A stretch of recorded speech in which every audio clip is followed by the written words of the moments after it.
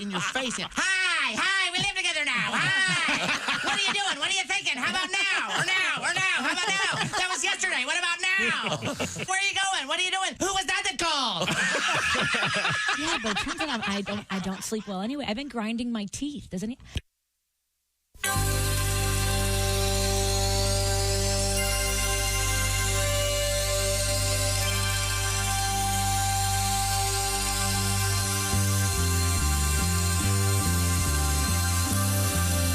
It's the Bob and Tom Show.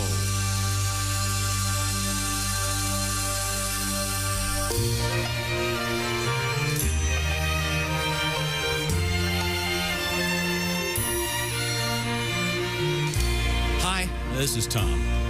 God knows I'm not perfect. I guess I can be difficult and maybe a little demanding.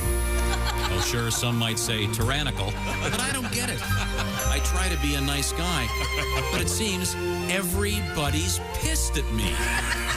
My friends are pissed, my partner's pissed, my mother's pissed, my lawyer's pissed, my waiter's pissed, my dog is pissed. Everybody's pissed at me. My baker's pissed, my family's pissed, my plumber's pissed, my fisher pissed, my barber's pissed, my brother's pissed. It is very plain to see. Everybody's pissed at me. I think we can all agree. Everybody's pissed at me. Tom, you are an evil bastard. We're all pissed at you today. I am sick of all your bitching. Here's a check. Go away. Your boss is pissed, your kids are pissed, your neighbor's pissed, your sister's pissed. We'll bet even God is pissed. Everybody's pissed at me. When I wrote my pissed off list, I'm sure there's someone that I missed, and that will probably make them pissed. It is very plain to see. Everybody's pissed at me. I think we can all agree. Everybody's pissed at me. Very justifiably. Everybody's pissed at Your friends are pissed, your partner's pissed, your mother's pissed, your lawyer's pissed, your waiter's pissed, your dog is pissed. Everybody's pissed at me. How about you? Good morning. Hello, Mr. and Mrs. North America. Nothing about ships at sea today. Thank you. It's the Bob and Tom Show. Hello, Christy. Hi, chick. Hello, Pat Godwin. Hey there, chick. Josh Arnold, how are you? Chick. There's Ace Cosby. Manning the track phone, hotline, hot phone. Oh, and one more thing. Ace has got that Omaha Steaks joke of the day because dads want steaks for Father's Day. Yeah. And we have a cookout brewing. That's today, right? All right. A cookout outside. That's exciting with Yum. Hooker the Cooker. There's Willie Griswold. I'm Chick McGee. And here's Tom Griswold. Thank you very much. You're welcome. Got a lot to go to today, of course. A lot happening, even in the world of sports. Some interesting stuff going on. We'll get to that. And There's a lot of money out there, kids. I hope you get some of it. yeah, Here's hoping. isn't it always other people? Other people making $125 million. Okay. Who's that? Yeah, it involves the world of golf. All right. It's getting a lot of coverage. They're only going to execute one golf journalist, apparently, during the tournament. okay. So put him in a They're gonna suit- start off slow. Put him in a suitcase and carry him away. Well, that must be in Saudi Arabia or somewhere. Huh? What? No. Yeah. Oh, really? We'll find out about that. Hey, look, it's small sacrifice for all that money. Now, a couple things going on here. One of them yesterday in the show, we found out about the effectiveness of a trombone when it comes to being attacked by bears. Is that right? We So talk instead about, of looking for a bear gun, you grab your trombone. Is the effectiveness is what you're saying? yeah. Well, there's bear spray, of course. And as we learned last week, with the bear spray, you don't apply it like it's bear repellent. But you don't apply it the way you would apply, say, mosquito spray, Right. or insect repellent. You spray the bear. To be clear, And it's been a long time since I've used mosquito repellent. Does off still smell like off? Haven't they changed the odor of that yet? You can get it. Yeah, you can get different. Yeah, it's smells. different smells. But the classic off still smells like off to me. Like unscented or something? Can you get that? Is that out there? It's got to be, right? Yeah, I think that scent is still out there. Yeah. I used to know a woman that wore a perfume that smelled just like insecticide. Wow. No, absolutely. What? Yeah. That's lovely. Yeah. Please tell me you eventually married her. No, I I They didn't. kept the men away, I bet. maybe she did it on purpose. Maybe it was men away. Yeah. Off. There's an idea. There's an idea. Men away perfume. Hey, ladies, whatever you want it. Everyone wants to be happy here. We do have a story involving what is it called? Not bear spray, but what's the mace? Okay. Mace in the news in an animal attack, which has a happy ending, by the way. And What? You'll want to, if you're in certain places, you want to carry either bear spray or mace with you, especially if you're on a hike and you get attacked by a mountain lion and your dog gets into it. We'll find out about that coming up. But this was a great story yesterday. We talked about it a little bit earlier. We didn't find out enough information. So for those that just get to listen to this first break, I wanted to enlighten you as to what happened. Now, Christy, do you remember the story? The bear story? Yeah. The bear was attacking a children's school. The bear was not attacking the Nope, children's not school. at all. He was just wandering around. He was on top of a dumpster, right? Yeah. A music teacher in Canada warded off a black bear with the help of his trombone. Tristan Clausen, a music teacher at St. John's Academy in Shawnigan Lake, was giving a lesson when he learned that outside a black bear was on top of a wooden structure that houses their garbage cans. Because, of course, everybody in Probably Canada... right next to the, I'm guessing right next to the play set. I'm Yeah, guessing, because right people next to in the place there. Canada know better, so they don't put their garbage cans next to a place. Just saying that. So he was, you admit, Your Honor, the bear was on school grounds. Yes. Resolved to get rid of the animal, Clausen looked to his brass instruments to see which one would be best suited for the task, and he chose the trombone. He And again, as I said, I don't know why he didn't choose a baritone. Got nothing, because none of you guys had heard of a baritone. No, we'd all heard. No. of Don't kid yourself. Yeah. Don't try to. You're not going to gaslight us on that joke. Monday morning quarterback that. No, it was just we got it. Baritone's like a miniature tuba. Sorry. Anyway. Clausen said, quote, up there with the trumpet, it's definitely the biggest. I thought size would matter in this case. He then went out, blared his trombone, and the bear ran off. See, so you can see that a trombone works as bear repellent. That's important to know. And then Any loud noise. it doesn't always work. As you can see, we have this audio showing that the trombone does not always work to keep bears away. I'm trying to educate the public here. All right. Here we go. 76 trombones led the big. As you can see, the stand-in for Robert Preston Eaten alive. viciously attacked Yeah. by the bear. So if you're going out into a bear-infested area, please Yeah, take your trombone. Take either your trombone or proper bear repellent. Just wanted to get that It'd be clear. hard to walk around with a backpack and a trombone on it. I'm sure there's someone who's done that. Yeah. Yeah, because when you're camping, that's You mean an like essential a item. jazz Yeah. band out You in the know, woods? Yeah. There's that scene in every camping movie where Yeah. you can see the fire. What movie is it there? And there's the kid with the guitar, and then there's and all the girls are around him. Then there's the kid with the trumpet, with the trombone sitting. I want to know. I want to know how they got the scene, and I think it's in The Great Outdoors where John Candy's laying under a door and the bear's bouncing up and down on the door. Yeah. Candy underneath it. Is that The Great Outdoors? Yeah, and apparently he was a real stunt man. And a real bear.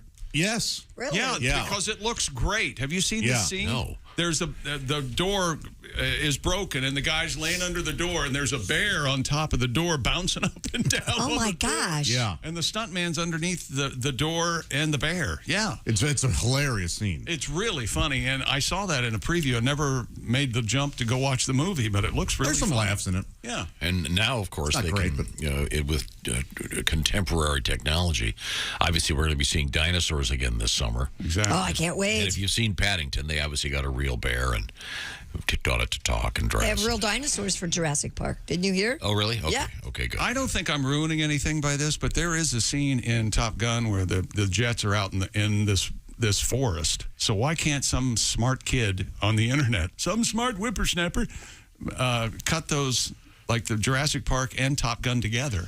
And the fighter jets are fighting the dinosaurs. They Why can't we could, have- yeah. Would that be an amazing movie? Yeah. And Jeff Goldblum, of course, would be, back there. He's training the pilots. And Magnificent. yes. Wow. Oh, you made a we'll be seeing promise that. to a And- dinosaur? I And hate you the were- way he says dinosaur. You were saying that he says everything. you were saying in the new Top Gun there are there's no CGI. That's what Josh says. But Like no fake planes and stuff. I It's think all- what they made a big deal of, evidently all the actors are flying the F-15s or whatever they are. Yeah, they're all in there. They're all in there flying the planes. Well, they've got And you see, Well, you're right. they have a professional no, but pilot with. you see the G-forces effect on their faces, Yeah, which is it's kind cool. of very cool. Which And is I think Miles Teller said all but like 3 of the 6 main pilots puked every time. Oh, I bet. yeah, I guess so. I can only Every imagine. of the main actors, yeah. We were at my high school reunion over the weekend, and at one point we were looking over the football field, and I was like, "Yeah, one time during football on 2-a-days, I puked right there, because I chugged a whole cup of salsa." Yeah. And then my buddy just goes, "Man, I puked all over that damn field." Yeah. Ah, yes. Did you ever puke during 2-a-days, Tom? Oh yeah. Yeah. We I ran cross country. There's a lot of puking. Oh, God. You had 2-a-days in cross country? Yeah, you had pretty much all. Yeah, of you these. ran with pads one time, and then without pads the second time. I heard about cross country, and I couldn't believe that what we did for punishment on the football team was a competitive sport at the high school. And I thought, I don't want anything to do with that. I don't want to be punished for that. Was my meat? No, I don't there think was so. torture. There was a lot of bodily fluids ejected from various orifices. Oh, right. Yikes. I didn't. Diarrhea. Oh, you Yikes. follow that. Have you guy. seen the new Pepto-Bismol diarrhea commercial where the guy's singing something, something, pum, pum, pum, pum, diarrhea, and he reaches in the window because the guy's stuck in traffic because of construction, and the singer is a construction, but he has a pink vest on because it's Pepto-Bismol, and he's stopped in traffic. There's nothing he can do, but he starts to get diarrhea, and the guy reaches through the window and hands him the Pepto. Hey man, you holding?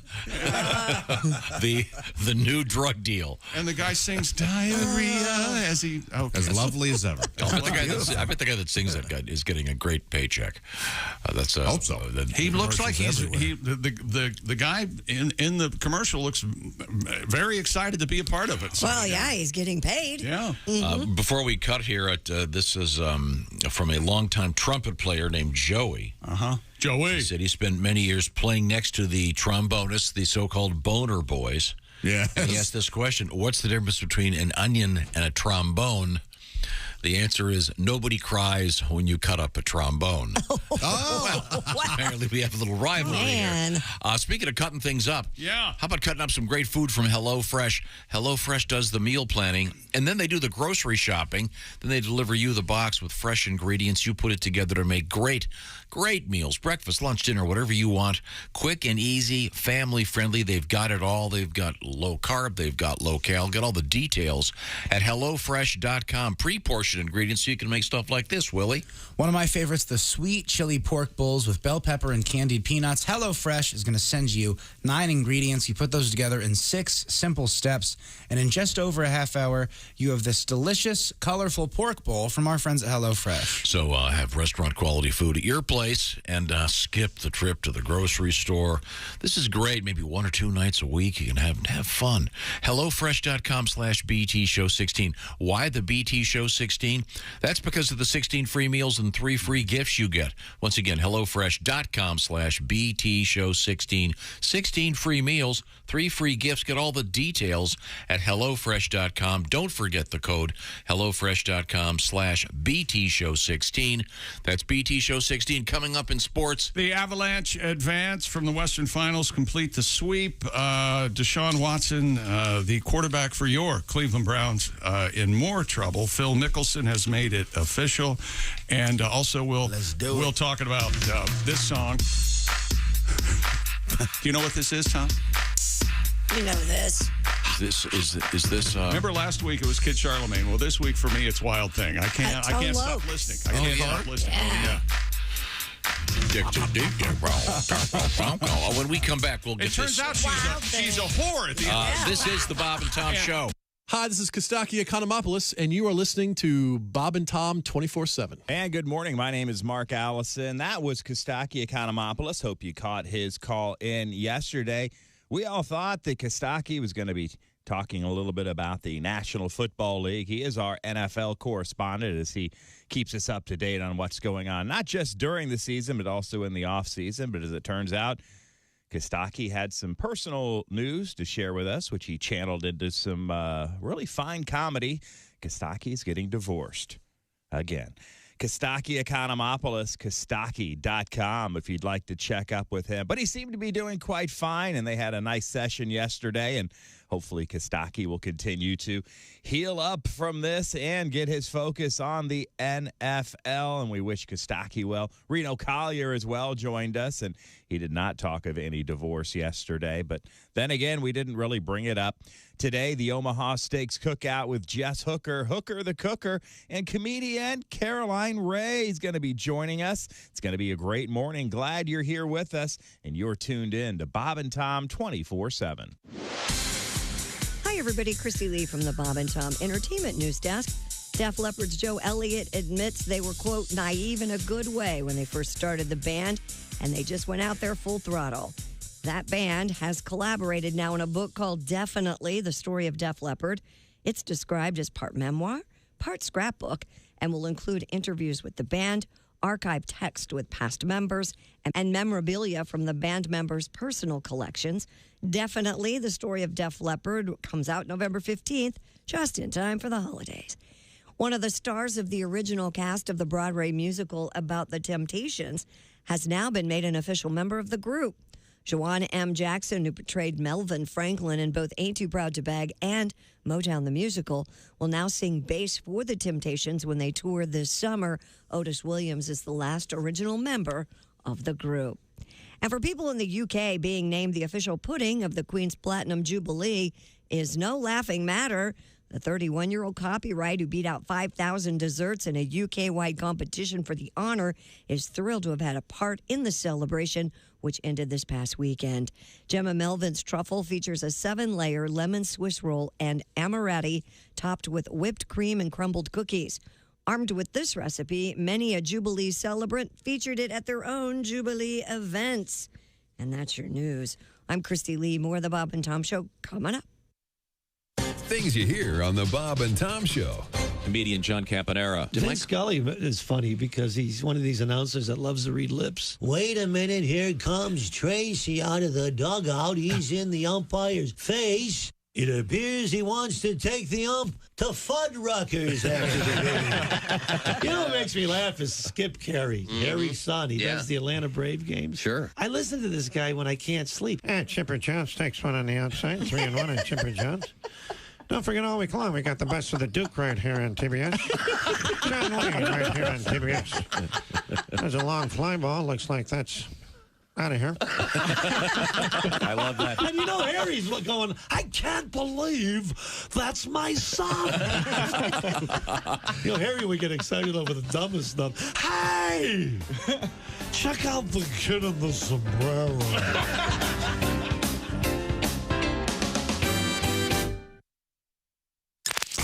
You know a dad who's a big Bob and Tom fan? Well, get him a Father's Day gift he'll open every day. A membership to Bob and Tom VIP.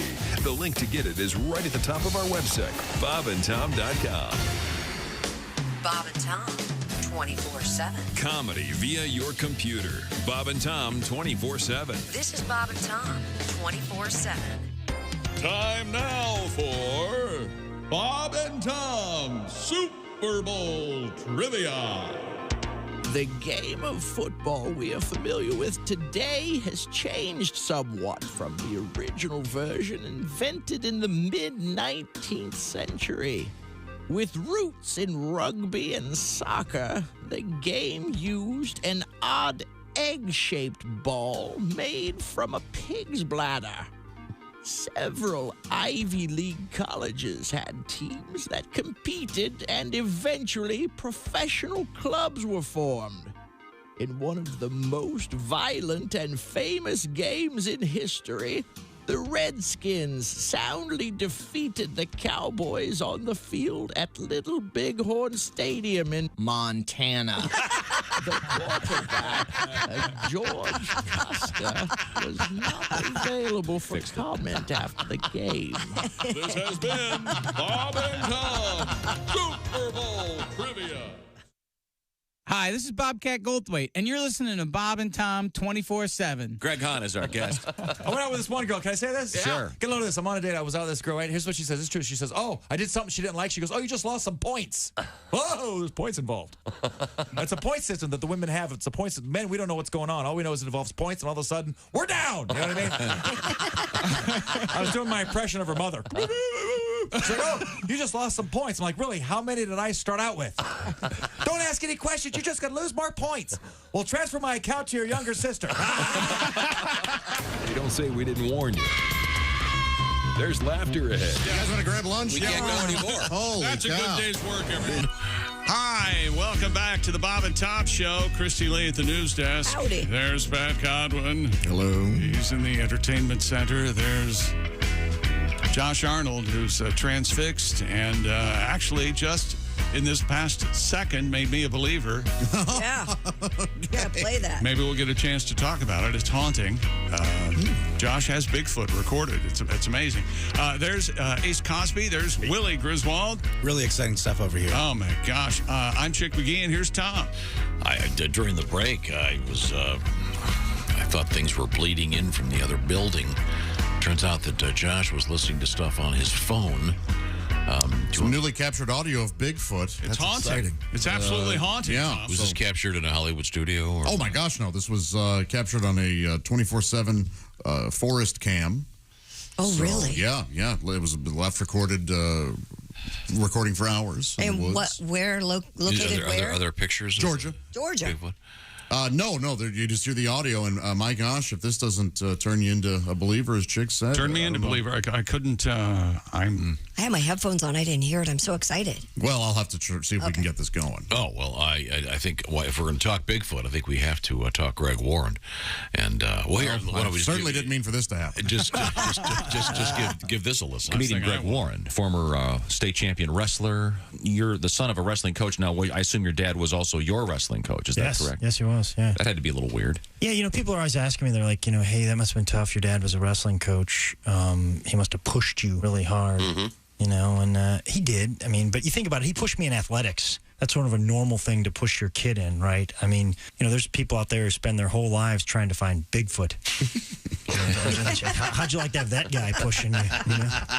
Do you even want to find Bigfoot, son? Because you don't act like it. You don't have a tracking map. You don't have night goggles. You don't know how to make a plaster mold out of a footprint. What do you think he's going to just show up, son? Oh, wait, there's somebody at the door. It's Bigfoot, Greg. You found Bigfoot? That's not the way it works, pal. You better shape up, because right now I don't think you could find the neighbor's dog. Now, my dad was he was a high school wrestling coach, so I wrestled, and my mom was into music, so I played the clarinet in the band, which they made fun of me, especially the guys on the wrestling team, especially my best friend Huey Baker. He was a black guy. He's one of those guys that would just get a hold of something and never shut up. And look at Greg, man. Greg played a flute.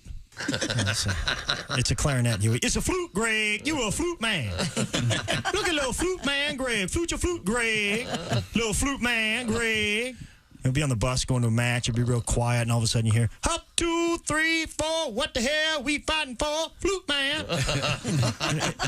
It's embarrassing when you're out there wrestling and you hear, hit him with your flute, Greg. Hit him with your flute. And my friend Nick got it worse. Nick was one of these guys. He had like high shoulders. He looked like a turtle. We called him No Neck Nick. Look at Nick, man. Nick ain't got no neck. Where your neck at, Nick? No neck, Nick. No neck, Nick. No neck, Nick, patty whack, get a dog a bone. But it can't be no neck bone, because Nick ain't got no neck. Where your neck at, Nick? The foot bone is connected to the knee bone, is connected to the hip bone, is connected right to the head bone, because there ain't no neck bone. Because you ain't got no neck. If Nick put on a turtleneck, he would be blind. There you go, Greg Warren. We'll be hearing from Greg, of course, soon with another one of his fabulous Warren reports. Terrific. Once again, this is in honor of Josh, who's a big Bigfoot fan. Oh, yeah. What do you call it? Cryptozoology? That's exactly right. Uh-huh. And yet they've never found the body of a Bigfoot, huh? I've discussed this with you ad nauseum. You refuse to see it. Every other critter out there, they Not find true. dead ones. Yeah. Oh boy, you've. I know when you've been walking the woods, you're always stumbling across dead bear and Sure. no. You can't 5 or Plus, 6 we don't know steps. the decomp rate of a Bigfoot. The, You think it's some kind of molecular structure? Could be quite different. magical thing? Not, that goes, not magical, but it could be. sound. And we don't know what they do with their dead. They could eat all of it and then bury it. Now, yesterday, while we were discussing trombones, we decided to sample some trombone music. And among other things, we sampled a little bit of a trombone shorty. And I got to tell you, we found out how great it was. It starts out kind of like blaxploitation detective music from the 70s. Whatever happened to the halftime marching band show in the NFL? They never show those anymore. It's kind of a college thing. Isn't this great? Yes. So we got this letter from Joel. He writes, "Thanks for turning me on to Trombone Shorty. He's got it going on. Good stuff, Maynard." Yeah, it is. Once again, from last week, we learned about the phrase "good stuff, Maynard" from, was it the Mapo commercial? Malto meal. You all Malto learned meal. about it. I I was well aware of it. I've never had malto meal. But I have not either. there you go, Josh. So that'll make you feel better about your sad, fraudulent belief in Bigfoot. Okay. Well, at least Do we you're have not the- judgmental It's about it. being diluted. Do Makes we have life the so audio much yet? easier. I mean, that's exciting. It's being worked on. Okay. Yeah. All right. Relax. Things take time. Well, you know those if those Bigfoot, big feet, Bigfoot, Bigfoots, big feet. It's Big's foot, like attorneys general. Is that right? I think the plural would be Bigfoots. I think you're big feet. Well, that sounds like that sounds to me possessive. Let's just go with Sasquatch, please. Because that is what? Whose cabin is that? Well, that's Bigfoot's. See, not there are many Bigfoots. No, but no. Yes, Bigfoot. Well, the only thing there would be the presence of an apostrophe. Let's do this. Sasquatch. What is this thing I'm holding in my hand? That is a mouse. A computer mouse. Well, let me finish. Now look over here, I have two of them. So what do I have? I have two computer mouses. Not you have computer mice. I think it's mouse. I think the plural of mouse is mouse. So the plural of Bigfoot is Bigfoot? I think that might be right. So you have a pod of whales and a delusion of Bigfoot. Will you stop with your anyway? Bigfoot. That's pretty good. Bigfoot. Did you know that Bigfoot are wild things? Did you know that? Speaking of wild things. He had.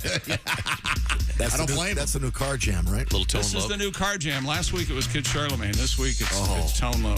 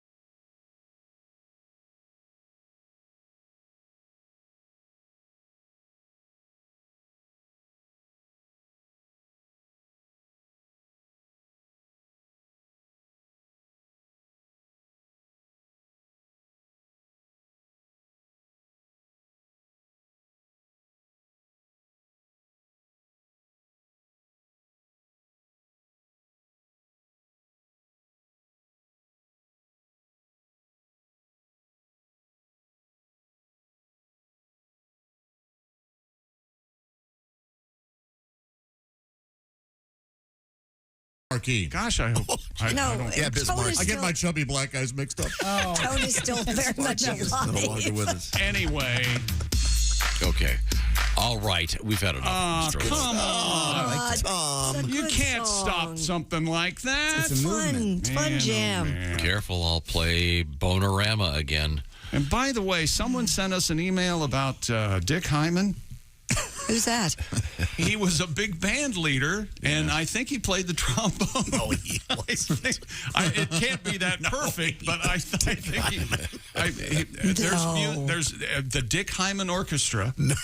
Wow. What a And t-shirt. they were I think they were, of course, amazing. And they'd have to be. Somebody sent us in because we were playing trombone music all You don't have his first album, Bustin' Cherries? It was Dick Hyman and the Busters. That was his. Wow, Dick Hyman. Huh? Dick, you're finding Dick Hyman. Is it I know there? you are. You know, I used to host a big band show back when I was a little baby DJ, and Paul Bundy was the host, and this guy knew everything. He was not born in the 1900s, 18 something. Wow. And hit two of his favorites, Bix Beiderbecke and Dick Hyman. Yep. Dick's still alive. He is still alive. And 95 years old. And Paul, like, the new kid on the block was Maynard Ferguson. He really liked the Maynard Ferguson big band, too. So. American jazz pianist. Oh, he's a piano player. Yeah. Is this Dick Hyman? I don't know what that is. Where's that coming from? I have no idea. Is that you, Pat? No. Is it mine?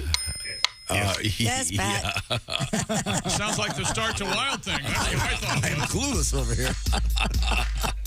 Wow. Wow. Dang. Okay. Well, now, let's move forward here. Do you have any Dick Hyman over there? Are you still looking? Give me a second. Why don't you do a sports story? Is it hard to find Dick Hyman? Wasn't there a process called hymanizing? Yes. What was that? No, it's Martinizing. Martinizing. It's like a alternative version of dry cleaning. Oh. Yeah, but that's not. I'm talking about hymanizing. Is that where they put one back in?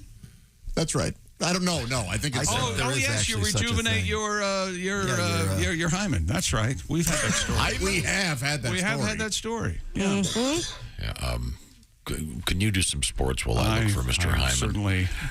You look for Mr. Hyman, and I'll look for Arturi Lekkonen scored 119 in overtime.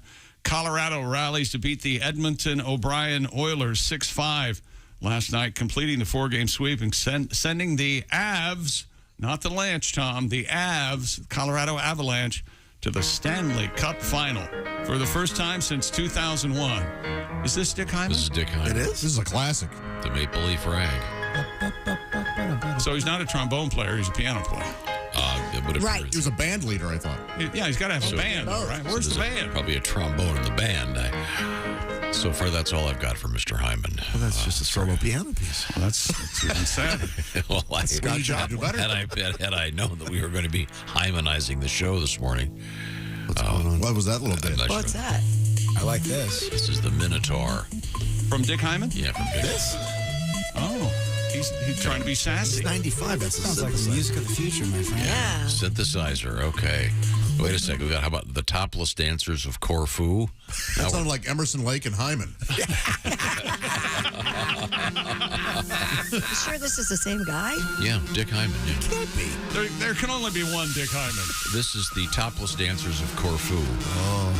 I think Dick Hyman kind of lost his way. Where's the classic stuff? Are you sure? Yeah, this is probably Dick Hyman the third. Yeah, His son. No, this is Dick Hyman. Switched on Hyman. Hooked on Hyman. This is cool. Oh, Christy, you can samba or something to this. Hooked on Hyman. There has to be a greatest hits called Hooked on Hyman.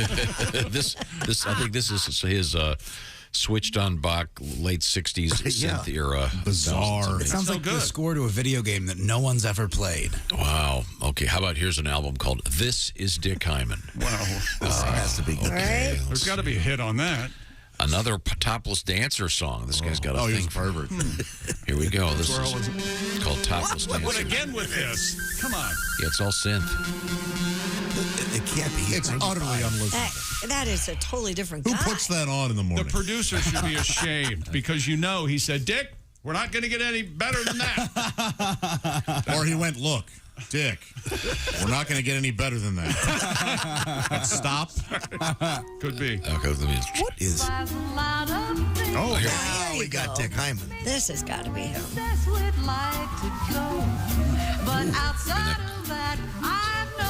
Oh, as cool as the other side of the pillow. Wow. That's Betty Broker. Betty broker Hyman. They got married. Well, of course. She kept her maiden hyphenated her last name. Or kept her maiden name. Okay, I think we're done with Mr. Hyman. That's how she got in the band. Could we get anything other than this on the air? All right, okay. And by the way, the Colorado Avalanche will take on the winner of the Eastern Conference Final between the Rangers and two-time defending Cup champion Tampa Bay Lightning. It's the Stanley Cup, Tom. We happen to have an interview with the coach of last year's winning Stanley Cup team. Is that right? Yeah, there you go. Coach. Is the Zamboni in the background? No, you're mistaken. Oh, this is the Bigfoot interview. Was that Bigfoot in the background? Oh, that was, yeah. And that's haunting. Do you think this is Bigfoot? It couldn't be any other animal. Well, there's another scream from Bigfoot in that same audio, and it is Isn't that just a bear? chilling. That sounds it's not a bear. That sounds different. Sounds like a bear to me. look at Lee over here. Doesn't know the difference between a bear and a Bigfoot. Who knows? I'm sorry. Could we get back to sports? Well, we could, I guess. Anyway, let's see. Rangers and the Tampa Bay Lightning. Rangers lead. That's best of 7, 2 games, 1. Game 4 is tonight in Congratulations to the Avs, man. Hell of a team. Florida. Yeah, they are. They're scoring goals left and right. Oh, and speaking of the NFL, were we? Of course, we're always talking about the NFL. A 24th woman has filed a civil lawsuit alleging sexual misconduct by your Cleveland Browns quarterback, Deshaun Watson. He was also awaiting possible discipline from the NFL. The latest lawsuit filed in Houston by attorney Tony Busby, who's representing all 24 women. Mr. Busby. Yeah, that's a cool name. I like that. Is that a cool? Yeah, and maybe that answers the question, how is Baker Mayfield still on the Cleveland Browns roster? Well, if you do the math, Deshaun Watson might at least be facing a hearty suspension, maybe the first half of the season at least, because of all these allegations of misconduct. Boy, that almost sounded like a real sports. Yeah, it did. Hang on a second. And hey, Lefty's back in the news. He's made it official. Phil Mickelson has ended his 4-month hiatus from competitive golf and is joining the Saudi-funded rival league, the LIV Tour. LIV. Mickelson was the last big name added to the 48-man field for the LIV Golf Invite outside London that starts in 2 days. The 6-time major champion was the chief recruiter for the Saudi League, but that appeared to backfire when he was quoted as accusing the PGA Tour of obnoxious greed. Dustin Johnson, just a couple of days ago, according to reports, signed to play in the league for $125 million. Tiger Woods was allegedly, according to reports, offered 10 figures as well. No kidding. Oh, man. To play in the new tour, and he turned it down. And also Phil Mickelson, the U.S. Open starts June 16th, just outside Boston. Lefty said, "Yeah, I'm going to play. I have been told." The quote is, "I haven't been told I can't go." So he's going to play in the U.S. Open as well. Well, we know he can be bought. Well, I think we all can. Let's calm down here a second. I think we all can be bought. There's a price. Yeah. 125 million. Holy heck! I don't know. Would you want to be one of the journalists covering this? Would I? Saudi Arabian thing. Well, it's in London, so you're at least. If I could stay in London and cover it, I would. Yeah. They're not going to kill you and put you in a suitcase. Potentially not. Yeah. Okay. Where did you get that? Is that from the Americans? Are you? No, this is from real life. That guy, the journalist that went into the embassy and didn't come back out except for in suitcases? But do you think that you think they saw the Americans episode and put them in suitcases because of that? More spoilers from a show. That's a great scene in the. Hang on. I bet it is. Yeah, I look forward to. Well, I did look forward to watching that. You guys are terrible. You're just monsters when it comes to movies. Could you do some more Bigfoot? Remember my ending for the Americans? I told you the daughter should walk into the. Well, now we know that doesn't happen. I mean, you just can't stop. And she should say, I'm ready, and they should start training her. But they didn't do that. No, now we know that didn't happen. What I want, what did happen? What happened?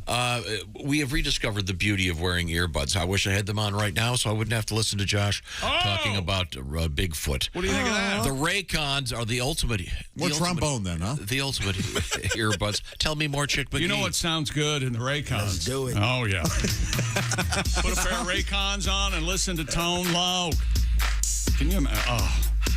And they have noise isolation and awareness mode, so you can't hear Tom. You have to turn that off while you're doing it. Turn it up.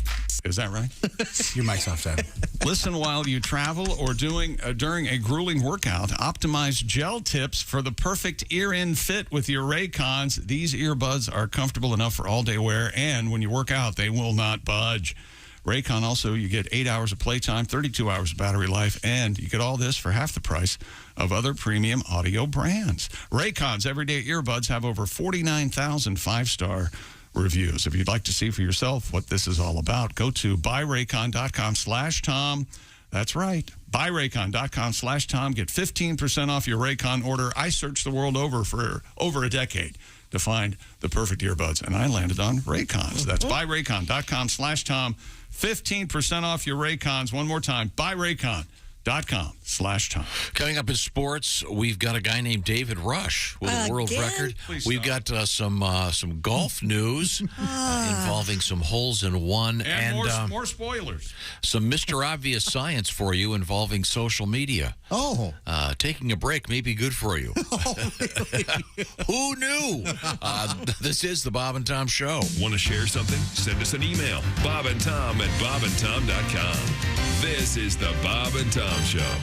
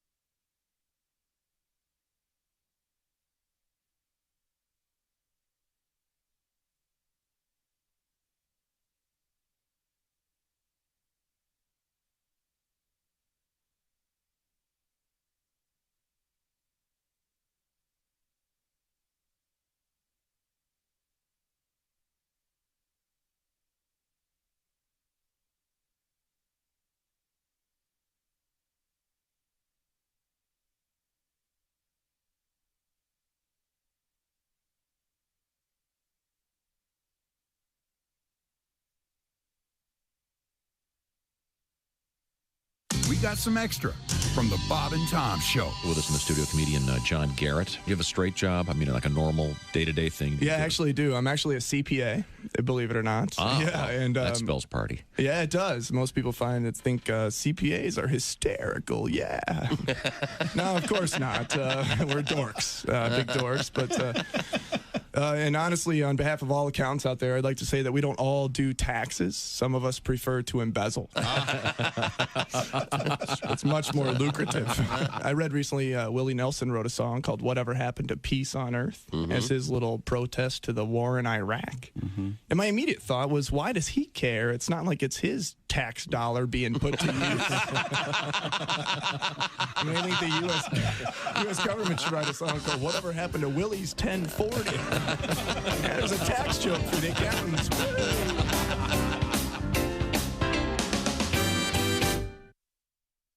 Bob and Tom, 24/7. Hey, don't forget about Bob and Tom Tonight, the video webcast of highlights of today's show. Tonight, you might see some Omaha Steaks cookout, maybe comedian Caroline Ray. You just never know what you'll see, but you do know it's going to be highlights from today. Tonight, Bob and Tom Show's YouTube channel, our Facebook page. See bobandtom.com for more details. You're having a great morning. I just know it. And again, Jess Hooker and Caroline Ray on the way on a Tuesday. It is June 7th, right here on Bob and Tom 24/7. Good morning. I'm Mark Allison with things you may have missed on a Tuesday. British Prime Minister Boris Johnson meeting with his cabinet, trying to patch up his tattered authority after surviving a no-confidence vote that's left him severely weakened as a leader. Johnson vowed Tuesday to get on with the job and focus on, quote, what matters to the British people after Conservative Party lawmakers voted 211 to 148 to support him as a leader. Johnson needed the backing of at least 180 of his fellow lawmakers in Monday's secret ballot to stay in power. He described his win as convincing, but the rebellion larger than some of his supporters had predicted. Meanwhile, a British journalist and an indigenous affairs expert remain missing in a remote part of Brazil's Amazon region.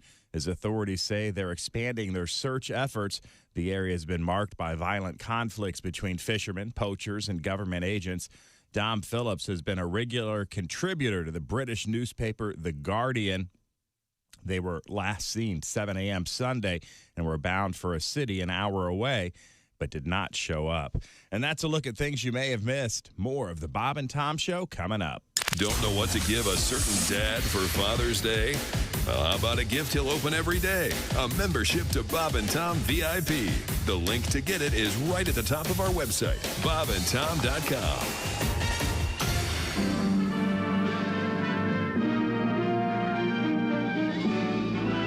Spanning the globe to bring you the constant variety of Loads of curvy cleavage on display. the thrill of victory and the agony of defeat. Don't touch those. Sorry. The human drama of Loads of curvy cleavage on display. this is The Bob and Tom Show. No shoes, no shirt, no talent. Introducing Evasive, the cologne. Is it a cologne for men? Oh, yes, but not ordinary men. Evasive. Evasive. It's the cologne for congressmen. What's it smell like? It's a tantalizing aroma that tickles the senses. Evasive. Okay, but what's it smell like? It's a blend of scents that brings out the man. What's it smell like? Evasive. Evasive. It's a delicate taste of odors derived from the delicious mixture of fine fragrances. All right, come on. What's it smell like? Is it a musk? Is it an aftershave? Evasive. Let me answer your question with another question, and that is, what's best for the American people? What does that have to do with how it smells? What is the definition of the word smell, anyway? So you're not going to tell me what it smells like? You keep asking me what it smells like. Well, I'm trying to answer you, but you won't let me. My God, you still haven't answered me. Evasive. Evasive, the cologne for congressmen. Evasive, the cologne for congressmen, bottled in Washington, D.C. Evasive. Evasive. When you want answers, we've got questions. You're listening to Bob and Tom 24/7. That's awful. Awful entertaining. Essential Morning Radio. This is Bob and Tom 24/7. 24/7. 24/7. Today's Cliff Notes Theater, the monumental epic movie Titanic. Oh. Man, this is some boat. Uh-oh. This has been Cliff Notes Theater. Cliff Notes Theater, when you just don't have time to set through the whole movie. Lord Coretta's a fine young comedian. Are you a health guy? You run, you look very slender. And I'm not a big health guy, although I'm healthy. I just had a complete physical, and unfortunately I'm at that age where you get the real intense physical. No, yeah. You know, I hope I'm not sharing too much, but the doctor actually stuck a camera in my rectum. It wasn't part of any procedure. He just suspected that his nurse was stealing from him. Hey, everybody, this is Jimmy Pardo. You recognize my voice from the show and my face from television. Bulge. Hi, welcome back to the Bob and Tom Show. If you're thinking, hey, they haven't been much blatant hostility today. Well, it's all been off the air. So maybe we get some of that on the air. There's Christy at the news desk. Hi, Chick. There's Pat Godwin in the performance room. Hello, Chick. Hey, there's Josh Arnold at the sidekick chair. Just upset Tom once again denying science. That's all. There's I'm not denying science. I'm denying Bigfoot. Manny's track phone hotline, hot phone. There's Willie Griswold. Yo. I'm Chick McGee. We've got the Father's Day cookout from Omaha Steaks coming up today with Hooker the Cooker. We're very excited. We're gonna have burgers and dogs. And steaks. A word from Bigfoot here. This is Josh's Bigfoot sound effect here. This is from George. Here it comes. Shut up. There he is. Oh, that is compelling. That is it could be any animal. Wait a minute, and listen. Oh, yeah, that could be a squirrel, couldn't it? Wait a minute, start playing it again, Tom. Listen. Are you listening? Let's do it. Total It's the wild thing. Why? That works. Wild thing. So well. That works. Okay, could we we stow can't. the tone loc, please? How can you stop this? How can you not like Let's this? do it. I can stop it. Ace, turn off his. Look at Josh's Son of a... You can't stop this kind of. See, that's how I stopped. How easy was that? Thank you. I don't Ace. think it's loud enough. Can you? Okay, never mind. I like Funky Cold Medina. I mean, they're very, very similar. I don't think they're. It's an entirely different feel. Really? Yes. Yeah. Wild Thing, I think, is cooler, but Wild Thing is he's out. He's out. He's I want trying to to hear find. Funky Cold Medina. He's trying to find a honey, and Funky Cold Medina is he's having his fortune told or something. Isn't he? And, I don't know. No, it's an aphrodisiac. It's like It's kind of a aphrodisiac. brass monkey type thing. Yeah. Is that right? Yeah. Huh. Funky Cold Medina. Cold cooling at a bar looking for some action. Feel like Mick Jagger said, I can't get no satisfaction. Poetry. Does it mean cold medicine? Which one was first, Wild Thing or Funky Cold Medina? Which was the first I hit? honestly think don't remember. Wild I Thing? do not remember. It goes back a ways. All I know is the Trogs are rolling in their graves when they hear Tone Loc's Wild Thing. Oh, as opposed to their own Wild Thing. You make my heart sing. Wild Thing. You make everything. Written by written by John Voight's brother, right? Isn't that Really? Vinny? Boyd? Vinny Voight? Vinny Voight. Chip Vinny Taylor, Voight's a right? union guy. I don't know. I think Never so. heard that. Now, John Voight's insane, right? Are we all agreeing on that? great actor. Okay. Now, do you remember this? Who cut the cheese? Oh man! Oh man! Who cut the cheese? Yeah, Who did this? This is like comparing apples to the song Who Cut the Cheese. I thought we were playing Funky Cold Medina. Oh, yeah, it's a similar groove there. No. Who cut the cheese? Not an ounce of embarrassment. Who's the director on that one? Turn it up, Ace. Can you? Can you give it any volume at all? You must be sure that your girl is pure for the Funky Cold Medina. Oh, that's a completely different feel than No playing There's Van Halen. This is the 80s. The low is down with the ladies. No joke. They're virtually the same song. That's not true. Now listen. Well, he starts off. Okay, it could be the same song. All right. Okay. I think Wild Thing came out first. But they're both terrific. Yeah, but Who Cut the Cheese is a classic. Oh, man. Oh, man. Oh, man. boy, yeah. I don't know. Where was Grammy that year? Clearly not paying attention. Oh man! Oh man! It's too slow. Who cut the It is too slow. We need it. I hope this cost you affiliate. What's that? There goes Dave. That's Smooth Teddy B. I'm just mad because I'll be singing it all day. Smooth Teddy B and TG Mofo MC. You know, the oh man is infectious. It's quite infectious. Yes, yeah. We'll do that all day. And she was a lovely, lovely young lady. Oh, I bet. My sister Lucy called me a year ago, and she was like, "Hey, do you remember some song from when we were kids called the Who Cut the Cheese?" She was like, "Is that a real song? Because I keep singing it, and nobody else knows about it." And she was convinced that She's got to call your dad so that they can do the old, Dad, do you know this song, Who Cut the Cheese? Know it. I wrote it. We only have an excerpt of it. We don't even have the whole thing here. We'll have to dig it up. Oh, I don't think there's any need for that. We've gotten certainly the flavor of it. Okay. I'm sorry. We were at the sports Where desk were we? for some reason. What do we know in here? Colorado moves on to the Stanley Cup Finals. Tom? Stanley, give me that cup. That's right. They will play the winner of the Tampa Bay Lightning and the New York Rangers. That gets underway. The series starts again tonight. Let's see. Phil Mickelson has made it official. He is going to play in the Live Golf Invite outside London. Starts Thursday. And he also says, starting June 16th, he'll be playing in the U.S. Open. His quote is, "I haven't been told I can't play." All right. Even though he did say about the PGA Tour and the people who run that, they are examples of obnoxious greed. In terms of viewership, the PGA needs to swallow their pride and let him do that. Have him there. No, with Tiger probably playing and Mickelson. And now this drama. And maybe the head of a dead journalist in his golf bag. Wow. Oh, I'm sorry. More sports coming It's up. okay. It's okay for the Saudis to just kill people. And have you been wanting... No, it's not okay. Have you been wanting to buy an NFL team? Well, I'll tell you how much money you need. And let's see. We do have another interesting story in golf, if that's possible. And also, yes, David Rush rears his ugly head again in the Sportscast. I'm looking forward to that, certainly. All coming and perhaps we can find the album cut of Who Cut the Cheese. Okay. And okay. Oh man. Hey, man. Who Cut the Cheese? It's all coming up. This is the Bob and Tom Show. Just got to get a hold of us. Call, fax, mail, or email. Get all the contact information you need at bobandtom.com. This is the Bob and Tom Show.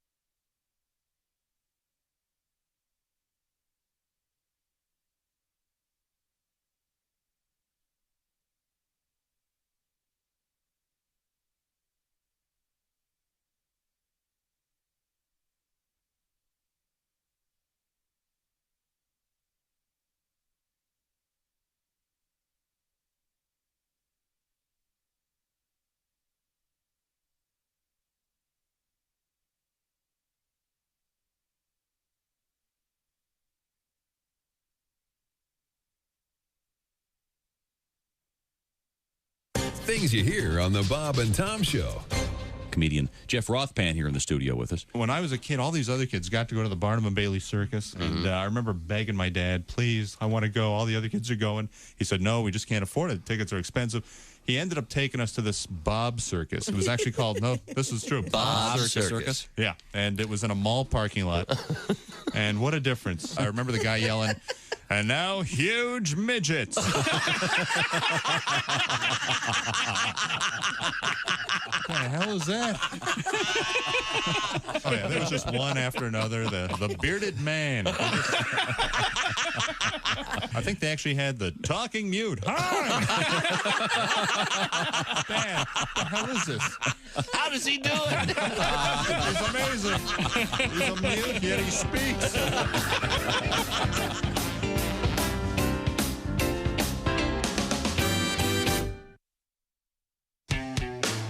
All day, all night, all Bob and Tom. This is Bob and Tom 24/7. A live comedy show hosted by the Bob and Tom Show coming up on Friday, June 17th. This is in Indianapolis, Indiana, the Irving Theater on East Washington Street. Again, general admission tickets, $40. You can see Willie Griswold, Jeff Oskey, Josh Arnold, and my gosh, Pat Godwin with his guitar. It's an all-star lineup. Limited VIP tickets for just $100. The important thing, all of the money goes to help send local kids to summer camp. That's right. Tom and Willie, big summer camp fans, as we all are here at the Bob and Tom Show. We just want to help some kids out. Pretty expensive these days to get anywhere, let alone summer camp. So we're going to help the kids. Go to bobandtom.com/comedy show to get your tickets. Did I mention Tom Griswold and Chick McGee will be hosting? My gosh, it's going to be a great night of live comedy. Don't you need to treat yourself and your significant other or your best friends? Maybe bring the whole crew down from work. Willie Griswold, Jeff Oskey, Josh Arnold, and Pat Godwin, the #1 comedy album in the country. Not making it up, folks, with his guitar, all live on stage. Again, that's coming up Friday, June 17th, and it's helping send local kids to summer camp. You can feel good about laughing. And you're listening to Bob and Tom 24/7. Hi, everybody. Christy Lee from the Bob and Tom News Desk. Army General Mark Milley, chairman of the Joint Chiefs of Staff, says the United States and allied countries will keep providing significant support to Ukraine out of respect for the legacy of the D-Day soldiers. In an interview Monday, Milley said Russia's war on Ukraine undermines the rules established by allied countries to guarantee peace after the end of World War II. He spoke in Normandy on the 78th anniversary of the D-Day invasion, which led to the end of World War II. Dozens of veterans, now all in their 90s, from the U.S., Britain, Canada, and elsewhere, were taking part in poignant D-Day ceremonies. Elon Musk is threatening to bolt again from his plans to take over Twitter.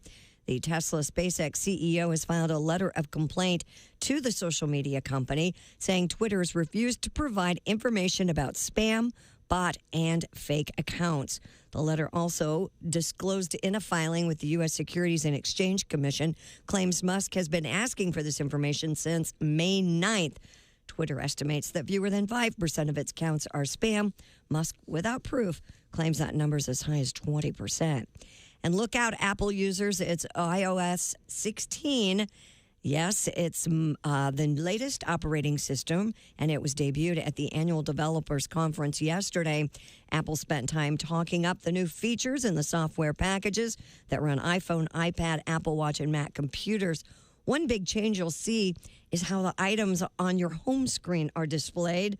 The new iOS will also feature a reboot of the device's lock screen. Still, another feature would make it possible for those of you sending texts to edit or delete them. This new software will be released free as a download this fall. And that's your news. I'm Christy Lee. More of the Bob and Tom Show on the way. Don't know what to give a certain dad for Father's Day? Well, how about a gift he'll open every day? A membership to Bob and Tom VIP. The link to get it is right at the top of our website, bobandtom.com. It's time now for the guy who would rather nitpick than have sex. Baby, let's make love. You know, we haven't been together since the start of the new millennium. Well, technically, the new millennium doesn't start until January 1st, 2001. Yeah, obviously, there was no year zero, so Okay, whatever, but come on, baby. I want to try this kinky thing I read about using warm vegetables. I've got carrots, potatoes, and your favorite, tomatoes. You know, that's kind of a common mistake. The tomato actually is a fruit, not a vegetable. Interestingly enough, the tomato is in the same family as the poisonous nightshade plant. Listen, don't talk. Just come to bed. I'll tell you what, I'll give you. You know, it's odd that people call it that. There's actually no blowing involved. You know, the term probably originated. Forget it. I'm out of here. You can go yourself. You know, technically, that's not possible. This has been the guy who would rather nitpick than have sex. Morning laughter just might be the best medicine. No matter how hard I try, can't keep my hands off my face. Teeth Details website. Hey, welcome back to the Bob and Tom Show. Christy Lee at the news desk. Howdy. There's Pat Godwin. Hi, Chick. He's in the performance room. There's Josh Arnold. Hey. Hey. There's Ace Cosby. Hey. There's Willie Griswold. Yo. I'm Chick McGee. And here's Tom. How about some music, Pat? Yeah?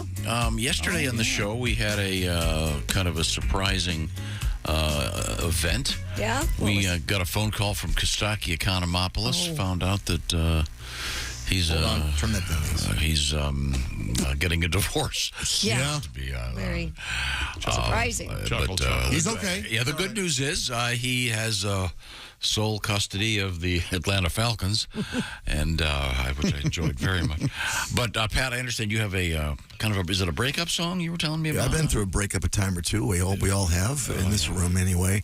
Two breakups ago, Kim, her name was Kim. She had we broke up. She said just very cavalier, like "C'est la vie." And then, and I said, geez, what a weird thing to say. She went to bed. Then I had a crazy kind of a fever dream. Oh, man. And I wrote this. It's called C'est la vie. Enjoy. Watching you sleep, I'm wondering why you're not breathing. Perhaps I hugged just a little too hard. You're right, I smother you.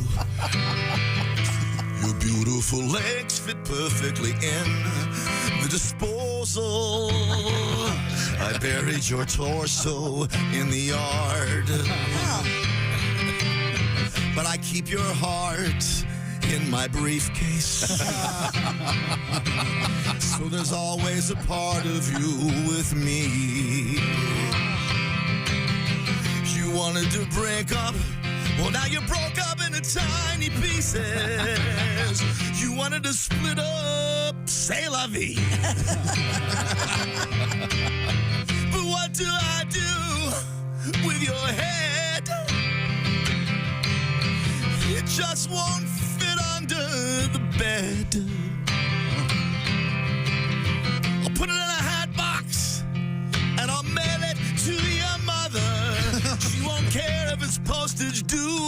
So just be happy to see we're through. The last words you said to me were, I can't breathe, not sailor. Well, it was a fever dream.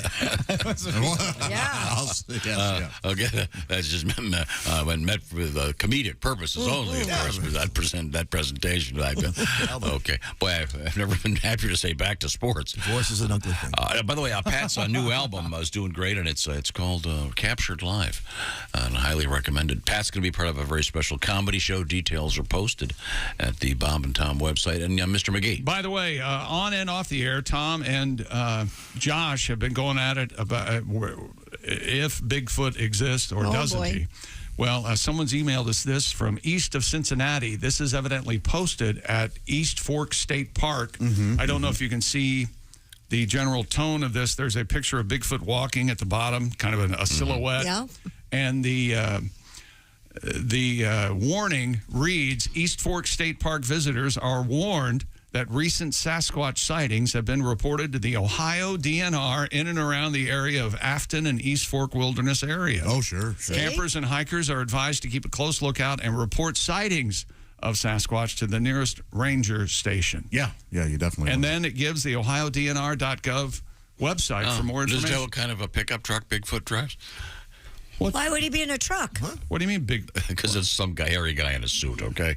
I don't know about that. Josh, if you see Bigfoot, will he attack you, or is he nice? Depends on how close you are. Okay. Yeah, whether or not there are offspring about. Do you believe in anything? I believe in lots of things. I don't believe in Bigfoot.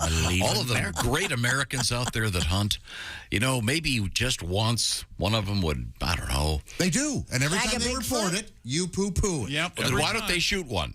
Look, you have the wherewithal to... Sure. They're out there with rifles and arrows and stuff. I mean, they could grab a... No, seeing a deer doesn't shake you to your bones like seeing a Bigfoot would. Okay, well, I'm just saying there are enough cool customers out there, and since everyone on Earth is carrying a cell phone that has a really high quality camera these days, a lot of bad service. I think we get you don't need Wi-Fi to take a picture with your cell phone. No. What I'm saying is cell service is not Wi-Fi.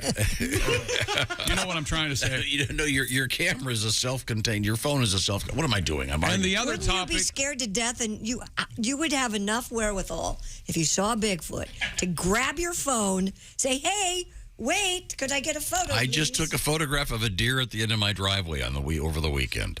And that's a deer. You're insane, okay? Now, if there had been a Bigfoot at the end of my... Next to taking pictures of food that you're getting at a restaurant, taking pictures of wildlife at the end of your driveway. Want to see the picture? I saw a beaver yesterday on the side of the road. You saw a beaver yesterday? Yes. Did you give her a ride? No, an actual animal that's a beaver. And the other you don't item... see that very often. Pat, you seen a beaver lately? Not in a while. The other Maybe a topic couple days. that has been driving Tom insane is this one. Let's do it. This is from someone, retired Navy Scott. I'm not going to give his last name. Dear Chicksters, subject Tone Loc. I knew Tone in San Diego. No kidding. His career first took off prior to signing a record deal. He'd won a few open mic nights at local clubs. And his day job, he was a Navy enlisted man. We all knew him as PN3 Tony Smith. Okay. And that is from Scott, and I will tell you his air name, his nickname. What do you call it? Call sign? Call sign is Death Cheater. Wow. Okay. There you go. Bad man. Very cool. I didn't know. Remember, Tone shows up in Ace Ventura. Yes, he does. He's amazing. Yeah. Right at the end of the movie, go hit him with those big 13-inch boots, Tone, or something like that. He's a cop, right? Yeah, he is a cop. And is Funky Cold Medina a beverage? Yeah, it was always my understanding it was a sort of syrup, potion, love Spanish potion fly type. Spanish fly. Yep. Oh. I thought it was also slang for Robitussin or something. Is that right? Really? Well, that's... Is that right? I think that came out later, maybe. Have I taken this a leap where it shouldn't go? That's really just mixing Robitussin with booze and drinking it. Okay. Robo-tripping? Yeah. Mm-hmm. I don't recommend it. No. Okay. Well, thank you very much. You're my hero, Willie. Thanks. Chick, you're my hero. All right. This is nice. Okay, so where were we again? Yeah, that's a great question. Oh, Romeo. Wherefore art thou, Romeo? This is Romeo Crennel. He's announced his retirement, ending a 39-year NFL coaching career. Wow, that's a long time. Not as long as I've been in this room, but still. Romeo included 5 Super Bowl titles. Crennel spent the last 8 seasons with the Houston Texans. He was the team's defensive coordinator from 14 to 16, assistant head coach from 17 to 19, and in 20, associate head coach before becoming the interim head coach after Bill O'Brien was fired. And, Tom, you want to buy an NFL team? No, thanks. The Denver Broncos could have a new owner as soon as later this month. It's what expected to be the most expensive deal in sports history. Anybody want to take a guess what the selling price? They're I'm sure in the billions. Is it billions? It is billions. I was just going to say $1 billion. No. I think the Cowboys, well, they always the most expensive sports teams in soccer teams. Manchester and Dallas and actually the Washington whatevers are, oh, that's good. The Washington whatevers. I like that. Yeah, they're up there. Commanders. Double dubs. The Broncos want $4.5 billion. They're accepting a second round of bids. The franchise, they were due yesterday from prospective buyers. I missed the deadline. The Pat Bowlen Trust will have to accept the winning bid. NFL owners will need to approve the sale of the team that's been in the Bowlen family for 40 years. So they're accepting more bids because they didn't get the one they wanted? Is that what I'm hearing? Yes. Gotcha. You don't want to throw your hat in the ring, if you will. So one family gets all that money. Well, I don't. You'll have to talk to Tom about this. You get into trusts and inheritance, and Pat Bowlen passed away, so. Oh, okay. I would think the kids would have trouble paying the inheritance. Or is that a thing? I don't know how they managed to pass them along. I don't understand that. This is all a bunch of. I think with $4 billion, you got plenty to pay the taxes on that. A lot of lawyers. Yeah, but why should you have to? Cheaper than Twitter, then? Cheaper than Twitter? Yeah, I think. Well, yeah, wasn't Twitter 44 million? What was it? 44 billion. 44 billion. 44 billion. Right. And that deal may not go through now. Yeah, we have that story. Is that right? Mm-hmm. I heard the deal stunk because it smelled all musky. Oh, very good. That's very nice. Coming up, we have holes in one. We have a world record and science news, social science about maybe taking a break from social media could be helpful. Taking a break from for your brain. No kidding. Yeah, that's a no-brainer. Have you ever heard of Boob Watch? Boob Watch? Tonight on Boob Watch. Jumblies and it's kind of like the Kiss Cam, but someone's in trouble for allegedly suggesting they do a boob watch with a camera at a game. Oh, we'll find out no. about that. Also, a very unusual story about they sometimes call them a hen party. Yeah, sure. Or bachelorette party. A bachelorette party involving a large penis costume. Oh, all right. And the whole thing? Yeah, like a 6-footer. They have wow. Please tell me the balls or the shoes. They gotta be. They waddle. They are. That's very funny. And they're very furry. Sure. Of course they are. Right now, I want to remind you that you've got to keep that truck on the road. You got to keep that car on the road. NAPA is out there to keep things moving. I was just at my favorite NAPA Auto Parts store the other day, getting new windshield wipers. And if it's got wheels, it's got an engine. NAPA's going to help you keep it on the road. Once it's on the road, they've got the part to keep it there. If you need a part, get it fast with NAPA's famous curbside pickup or NAPA's next day delivery. Over 500,000 quality auto parts. So NAPA's going to have what you need for your car or for your truck. When it comes to serving you and your car, NAPA's motor never quits. They've got what I call NAPA know-how. They know how to do it. They know what that part is. Curbside pickup, of course, available at participating NAPA Auto Parts stores with in-stock items only. Details at NAPAonline.com. Coming right back, we've got an alligator in the news. In fact, a big one and a small one. Not to mention a dog saving a woman from a mountain lion. Everybody's okay. We'll find out about that coming up. This is the Bob and Tom Show.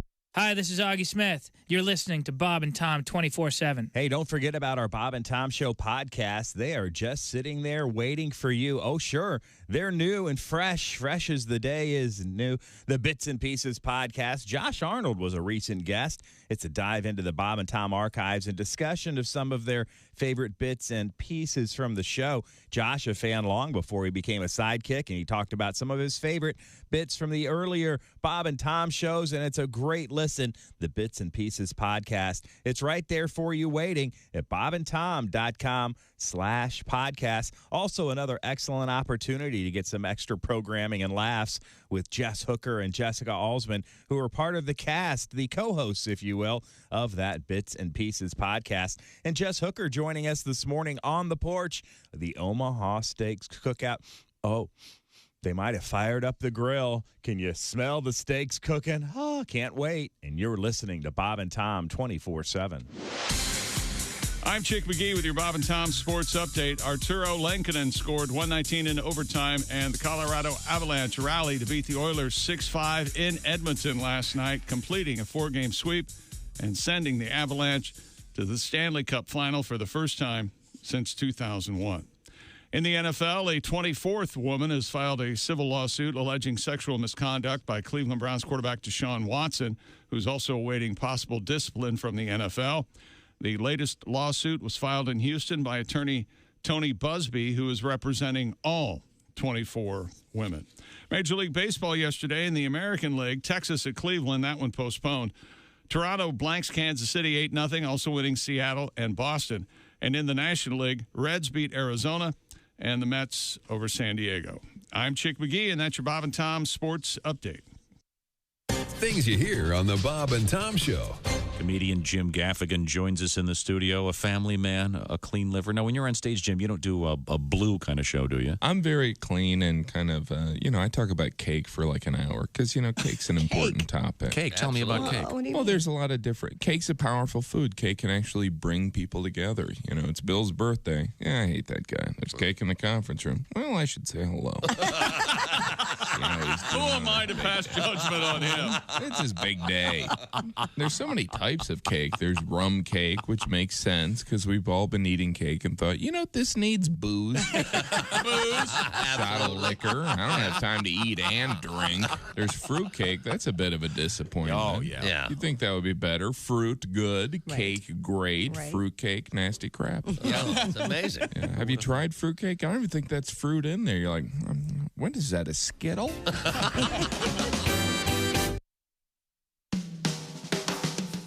Hello.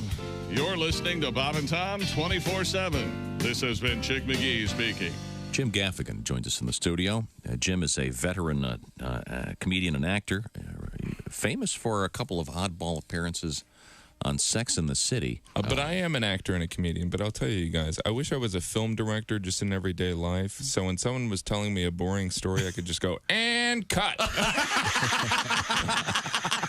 I didn't finish. We got it. That's a wrap. And cut. When you think about it, that would come in handy. You come home late, your wife's like, where the hell were you? And cut. All right, let's try it again. This time you don't care where I was. In fact, you're happy to see me. Let's try a topless. Action.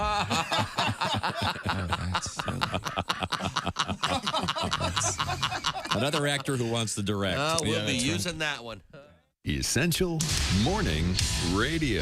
All day and all night. Some like Bud, some like Schmitz, but for me, it's Bob and Tom 24/7. 24/7. 24/7. My brother Dennis and I, one time, we were talking about this, and, like if you say you're a comedian, then you're kind of like, you got to get Tell ready. me a joke. Yeah, So we decided we were golfing, and they hooked us up with two other guys, and we said to each other, let's just not say we're comedians and see how it goes. Okay. And then I said, well, what are we going to say if they ask? And he said, let's just say we're house painters. Okay. Well, we had 18 holes of trying to answer questions about paint that we were incredibly underqualified for. Yeah, I don't know. So you use a latex, you do an oil base, well, whatever the house needs. Whatever it needs. I'm like, why didn't we say we were comedians? I know the answers to the questions. This is where Next time, go with a hardware store. See eyebrow dandruff. That's disgusting. Is that a thing? I'm not proud of it. Why would you bring that up on the air? I didn't. It was Christy did. It was said in confidence off the air. Yeah. Don't ever say eyebrow dandruff in front of a potential lover. Oh, no. Hey, look, ladies, if I'm on top, you might get sprinkled on. Well, Let it snow. if you're on top, I'll just let everybody else finish that. Oh, I see. If you're on top, you got about eight seconds to live. Is that it? I wouldn't say 8. If you're on top, Godspeed to your ribs, ladies. Is that what we're getting at? Hey, this is Larry the Cable Guy, and you're listening to Bob and Tom 24/7. Boy, better get up, get some exercise.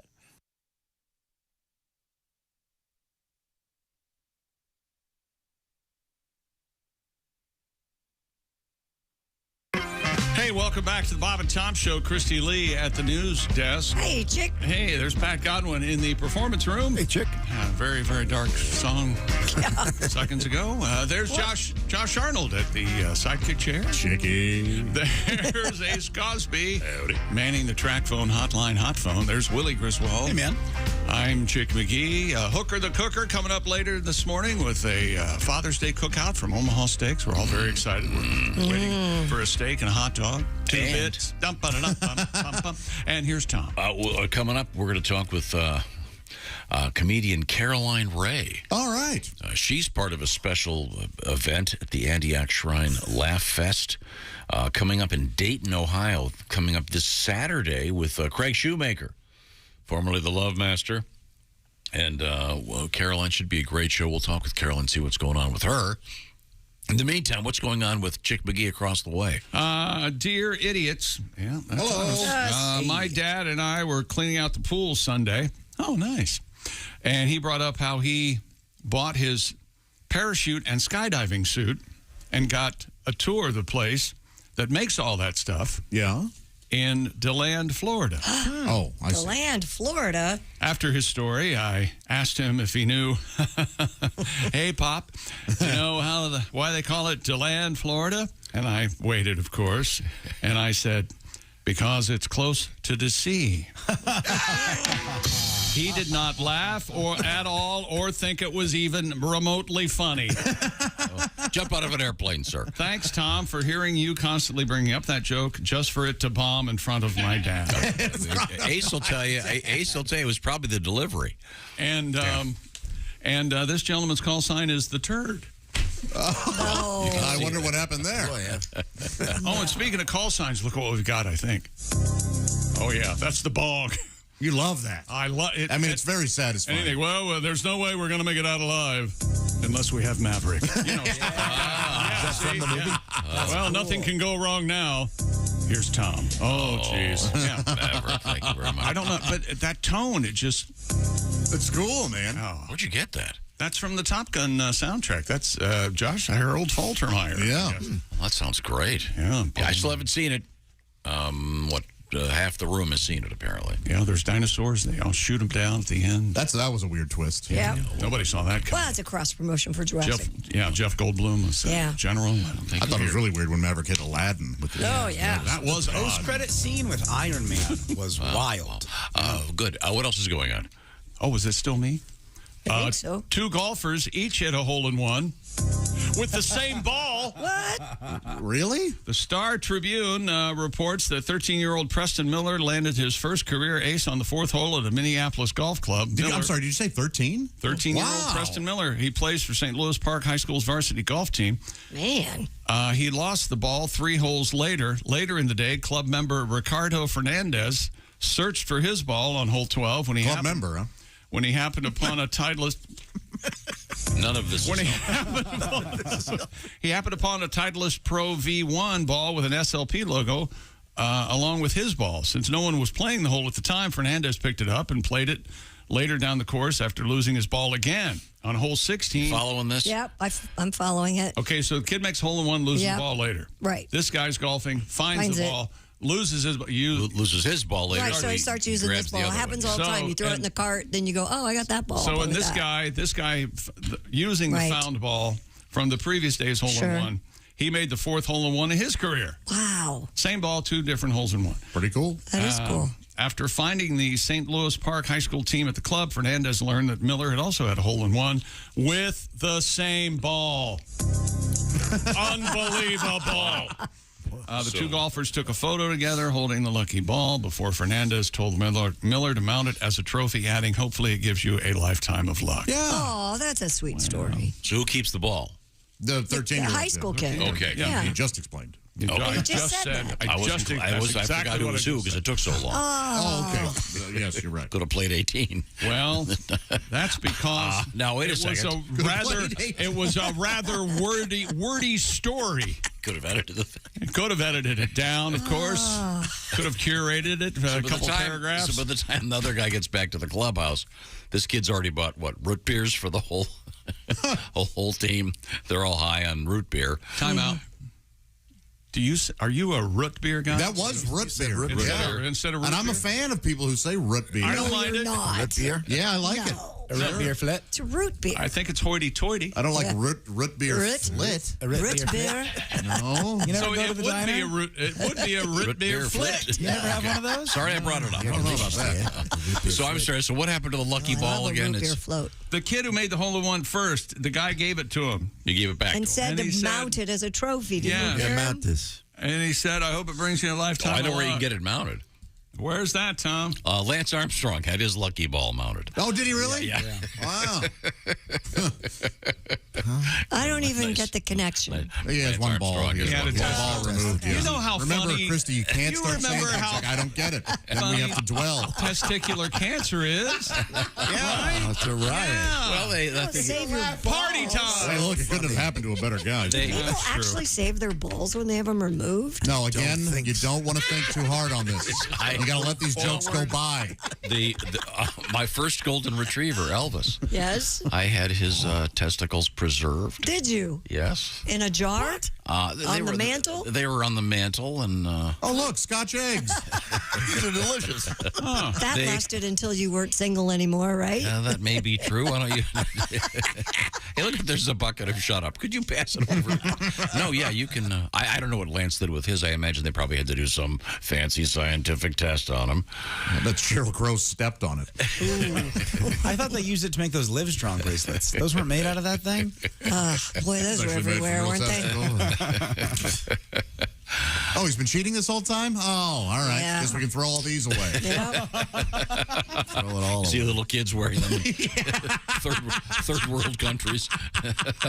Well, they're wearing those Buffalo Bills Super Bowl T-shirts, and they've got Livestrong bracelets on. We should do that one more. We should come up with the most hackest premise that a comedian, like airlines, the losing team, and cats versus dogs, and poverty countries wearing their T-shirt. It's the worst. Yeah, it's absolutely the worst. And I don't think Chicken cared for that and conceit. you of need to yours, stop it. There's nobody in Biafra wearing a Buffalo Bills champion T-shirt. When's the last time you went to Biafra? So last Thursday, I have a lake home there. I you have know that. never heard of BF. Whatever it There's is. nothing more depressing than taking do they home. still? It's some 60s. Do they still call it that? I don't even know. I honestly have never heard it. It's amazingly insensitive. I lost I'm track. Sure it is. I lost track when they changed the name of Rhodesia. Oh, hang on. I'm just getting an email. Oh, I've been fired. Okay, well, there you go. That's all right. Oh, my God. Road to Biafra. Now, we have another sample of alleged Bigfoot audio, Josh. Oh, yeah. Okay, now, where did you get this stuff? Well, it was emailed to us by a very savvy, smart individual, and he shared this audio. My gosh, just very compelling. Oh, here it is. This is it. This is the audio they sent you.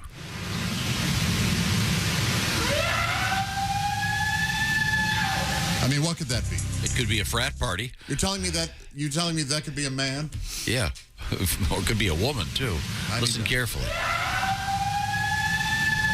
No human being can make that noise. I could make... That sounds like a woman. It does. Well, it could be a female Sasquatch. Female, or it could be a male Sasquatch in pain. Or passion. So or passion, you're right. Oh. Did you... I know... You were accusing me of taking photographs of my food, Jack? Yes, I would imagine that you're one of those. Very rarely do I do that. Very rare. Well, we know that you take photos of tea and send it to Greg Warren. We know you take photos of deer at the end of your driveway Oh, you and wanna see it? I got it right here. innocent eagles flying around. You take pictures of that. And I send can't it wait to us. not see your deer pictures. No, I am asking why people don't have better pictures of Bigfoot since everyone has these great cameras on their phones for the most part. Well, do hunters take their phones out? I don't think they do. I don't think Yes, they want they the ringing to go off. They and can start turn the ringing. ringer off. They're not, they're I'm not sure about idiots, that. you know. I don't think if a hunter ever puts his gun down and goes, phone eats first, and takes the picture. Now, did you know this? Bigfoot himself actually posts pictures of his meals. Does he? Yeah, on MySpace. Oh, I see. So no one's, not a lot of people see him. No. Yeah, that's times change, don't they? That's another one. A MySpace joke. That's another one. Why? MySpace is gone. How quickly everyone forgets we all loved MySpace. Oh, that guy. What was the guy's name on MySpace? Tom. That's Yeah. right. Tom's. Well, I still, to this day, I'll say MySpace has always been better than Facebook. I was never on It was MySpace. so cool. You could have your favorite songs on there. you on it was cool. MySpace? I was not on MySpace. Yeah, you I could was have never. your favorite friends. I'm not Remember on that? It was your age top group. 5, right? Top 8. Are and you it on was top, Facebook? Yeah, you could change You're not it. on Facebook, like as a private. No. He has I'm zero not social either. media. Zero. He has no social media presence. I envy you. Me too. Well, you guys could be that person. Well, I've almost gotten that off person. Facebook. Here's the thing. Do you have the story about social media? I do. Was I doing sports? Yes. Well, you yeah, but were, it was so boring that I wanted to move on. Okay. That's Do you not have- hurtful at all.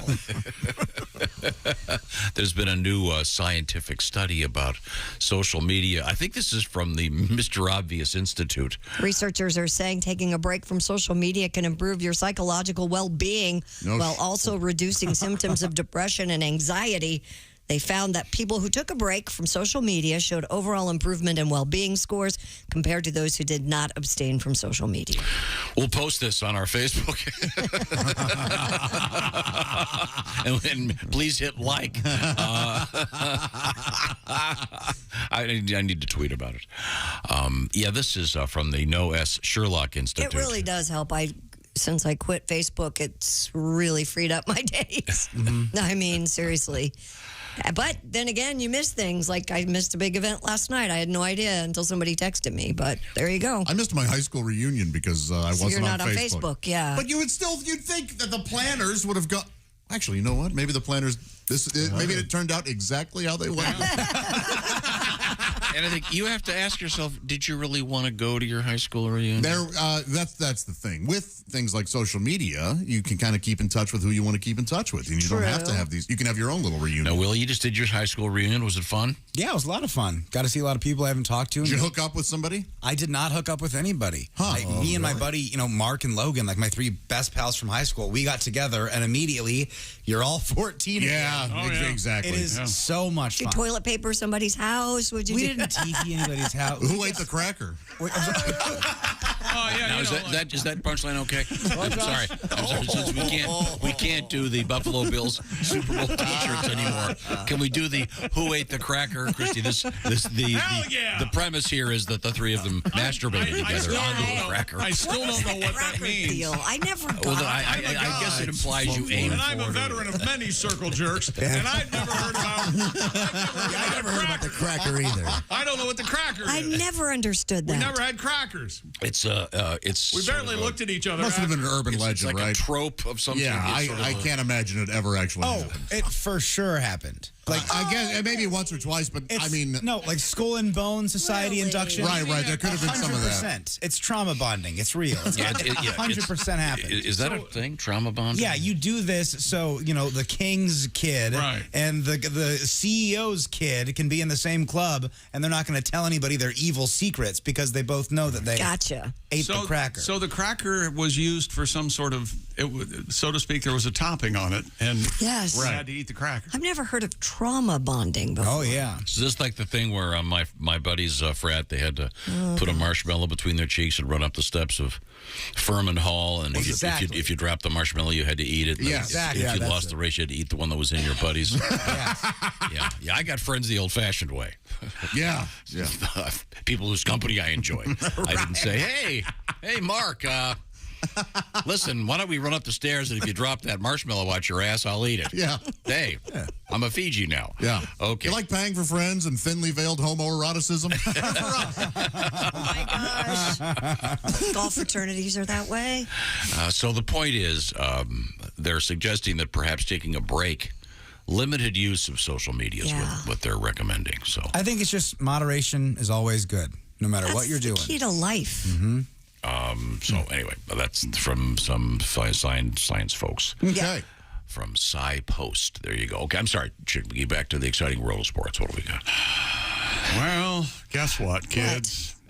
Stupid world record. And this could be the stupidest. Really? All right. You say that a lot. David Rush has broken the Guinness World Record for the fastest time to wrap a person in newspaper.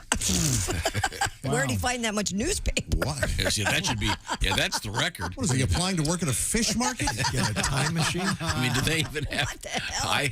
I would always cover my dining room table with newspapers so the girls could do their art projects. Right. I don't have any anymore.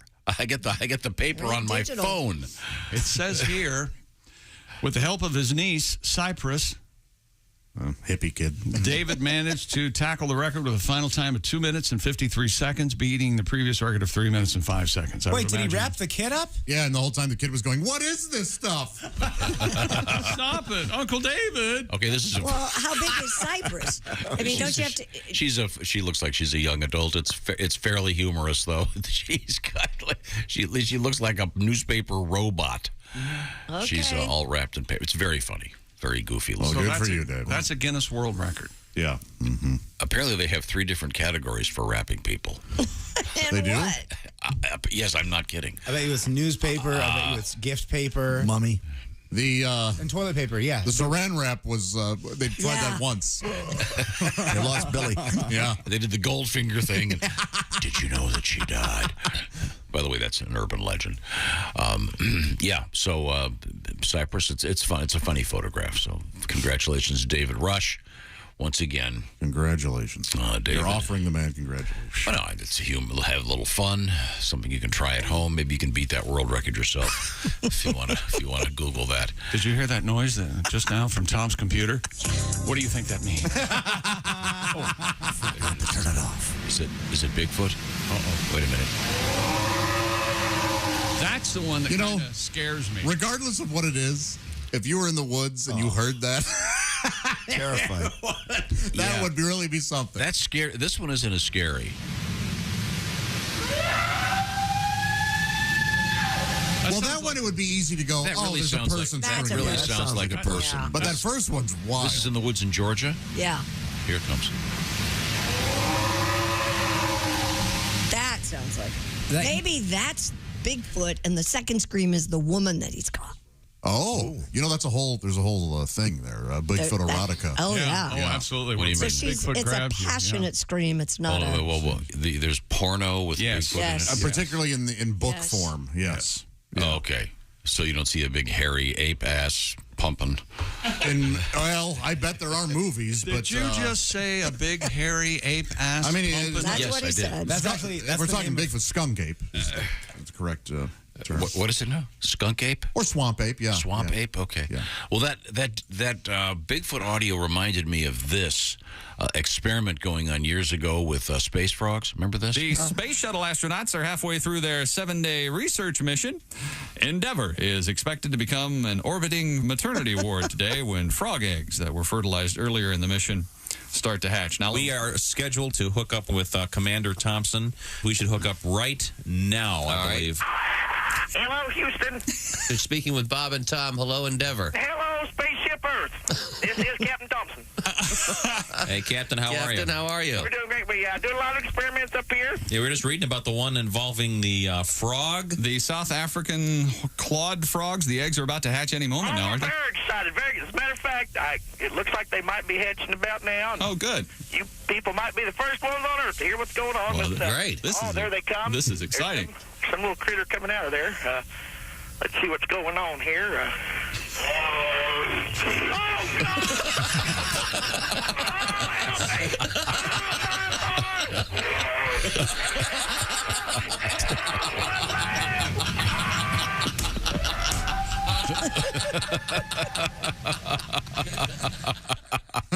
Sounded very similar. Yeah, the second Bigfoot sound, Josh, this sounds to me like maybe a lady Bigfoot on a roller coaster. I think it sounds like the beginning of like some really cool song. Ow! Yeah. Oh, yeah. Isn't that the Bigfoot of London? Isn't it the start of Little Red Riding Hood? Hush, right? In excess song? No, Hush. Oh, yeah, Hush does have a howl at the beginning. Oh, and they hit the organ. Dun, dun, dun, dun, dun, dun, dun, dun. Yeah.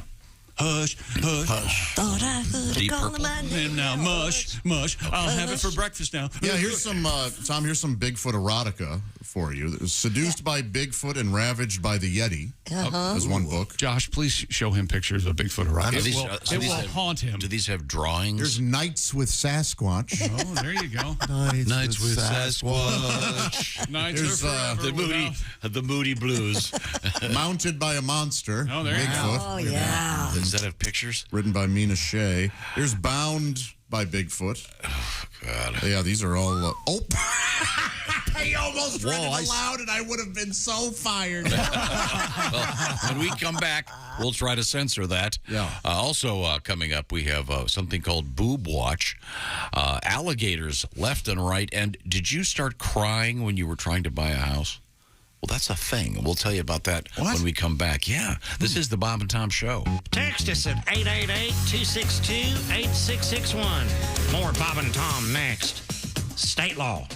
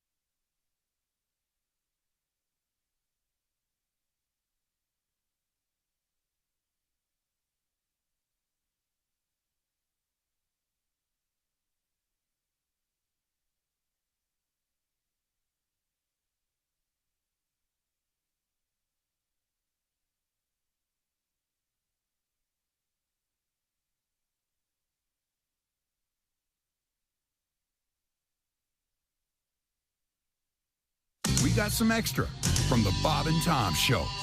Are you a computer geek? No. I see. I didn't grow up with computers. That's why children have the advantage. They slip out the womb. They're born with a password. Oh, yeah. You know, you look at the ultrasound, you see the sex of the child whose internet provider is going to be. So you're an email guy then? Oh, no. Well, I check my email. I never get real emails. They're all junk. I got a junk box, and the junk box is like, look, we don't even have time to sort out this stuff. And it's all burn DVDs, lose weight, consolidate debt, and then be like, young teen, sluts, whores, triple X. Thousands of it. And then I got a weird one in the middle that says, do you need a birdhouse? And I actually got that. I'm like, who's the birdhouse guy? And then every day I get this email, Jim, do you want to enlarge your penis? Yep. And how did I get on the small Willy email list? That is the real question.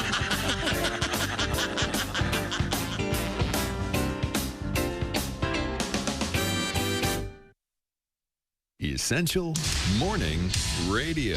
All day and all night. Well, shoot me when the beer runs out. Bob and Tom 24/7. 24/7. Hey, you know what you need to do? Go treat yourself right now at bobandtomstore.com. Brand new hoodies, hooded zips, the collared work shirts. You can get your own name embroidered on. Mark. And then Bob and Tom Show on the other side. Pretty cool. And, you know, for the Bob and Tom fan in your life, perhaps your father would make a great Father's Day gift. And don't forget about the 2022 Bob and Tom Show hat right there. We've restocked for the summer. Our clothing sizes small all the way up to 5XL. We've got you covered. If we don't have your size and what you want, just check back. We're always restocking at bobandtomstore.com. Hope you can visit. We'd love to see you. And again, I can't stress enough, makes a great Father's Day gift. Bing, bang, boom. Your dad's a Bob and Tom Show fan. You're suddenly the favorite child. You're welcome. And you're listening to Bob and Tom 24/7. Oh, yeah. The smell of steak wafting through the hallways here in the Friga Mall building. It's the Omaha Steaks cookout coming up. Hi, everybody. Christy Lee from the Bob and Tom Entertainment News Desk. Def Leppard's Joe Elliott admits they were, quote, naive in a good way when they first started the band, and they just went out there full throttle. That band has collaborated now in a book called Definitely, The Story of Def Leppard. It's described as part memoir, part scrapbook, and will include interviews with the band, archived text with past members, and memorabilia from the band members' personal collections. Definitely, The Story of Def Leppard comes out November 15th, just in time for the holidays. One of the stars of the original cast of the Broadway musical About the Temptations has now been made an official member of the group. Joanna M. Jackson, who portrayed Melvin Franklin in both Ain't Too Proud to Beg and Motown the Musical, will now sing bass for the Temptations when they tour this summer. Otis Williams is the last original member of the group. And for people in the UK, being named the official pudding of the Queen's Platinum Jubilee is no laughing matter. The 31-year-old copyright who beat out 5,000 desserts in a UK-wide competition for the honor is thrilled to have had a part in the celebration, which ended this past weekend. Gemma Melvin's truffle features a 7-layer lemon Swiss roll and amaretti topped with whipped cream and crumbled cookies.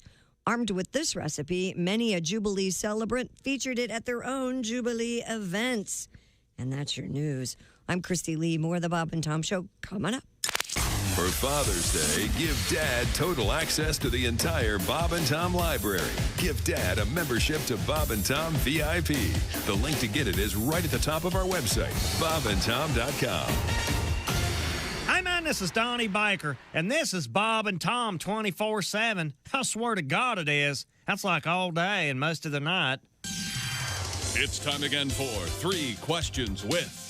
Hello again, everybody. I'm Phil Mondor, and welcome to America's most concise interview show, 3 Questions With, the exciting, fast-paced interview show where we ask 3 pertinent questions to today's biggest newsmakers. Wow. My guest today is presidential hopeful Ralph Nader.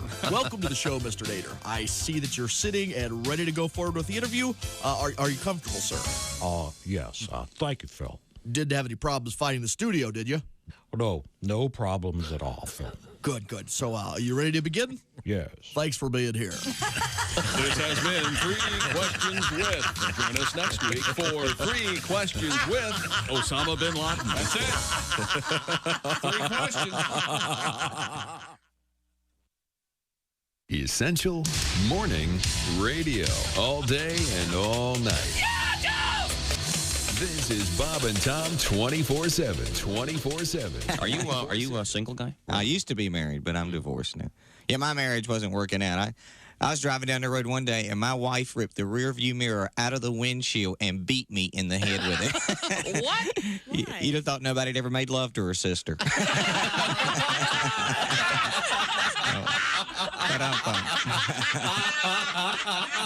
She was just as bad. Yeah.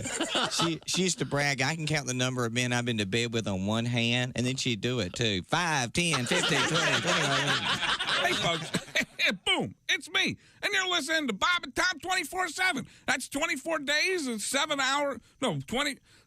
days a week and 24 like the show with the guy who whispers all the time. It saves the world. And Bob and Tom 24/7. See you there. Hey, welcome back to the Bob and Tom Show. Christy Lee at the news desk. Well, hi, Chick. Hey, there's Pat Godwin. Hey, Chick. He's in the performance room. There's Josh Arnold. He's in the sidekick chair. There's Ace Cosby. Wait. Manning the track phone hotline. Got some in your mouth there, Josh? No, everything's good. There's Willie Griswold. Is it cookie time? I'm Chick McGee. Tom's here, and we're going to check in with Jess Hooker, I think. We're getting set for the... Oh, hey, there she is. Omaha Steaks Father's Day. She's got her little overalls on. No, she's got an apron on. Oh, apron. I thought she had mermaid overalls on. Mermaid. Where did your grill? I wear my mermaid overalls. It looks like you're kind of a sweet little mermaid. Oh, thanks. See, imagine if from the waist down that went into a big tail. No, I have pants on, guys. Okay. She has pants on. All right. Will you do something? Hey, Tom. Yeah. I have a big surprise for you guys. There we go. All right, are you ready? Yeah. Oh, look at the video. Oh, look Okay. at that. I made the ham doggers. Yeah. Wow.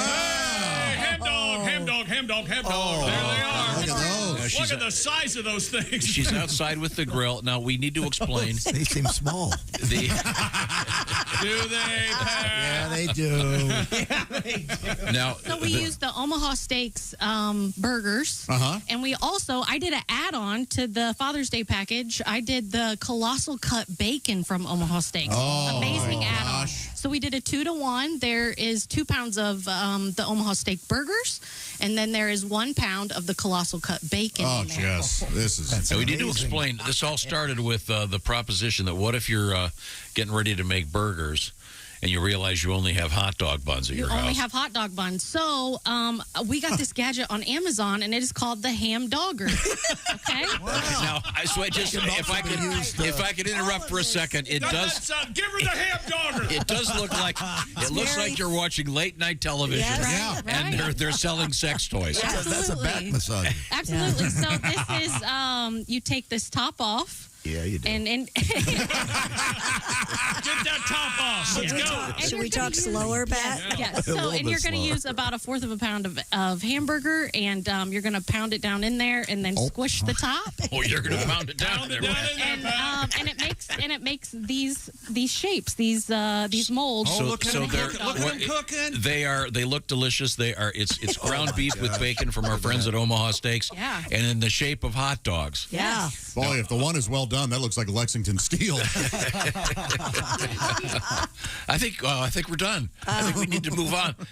Jess Hooker is cooking for us out there. So now you're going to grill those, and then we'll get to try them shortly. Yeah, with everything else in the Dad Wants Steak package from Omaha Steaks. Now, Tom, when those ham dogs are done, where do you put them?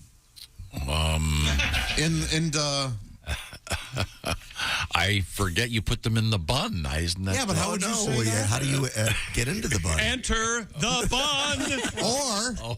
Of course, you take the classic you're tired of association your own song. joke. Is that it? Well, no, enter the bun. It's Chick has been slaughtering me all morning for referencing anything that has ever been said before. No. Enter the bun. Thank you very much. Well, I also thought maybe you'd put them in the bun. In the bun. It's in the bun.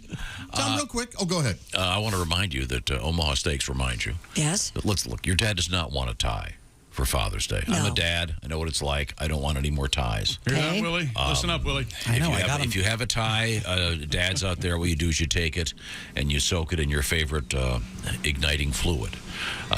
And you soak it in that. You put, Hey, trash truck's here.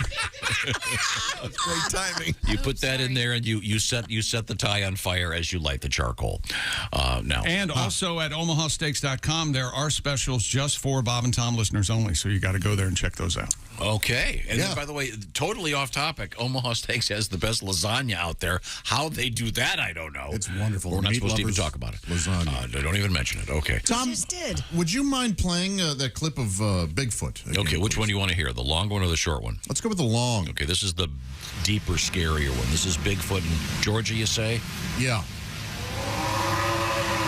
Now, that is clearly Bigfoot. It's inarguable. Sure. Now, the second one, there is some, right? This is the second one. Well, a texter has written That sounds in like a person. and explained what that second one actually is. Oh, what is it? That is indeed Bigfoot stepping on a Lego. And I think actually, that's not the first time that Bigfoot was recorded. Oh, really? Did you guys know that? Yeah. No. I know what this is. What is that? What do you think of that? It's Bigfoot? Hear that? No. Yeah.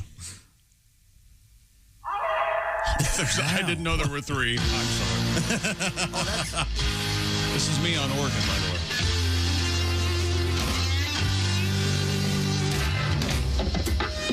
The bass is the best part. Right there. I love the way they like to come in late on the bass. Yes. It's so nice. I'm way early. Intros were longer back then. I didn't know that. Can you go back to the beginning? I didn't know that was there. Yeah. Well, they cut that off for radio play. Yeah. No wonder. We don't have time to have sound effects on our radio station because we got to rock. That's right, baby. Got to rock. That's right. We have to rock. If you like it deep and you like it purple, then you're in luck, because here's a deep purple. Yeah! Woohoo! I love Deep Purple. Oh, nice. Is this the one where they're all candles on the front? Aren't they candle heads or something? Isn't that right? Wow, Josh. Isn't this burning or something? Or is that, have I got that mixed up with another band? It's early Deep Purple. Yeah, it is early. This is pre-Machine Head. Oh, yeah. Very nice, very nice. Very nice. So that's Machine Bigfoot, Head, you're my saying? first album I ever Well, let's purchased. compare it. I actually have a Bigfoot, my emergency Bigfoot collar. All right. And wow. Well, it's pretty pretty good. close. yeah, It's really dead now, that's on. Howl. Here's Snort. Oh, you don't want to hear that, do you? He's If snoring around the Bigfoot's woods. close enough to snort, you're in trouble. Yeah, yeah. Here's Roar. They're up all night. That you don't want an angry Bigfoot. That's what you're going to hear. And by the way, someone emailed us that you guys are all missing the boat on Bigfoot exists or not. Okay. Why? The way you can find out, the best way to end the Bigfoot debate. Yes. Ask Christy. Because this listener, Lonnie, guarantees you Christy has a friend who knows a Bigfoot. Spends weekends reading to Bigfoot. I really don't have a friend that, except for Josh. He's the only person I know. But I don't know a Bigfoot. Yeah, I don't know a Bigfoot. Now, would you go on a Bigfoot hunt? I do know a lot of Oh, people. yeah, absolutely. I mean, what's the worst that's going to happen? You have a fun camp out? No, you get sodomized by Bigfoot. That is the worst that could happen. What if he's nice, though? What if he holds your hand? Real gentle about Yeah, it? walks Gives you a through. swag bag afterwards? And then But, you know, Thanks for Bigfoot the is pine cone. Bigfoot's the Derek Jeter, or is it Alex Rodriguez? I think it was Derek the only Jeter. bad thing, Jeter. the song You get- fooled around and fell in love. Never the same again. Get your gift bag. Don't forget your gift bag, Can baby. you imagine? Coming up, we are going to be sampling Jess Hooker's ham dogs. Ham dogger. They're not hot dogs made of ham. They are these are hamburger, and these are Omaha Steaks burgers and Omaha Steaks bacon put together. So they're hot dog shaped hamburgers. As Elvis once said, "You ain't nothing but a ham dog." Frying all the time. I'll be right back. This is the Bob and Tom Show. You can find us on Twitter @Bob and Tom, or you can email us at bobandtom@bobandtom.com. This is the Bob and Tom Show.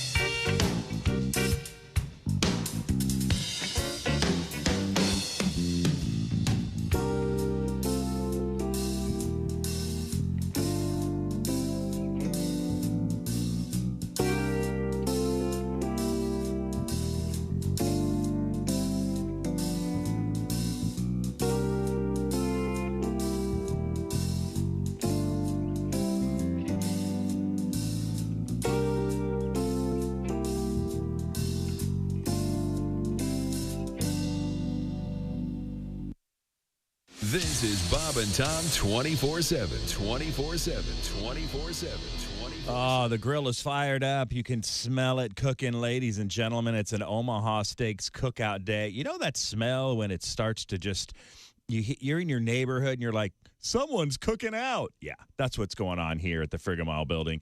Looking forward to it. Jess Hooker and Caroline Ray going to be joining us as well. A great morning to join us right here on Bob and Tom 24/7.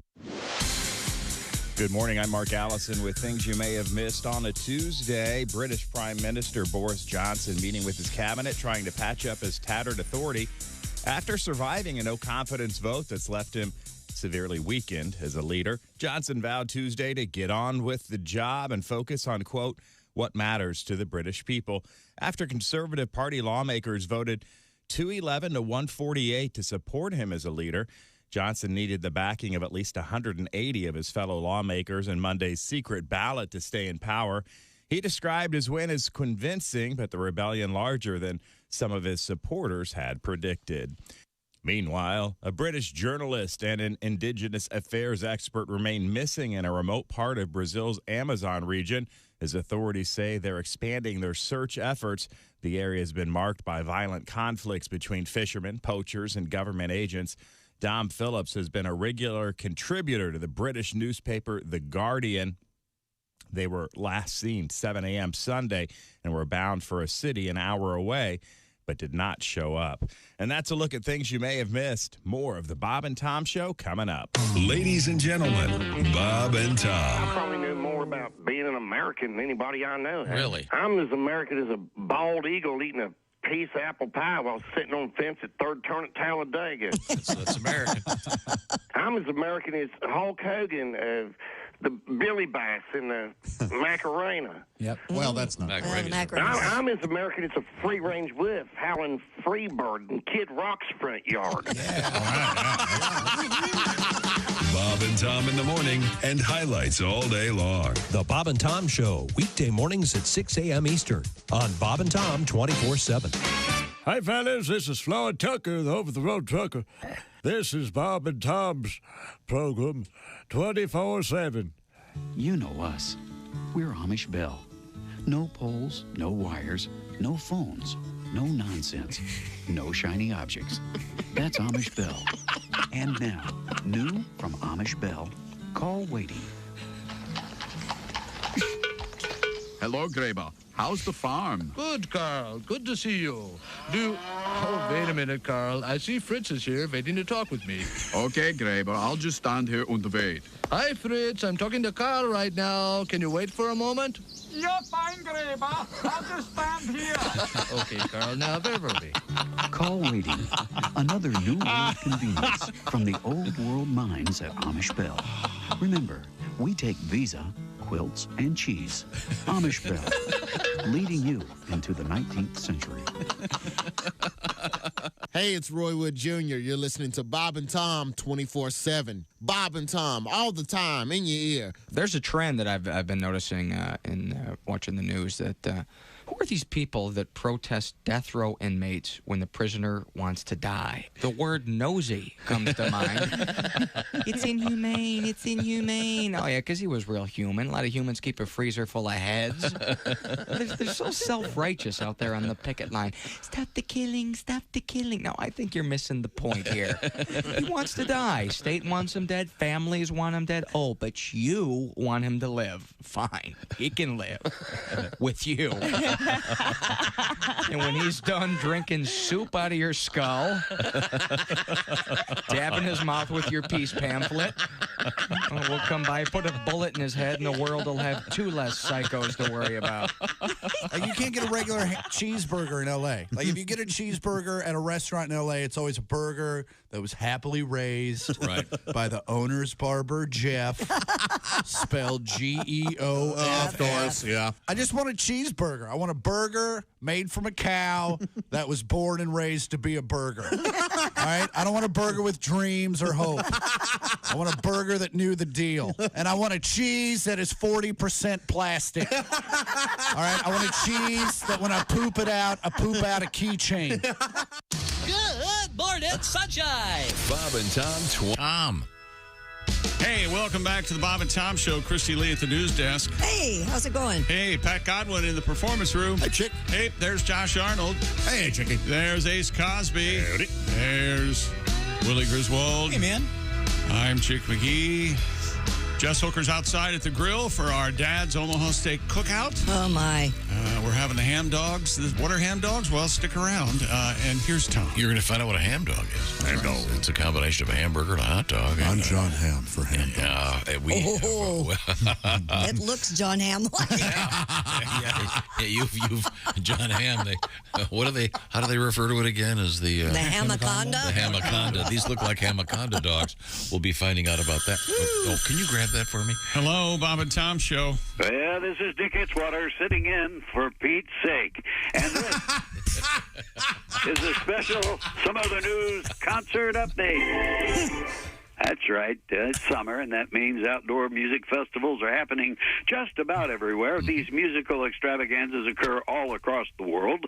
And as you know, I was at Woodstock, or so I've been told. You know, as the old saying goes, if you remember it, you weren't there. Oh, yeah. Of course, Woodstock was not the only time in my life I woke up face down in the mud, but it was the only time I woke up naked wearing only a tie-dyed headband with an organic banana protruding from my, these days, as a reporter, I consider it my duty to report on cultural happenings such as major music festivals. So now, I present my report on some of the lesser-known music fests you may not have heard about. Okay. In July, the Dehydration Festival will be taking place over 3 days in the lovely and scenic Sahara Desert. Oh. Remember, if you attend, no outside water is allowed in, and water is available inside for $50 a bottle. Wow. And there will be no seats. Here's an interesting music festival being staged in the Ukraine, specifically aimed at invading Russian armies. It's called Lala Bazooka. Funny. It is suggested, It's suggested that the troops take an Uber to the festival because all tanks will be destroyed at the gates. Lala Bazooka. Lala Bazooka. Not too soon. Yes. Well, it's not even over. Let's see. It's suggested that the troops take an Uber to the festival because all tanks will be destroyed at the gates. Right. We already did that. Yep. We got that. If you're a big fan of outdoor music festivals and the sun, you won't want to miss the huge jam sponsored by the International Association of Dermatologists called the UV Radiation Festival. The concert features bands who look much, much older than they really are, with ugly skin lesions visible even from the cheap seats. And finally, not all festivals and concerts will be big parties this year. On an overcast and chilly day in November, you might want to head up to Moosonee, Canada, pull up a blanket and grab your Prozac for Depress Fest 22. Oh. Several recognizable names will be headlining the festival, including Morrissey, Alice in Chains, and Radiohead. Concert goers, concert organizers. I think there's a Bigfoot in here. You got this, Dick. There's a Bigfoot in here. Concert organizers are also reportedly working on a hologram of Ian Curtis for a Joy Division reunion. Oh, really? Wow. This is Dick Hitzwater sitting in for Pete's sake. Indeed. And this has been a special Some Other News concert update.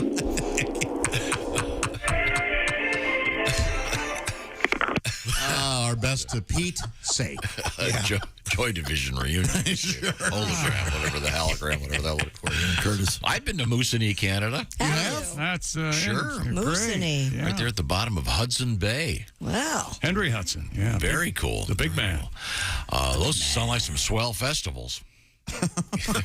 Yeah. Too soon. Okay, sorry. Now, is that sports, by the way?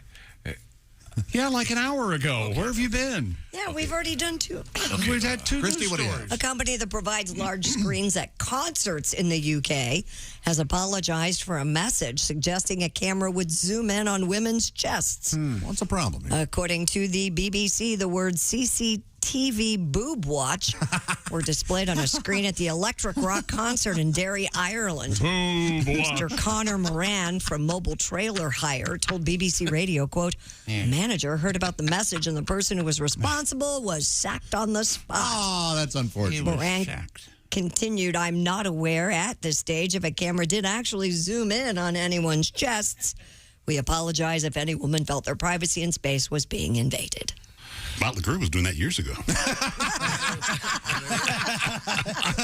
Well, yeah. It's all about the music. Many things were happening years ago. With those cool motorcycles in the background, you barely notice all the sexism. You know? So the words boob watch appeared on the big screen. So they don't know if they actually zoomed in on anybody. And Yeah. Yeah, because I was watching, what was it called? The Queen's Platinum Jubilee. Sure, yeah. They were zooming in on those babies. Oh, yeah. They have an ankle cam? Yeah. It said Platinum Boobily, too. And yeah. It was fun for everybody. Well, that reminds me, hey, Pat. Yes, sir? That kind of reminds me of a song you did the other day. We had a news story. I've got it right here. A self-described Instagram model claimed she was kicked off an airplane flight because of her 22-pound breasts. Yeah. This gal calls herself Mary Magdalene to make things even worse. And she's an absolutely hideous-looking creature. It makes me so mad. Her lips are the size of hot dogs, and she's got these boobs that are bigger than medicine balls. She's very tatted. She's got tattoos all over her face. It's just like a complete freak. Sorry, I know. I'm judging. She looks very fraudulent. Yeah, if you saw this woman, you'd run the other way. Again, a complete freak. No, she's a total nutcase. Now she claims she's suing the airline. The airline says she got on the plane, was hopping seat to seat, was intoxicated. So who knows? I don't think she's going to have much of a case. But she's just really freakish looking. Once again, claiming her boobs weigh 22 pounds. And didn't you have a tribute song to her? Yeah. Okay. Some gals are made by the hands of God. This woman wanted a more outrageous bod. Plastic and filler, silicone. Puff out the lips and chip away the bone. Oh, 22 pounds. What do you get? Oversized boobs and kicked off a jet. The airline won't fly her, says she can go. Don't they know she's an Instagram hoe? That's right, play it nice, baby. Oh, she bleached her butt where the sun don't shine. Got a new rack and it hurts her spine. Tattooed face, her lips are cherry red, but her boobs won't fit in the overhead. Yeah, 22 pounds, what do you get? Cartoonish tatas and deeper in debt. Oh, the airline will fly her, says she can go. Don't they know she's an Instagram hoe? That's right. All right, Pat. One-man band stuff. He's got it all working there. For you, Josh. Thank you, sir. If you Google this woman, it's she's not my cup of tea. Whose cup of tea is she? Well, there's cup of tea. Eye of the beholder and somebody whatnot. out there, yeah. I don't. Oh, she wouldn't have all those followers on Instagram if people didn't want to see her. Well, it's because they want to see a freak show. People line up to see all kinds of crazy stuff. Have you seen her yet, Willie? I have not. What's her Instagram name? Do we know? Mary Magdalene or you something? won't believe it. Look, just put up Mary Magdalene Instagram hoe. Magdalene. Willie, here she is. Find it, yeah. Mary Magdalene Art. No, here she is right here, Willie. Her boobs, each one is larger than her head. Oh, look at her go. She's going to change the world, this crazy kid. Look at her go. She's very false looking, isn't she? Yeah, that's not my thing, but good for her, man. What do you mean Life's good for her? tough. She's Get a crazy lunatic. boobs. Okay. There you go. You need a better psychiatrist. You know what we're doing right now? No, what are we doing right now? We're talking with Ms. Hooker. Hey, Jess, turn around. Hi. Does she know she's on camera? Yeah, she knows. She's got her overall mermaid suit on. I love that. I mean, that is just a weird thing to say. It is a weird thing to say. No, doesn't work. If it could be a mermaid tail on the bottom. She's cooking Omaha Steaks for us out there. What have you got going right now? So I just put our pork and our chicken from Omaha Steaks on the grill, and I'm actually starting to pull off. Oh, look at these. ham doggers. The ham doggers are almost done. doggers. There they go. Look at those. Okay, now she's putting the thing in. We can't hear you. How many degrees do you want the ham doggers I before want it you? to be 160 degrees. Okay. Now, these are once again hot dog shaped hamburgers, Right. Made out of Omaha Steaks hamburgers, and we put bacon in them from Omaha Steaks. Oh, they look amazing. And this was all started because I was in the situation of trying to make hamburgers for my girls, and all I had were hot dog buns. So then the question is, what do you do? Do you cut the buns? Do you reshape the burger? We're going to find out. We're going to try the... Yum, yum. And we have plenty. We've got 16 buns and what do you get? Oh, man. We're going to be eating some... it ain't nothing but a ham. Well, speaking of Omaha Steaks, Yes? Father's Day just around the corner. And who wants steak? Dads want steaks. What do dads want? Steaks. That's exactly right, guys. Man, you just terrific work there. Visit omahasteaks.com. Type BTS in the search bar. Order the Dads Want Steaks package. For just $99, this limited time package includes 16 mouth-watering entrees like the smoky, tender bacon-wrapped filet mignons, gourmet jumbo franks, air-chilled boneless chicken breasts, and for that sweet, sweet dessert, caramel apple tartlets. Oh, my gosh. Now, I've got my lie detector here, Josh. Okay. Is it true that you ate... how many did you eat of those apple tartlets over the weekend? I went in for one, finished it, and went in again for two. That's exactly right. There's the truth, Bell. I couldn't help myself. And as a special gift for you, our wonderful listeners, when you type BTS into the search bar at omahasteaks.com and order the Dads Want Steaks package, you're also going to get 8 free Omaha Steaks burgers. You don't have to ham dog them up. These babies are amazing no matter how you cook them. Always bold, beefy, and they're bigger than ever now, with a whopping 6 ounces. They're all made from 100% Omaha Steaks as well. Don't wait. Send Pop more than just a gift. Send him an experience, one that he's going to share with you. Go to omahasteaks.com, type BTS into the search bar, order the Dads Want Steaks package. You'll get 16 entrees, 4 desserts, and those free 8 Omaha Steaks burgers. Are those Omaha Steaks burgers 8? They sure were. Will be. Omaha Steaks isn't just steak. It's the best steak of your life. That's omahasteaks.com, keyword BTS. And we're going to come back and be eating some Omaha Steaks. Also, we're going to talk with our friend comedian Caroline Ray. Cool. Caroline's going to be in Dayton, Ohio coming up Saturday as part of a special event. We'll give you details on that coming up. This is the Bob and Tom Show. Bob and Tom 24/7. Not on air, online, all the time. Bob and Tom, 24/7. And a good morning to you. It is Tuesday, June 7th. Hope you're having a great morning. Thanks so much for joining us here on the Bob and Tom Show. Don't forget, coming up Saturday, June 11th at Dam Theater in Osgood, Indiana, it's Donnie Baker, and you can catch him at DonnieBaker.com. Jeff Oskey going to be at the Pivot Brewing Company in Lexington, Kentucky, with Willie Griswold and David Brooks coming up on Saturday, June 18th. Again, Lexington, Kentucky. That's right. Jeff Oskey, Willie Griswold, and David Brooks, the Pivot Brewing Company, coming up on Saturday, June 18th. And my gosh, Pat Godwin on the road with the Bob and Tom Show. Willie and Jeff, Pat Godwin, Josh Arnold as well, right in Indianapolis at the Irving Theater coming up Friday, June 17th. Get your tickets now at bobandtom.com/comedy show. They're going to help send local kids to summer camp. It's going to be a lot of fun. Tom Griswold and Chick McGee are your hosts. Again, bobandtom.com/comedy show if you'd like to go to the show. Hi, everybody. Christy Lee from the Bob and Tom News Desk. Army General Mark Milley, chairman of the Joint Chiefs of Staff, says the United States and allied countries will keep providing significant support to Ukraine out of respect for the legacy of the D-Day soldiers. In an interview Monday, Milley said Russia's war on Ukraine undermines the rules established by allied countries to guarantee peace after the end of World War II. He spoke in Normandy on the 78th anniversary of the D-Day invasion, which led to the end of World War II. Dozens of veterans, now all in their 90s, from the U.S., Britain, Canada, and elsewhere, were taking part in poignant D-Day ceremonies. Elon Musk is threatening to bolt again from his plans to take over Twitter. The Tesla SpaceX CEO has filed a letter of complaint to the social media company, saying Twitter has refused to provide information about spam, bot, and fake accounts. The letter also disclosed in a filing with the U.S. Securities and Exchange Commission claims Musk has been asking for this information since May 9th. Twitter estimates that fewer than 5% of its accounts are spam. Musk, without proof, claims that number is as high as 20%. And look out, Apple users, it's iOS 16.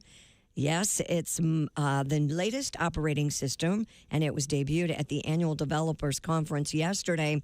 Apple spent time talking up the new features in the software packages that run iPhone, iPad, Apple Watch, and Mac computers. One big change you'll see is how the items on your home screen are displayed. The new iOS will also feature a reboot of the device's lock screen. Still, another feature would make it possible for those of you sending texts to edit or delete them. This new software will be released free as a download this fall. And that's your news. I'm Christy Lee. More of the Bob and Tom Show on the way. Things you hear on the Bob and Tom Show.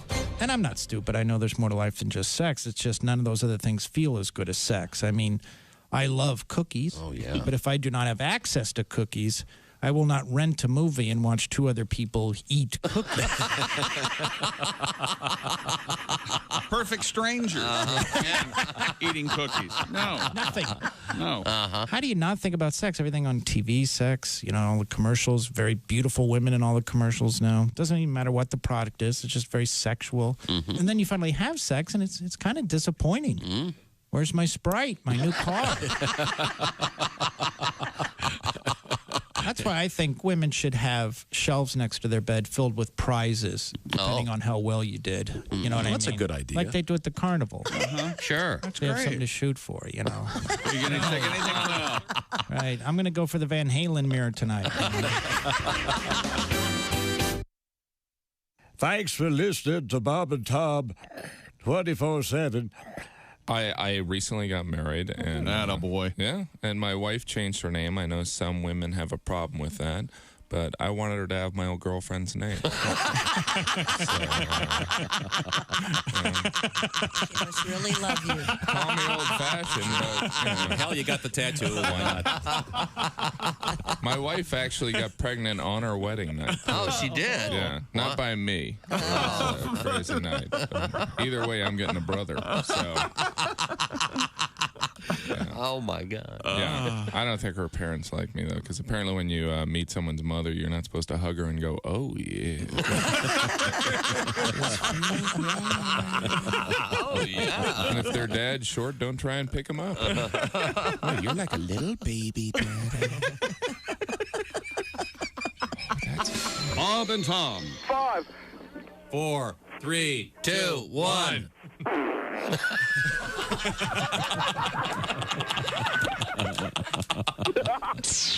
They put the F in professional. Lowell Sanders is here with us. I'm on the road. Are you now, Lowell, are you a single man?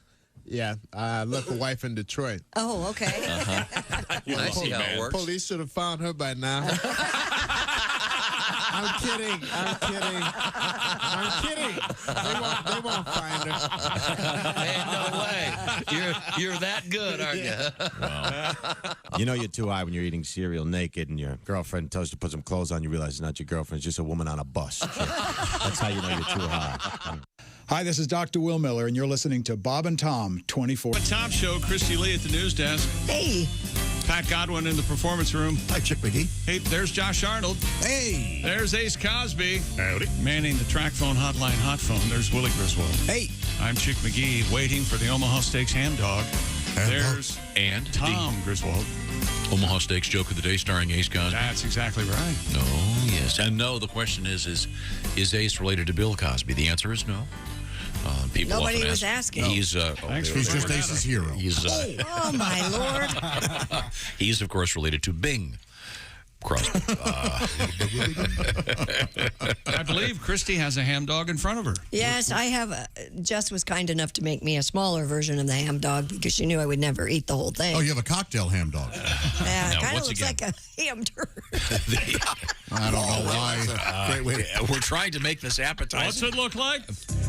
Oh, my God. Now, once again, this all started when I was making burgers for my girls, and I didn't have any hamburger buns. Right. But I had hot dog buns, so then the question is, what do you do?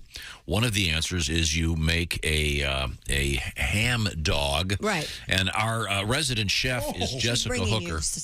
And she is bringing in ham dogs. I'll have. And once again, these are hot dog-shaped hamburgers, and we've made them with beautiful Omaha Steaks, beautiful hamburgers. With can you get up to that microphone? Just tell me exactly how you made these again. So these are 2-to-1 ham doggers. This is 2 pounds of the Omaha Steaks burger mixed with the 1 pound of the colossal cut bacon. We're all kind of hesitant to speak because we're watching Josh attempt to eat. Just open your mouth and put it in, Josh. Jeez, I feel like Linda Lovelace. You unhinged like a snake. Yeah. Oh, my goodness. Yeah, Willie's right. It looks like the snake eating the goat. Tell us, give us the results. Absolutely delicious. Oh, my God, they're good. Okay.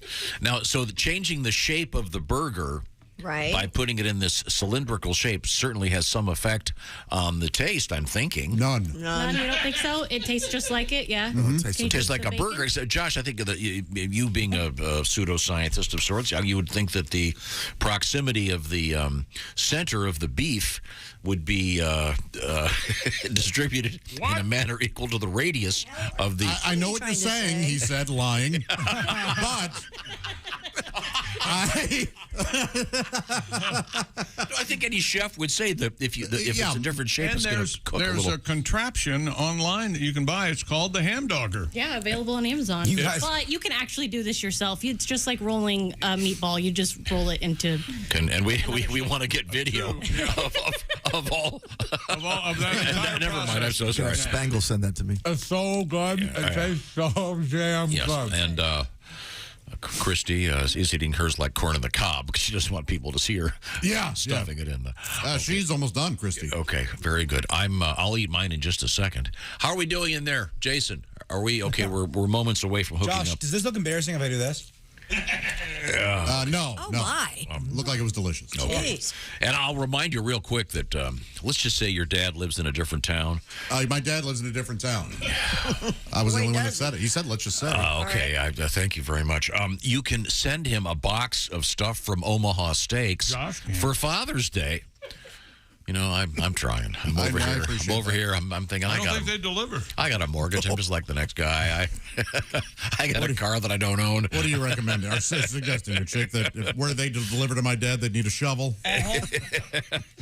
Say your brother is a dad. My brother is a dad.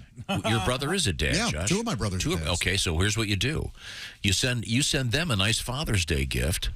And because that's what your dad would want, man. And then what you do is then you say, save some of these dogs and steaks for when I come to visit you. Yes. Okay. There we good.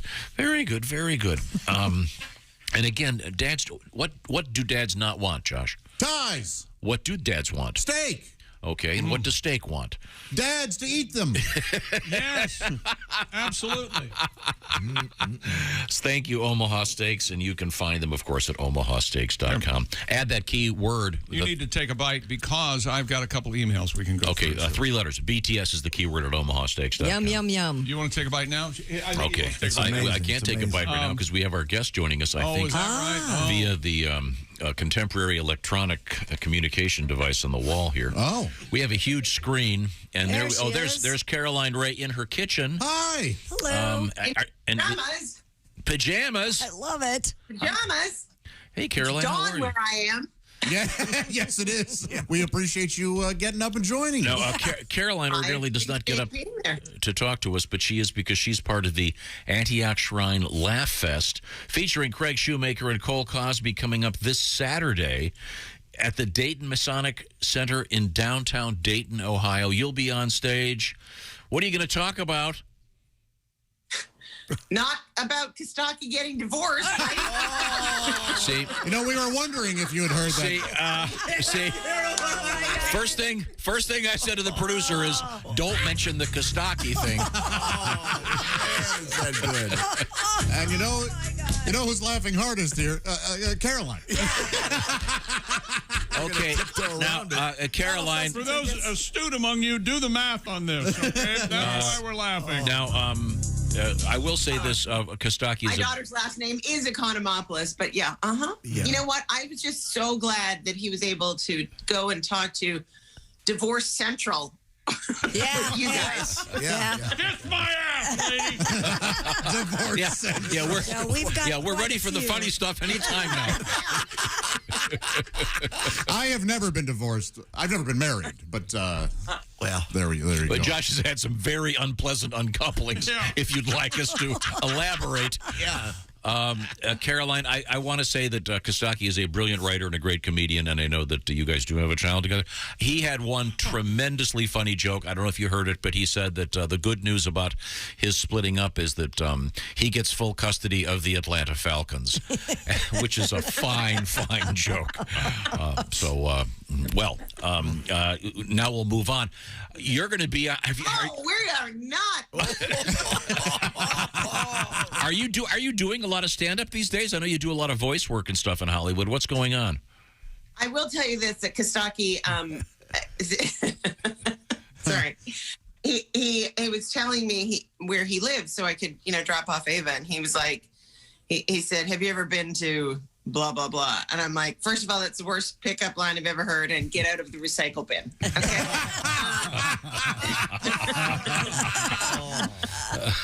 I do feel like there's a movie of the week. She started to be a stand-up, and they've split up with a young child. I'm like, I think I played that part in that movie. But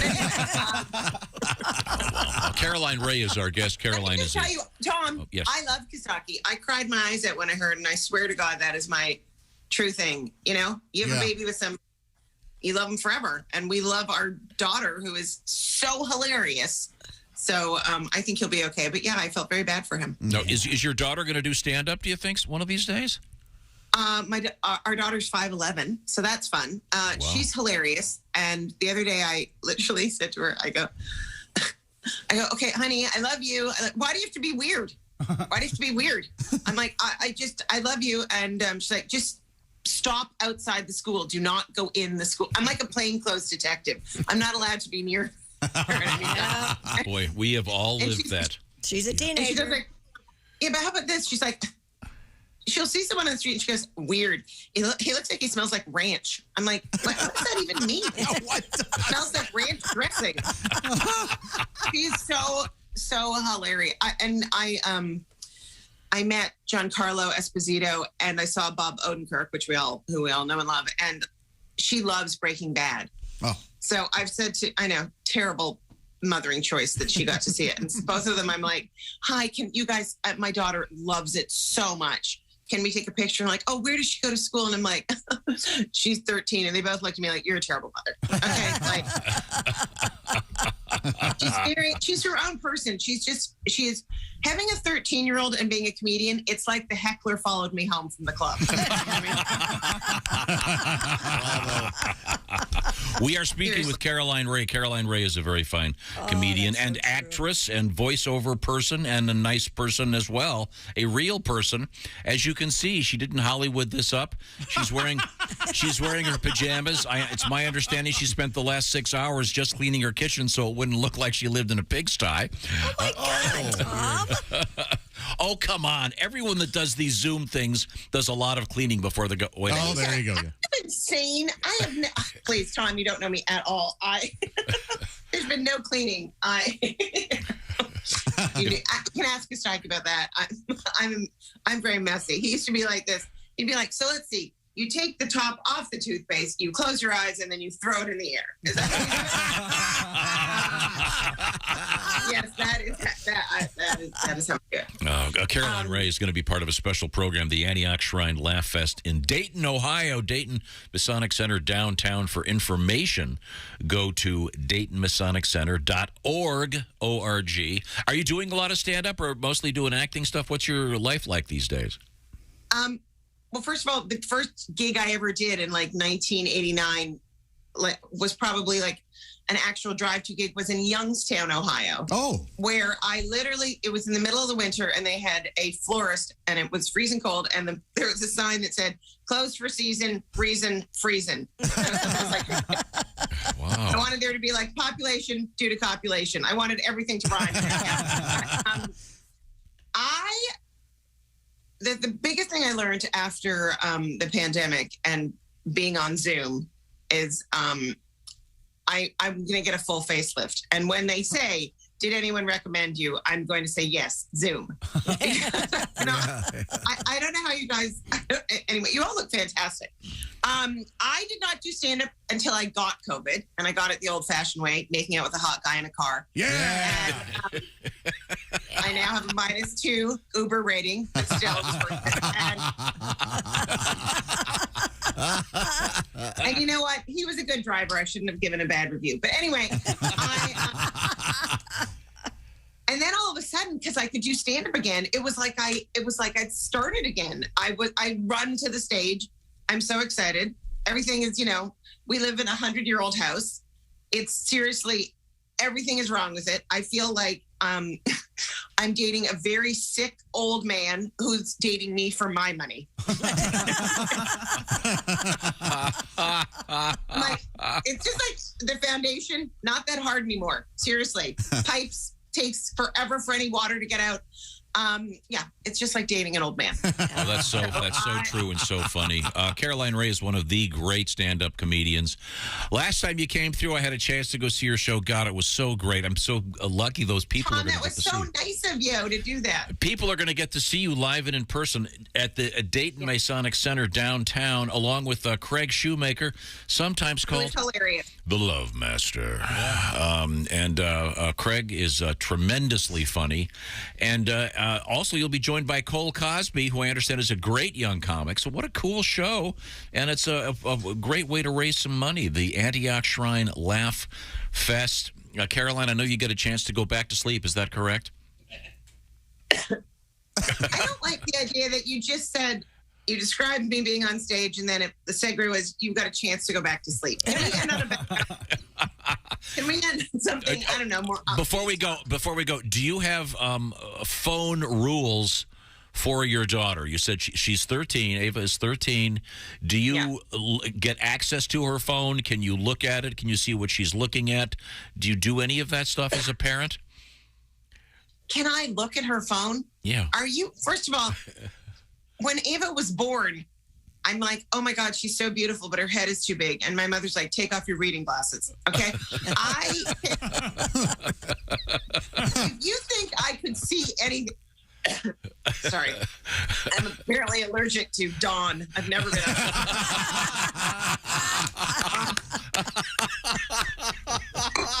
Oh, maybe that's been my problem. I think that one had some phlegm in it.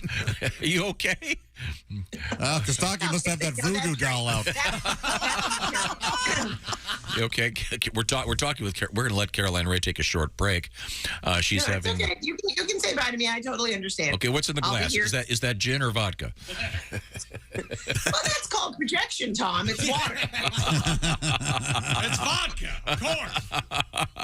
Oh, okay, Caroline, we're going to let you go because I can tell. All right. Gagging. Thanks, you guys. I'll see you in Antioch, and I'm going to faint as I choke. I think that's a good exit. Good to see you, Caroline. Being so good to the baby daddy. Yes, your hair looks lovely, by the way. Thank you. Yeah, I got it done at 3:30 a.m. Did you put lipstick on? I can't tell.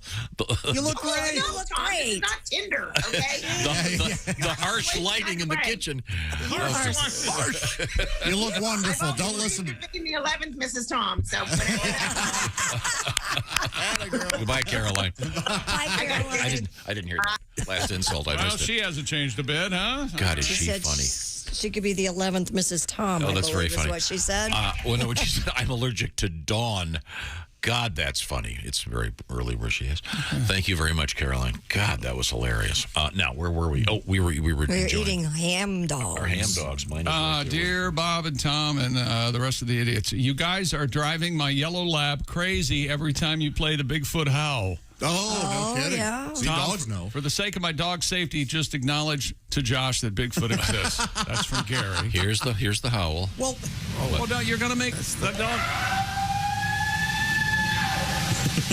Okay. That is so funny. And again, that sounds like a lady Bigfoot once again on a roller coaster. If you, dear yahoos, if you would just pull up elk bugles on YouTube or Google, that is clearly the sound someone is claiming is Bigfoot, but it is an elk bugling. Hunters everywhere must be yucking it up over your stupidity. No, that's what I've been saying the whole time. Hunters know all this stuff. What's crazier, a Sasquatch or an elk playing a bugle? And this how about an elk playing a trombone? Wait a minute, that's Trombone Shorty. This is Trombone Shorty? Yeah. And according to Mike Mark from the corner office, he says what he's been getting, his correspondence, it's a fox. A lot of people are saying that. Or an elk, or a coyote, or a female Bigfoot, and Daddy Bigfoot has it in the wrong hole. Oh, my. Subtle. So Mark actually gave you that letter. Yeah. Didn't put stars on it or say, watch out. Andy has written in and says, since you're talking about Bigfoot, I thought I'd give Ace Cosby a joke to use one day. We'll give it to Ace. What? I mean, you know how he is, though. He won't read other people's. Yeah, he only too writes proud. his own. Yeah. He writes his own stuff. I like originals, man. Okay. Hang on a second.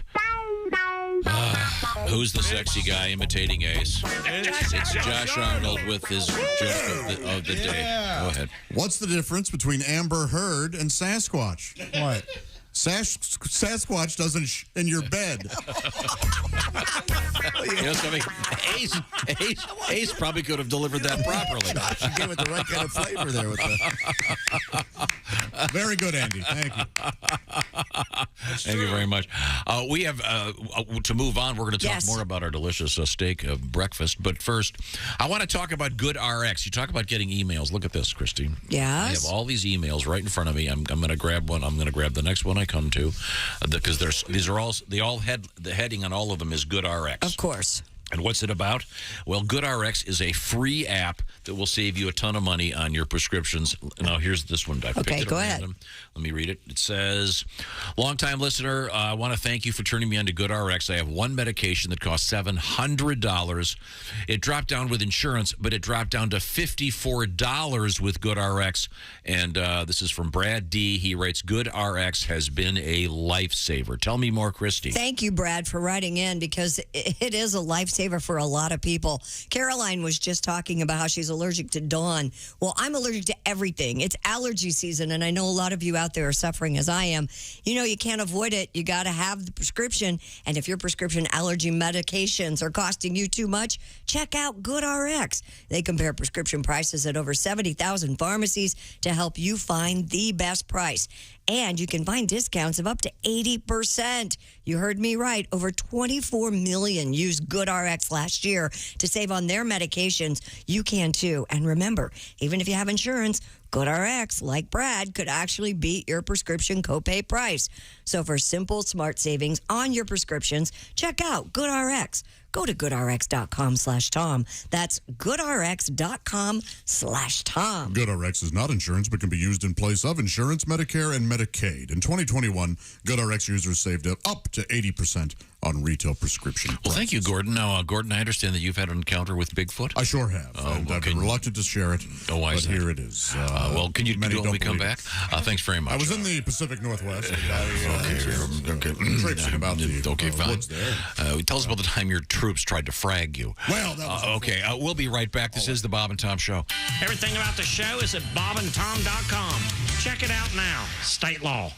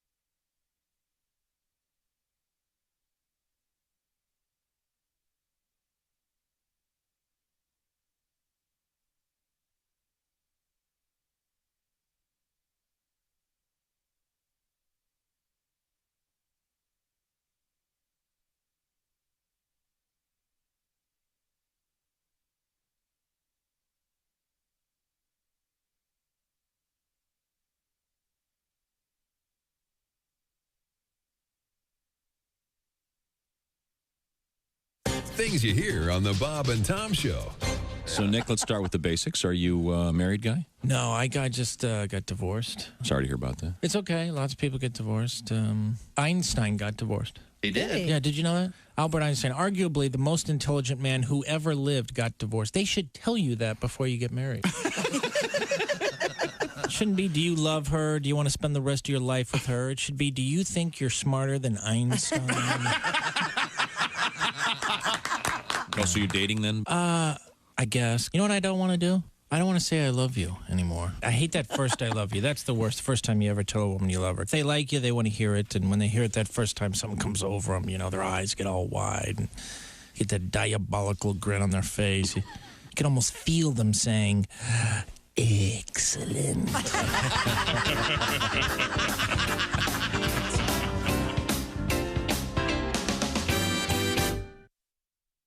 Hey, guy, it's Kid Tarmac. You're listening to Bob and Tom 24/7. Take that to the bank.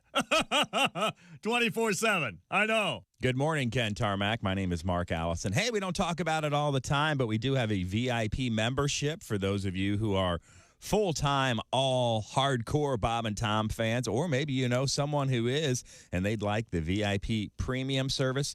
You do pay a little bit extra for it, but you get the Bob and Tom show commercial-free and on demand. It's a daily podcast. Also, access to the Bob and Tom archives, the complete album library. It's a wormhole you can go in and spend, years in. Check it out now at bobandtom.com/VIP. It's the Bob and Tom VIP premium service. Highly recommended, loved by all, and is serviced by people who know what they're doing. And that's what we love around here, people who know what they're doing, including comedian Caroline Ray. That's right. She'll be this Saturday at the Dayton Masonic Center, the Antioch Shrine Laugh Fest in Dayton, Ohio. Comedian Caroline Ray right here on Bob and Tom 24/7.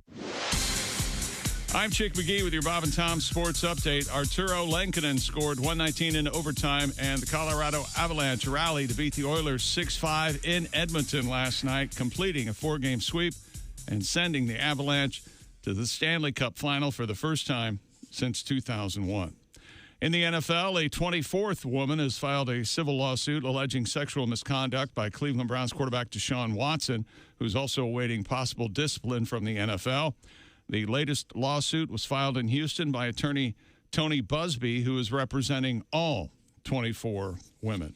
Major League Baseball yesterday in the American League, Texas at Cleveland, that one postponed. Toronto blanks Kansas City 8-0, also winning Seattle and Boston.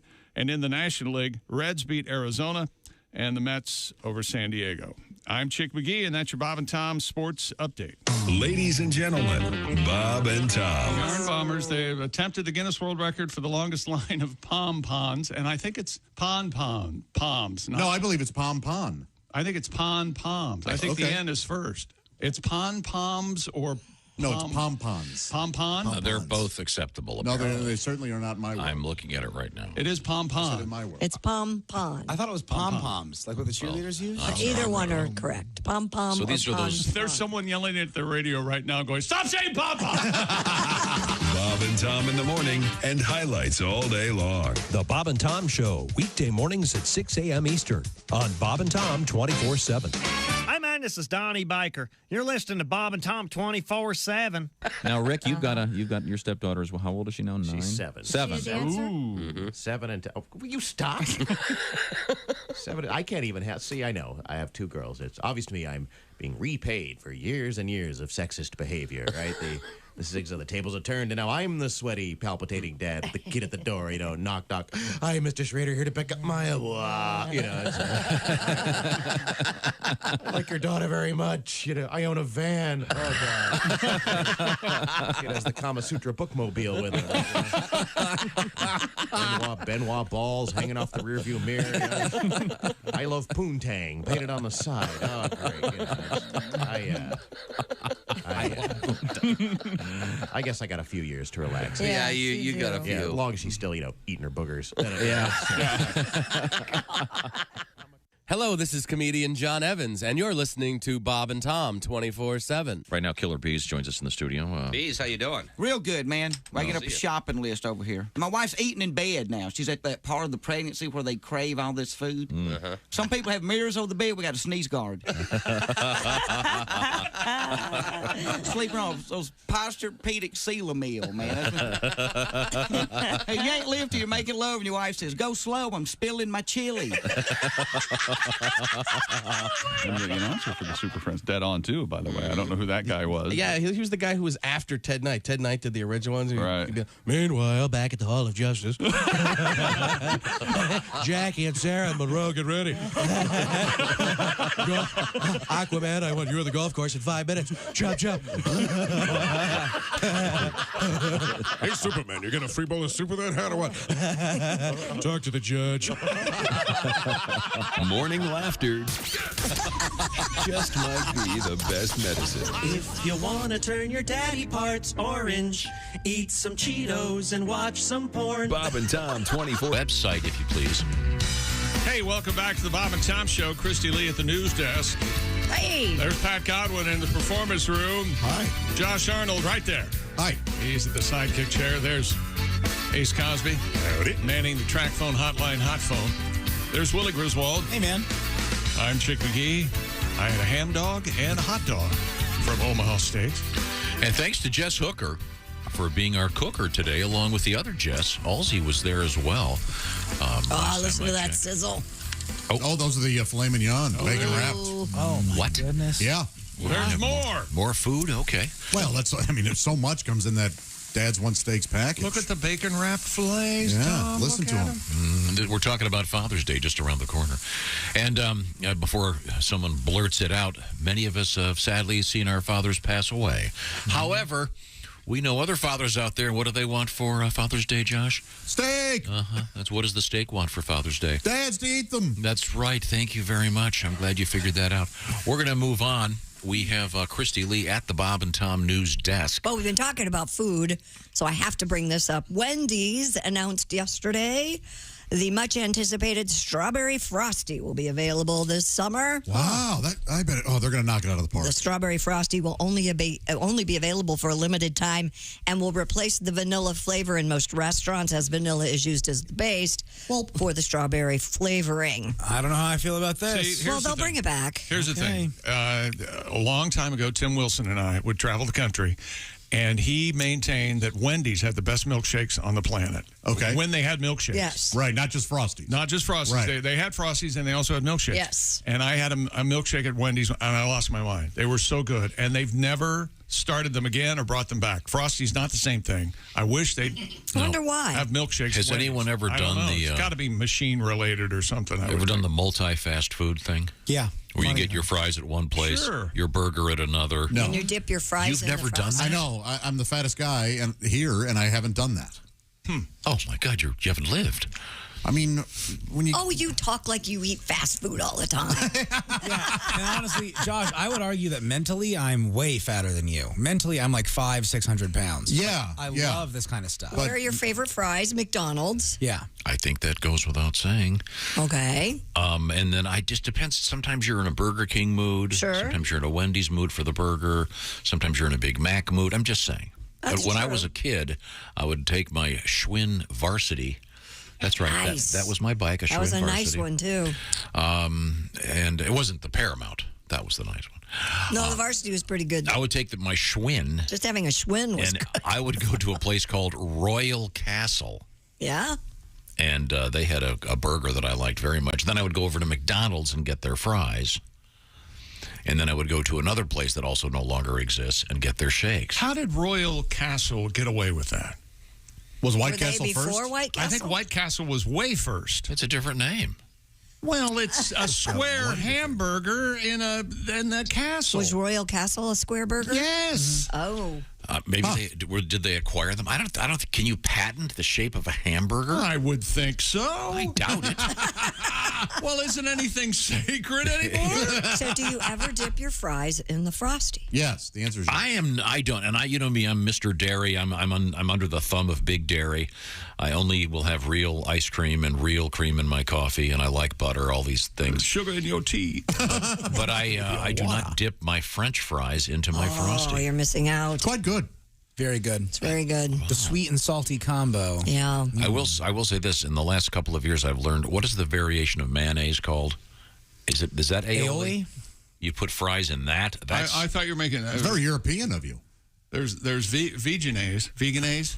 No, you're thinking aioli, but yes, there is. And then there's vaginaise, which is. There's nothing called vaginaise. No. What is vaginaise? Product. Nope. No, I forget what it is exactly. No, it's not a thing. Here's vaginaise in the woods. Oh, no, I think that's a lack of. Oh, boy. Hey, Taco Bell in the news today, and not for the Mexican pizza. Their new futuristic location will be opening in Minnesota. Dubbed Taco Bell Defy, the innovative two-story restaurant in Brooklyn Park has a 4-lane drive-through that delivers food with the help of a vertical lift system. Yes. 3 of those lanes. What is? I don't. That's a great idea. I've seen a picture of it. 4 lanes drive-through, great-looking building. Why do they call it Taco Bell Defy? Defying gravity? I don't know. 3 of those lanes dedicated to mobile or delivery orders. The 4th will function as a traditional drive-through. It's set to open today. It's the future of Taco Bell. Yeah. I think everything got a bidet in there. Really? Do you remember the first... Put out the fire, so to speak. I love Taco Bell. We all do. Do you remember the first drive-through? For me, it was Wendy's on Broad Street across from the Center of Science and Industry in Columbus, Ohio. No kidding. I think McDonald's was the first drive-through I went to. I think Wendy's was the very first. Really? I think. That's a good question. Dave was way ahead of his time. I think the first one I went through was a McDonald's. Well, the first one you went through could have been a McDonald's, sure, but I think Wendy's came up with it. Really? I thought, yeah. Chick, when you were growing up, did they have the drive-through like liquor stores in Ohio? Because I saw those. Those things are cool. Beverage dock, yeah. Oh my. Yeah, that's a great idea. And when you grow up with the guy, want me to give you some ice? When you get your license early in your senior year, like I did, and when you grow up with the guy working at the beverage dock, he will open the beers for you and pass them in through the window. So, wow, they give you the body bag. That's the way to go. Okay. There was a drive-through. I think it's still there. A convenience store near the neighborhood I grew up in, and you would pull up, and the poor cashier would turn around and open the window, and you'd go, "Can I get a medium Diet Pepsi and a pack of Juicy Fruit and a little small bag of Funyuns?" And the person would go, "Yeah." And they would you would see them walk and go get it in the store, and then come back and ring you out. It was the laziest. Wow. No, it's heaven, is what it is. Yeah. You're right, Chick. Apparently, Wendy's founder Dave Thomas in 1969 said he would open a drive-thru, and he did it in 1971. Wow. McDonald's didn't start until 1975. There you go. They're all pretty terrific. The drive-thru's But that's not the first one. The first one was actually an In-N-Out burger in 1948. Oh, whoa! I know about. In-N-Out burger is a fairy tale to me. I don't know why they're not open where we live, but they aren't. But we all know they exist, and it's very good, and you should order animal style. We all know that, but they're not Maybe here. you could do a movie. Was it the can? What's the one where they go across the country to get the Coors? Smokey and the Bandit. Smokey and the Bandit. Maybe you could do one to get to an In-N-Out burger. That might not be a bad idea. Remember, Harold and Kumar go to White Castle. That was the whole premise of that. They had to travel hours out of their way to get some. Go. We had a Jack in the Box around here for a little bit. Yeah, I'm surprised that didn't go well here. Jack in the Box? Yeah. I'm a big fan. I was a big fan, too, in California. Would you open up the box of fries and they'd come flying out or something? That's right. There were many incidents. That was the problem. Spring-loaded like those snakes in the can thing. And they've leaned into their we are late-night food. Yeah. Because commercials now you'll see like they're sort of smoky, like in a basement, and they'll be eating the food. They've really leaned into it. They know who their audience is. Yes, it's good work. Coming up in the news, Chris Steele, what have you got over there? Oh, wow. We have a bride-to-be's penis costume in trouble. We have the Robo-Boat Mayflower. Okay. Okay. And more sound coming from Tom's computer. Oh, you'll live. And watch out if you're sunbathing and boars are in the area. Boars? Hey, let me tell you. Wild boars? Yes. Not like a boar at a party. No. A wild boar. Huh? All right. And then I said to him, I'm going to vote for... This is the Bob and Tom Show. Do you know a dad who's a big Bob and Tom fan? Well, get him a Father's Day gift he'll open every day. A membership to Bob and Tom VIP. The link to get it is right at the top of our website, bobandtom.com.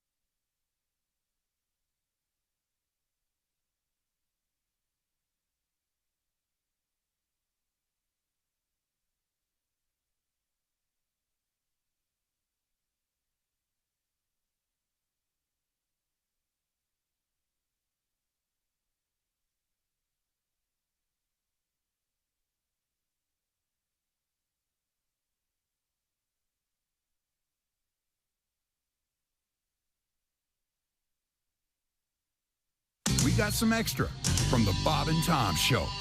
Comedian Greg Warren, former state champion wrestler. You're the son of a wrestling coach. Now, I assume your dad was also your wrestling coach. Is that correct? Yes, he was. He was a high school wrestling coach. So I wrestled, and my mom was into music, so I played the clarinet in the band, which they made fun of me, especially the guys on the wrestling team, especially my best friend, Huey Baker. He was a black guy. He's one of those guys that would just get a hold of something and never shut up. And look at Greg, man. Greg played a flute. It's a clarinet, Huey. It's a flute, Greg. You a flute man. Look at little flute man, Greg. Flute your flute, Greg. Little flute man, Greg. He'll be on the bus going to a match. He'll be real quiet, and all of a sudden you hear, hop, 2, 3, 4, what the hell we fighting for? Flute man. It's embarrassing when you're out there wrestling and you hear, hit him with your flute, Greg.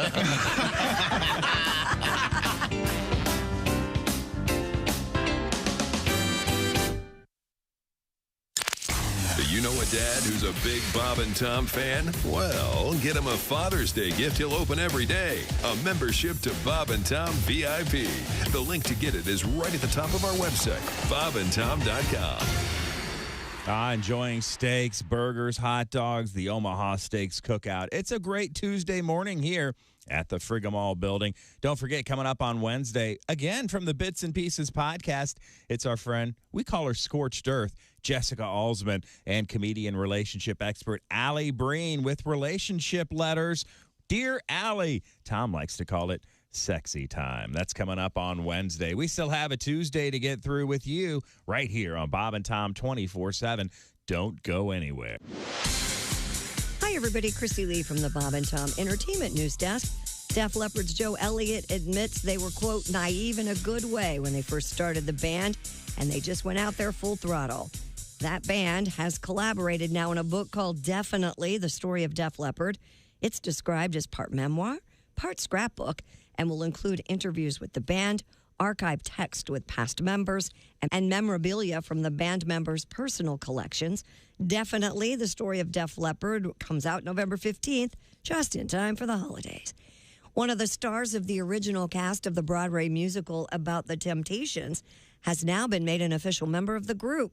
Joanna M. Jackson, who portrayed Melvin Franklin in both Ain't Too Proud to Beg and Motown the Musical, will now sing bass for the Temptations when they tour this summer. Otis Williams is the last original member of the group. And for people in the UK, being named the official pudding of the Queen's Platinum Jubilee is no laughing matter. The 31-year-old copyright who beat out 5,000 desserts in a UK-wide competition for the honor is thrilled to have had a part in the celebration, which ended this past weekend. Gemma Melvin's truffle features a 7-layer lemon Swiss roll and amaretti topped with whipped cream and crumbled cookies. Armed with this recipe, many a Jubilee celebrant featured it at their own Jubilee events. And that's your news. I'm Christy Lee. More of the Bob and Tom Show coming up. Ladies and gentlemen, Bob and Tom. Music teacher in Canada warded off a black bear with the help of his trombone. Yeah, but he could have gone out there and gone, "Rah, he," and it would have ran off. How do you know?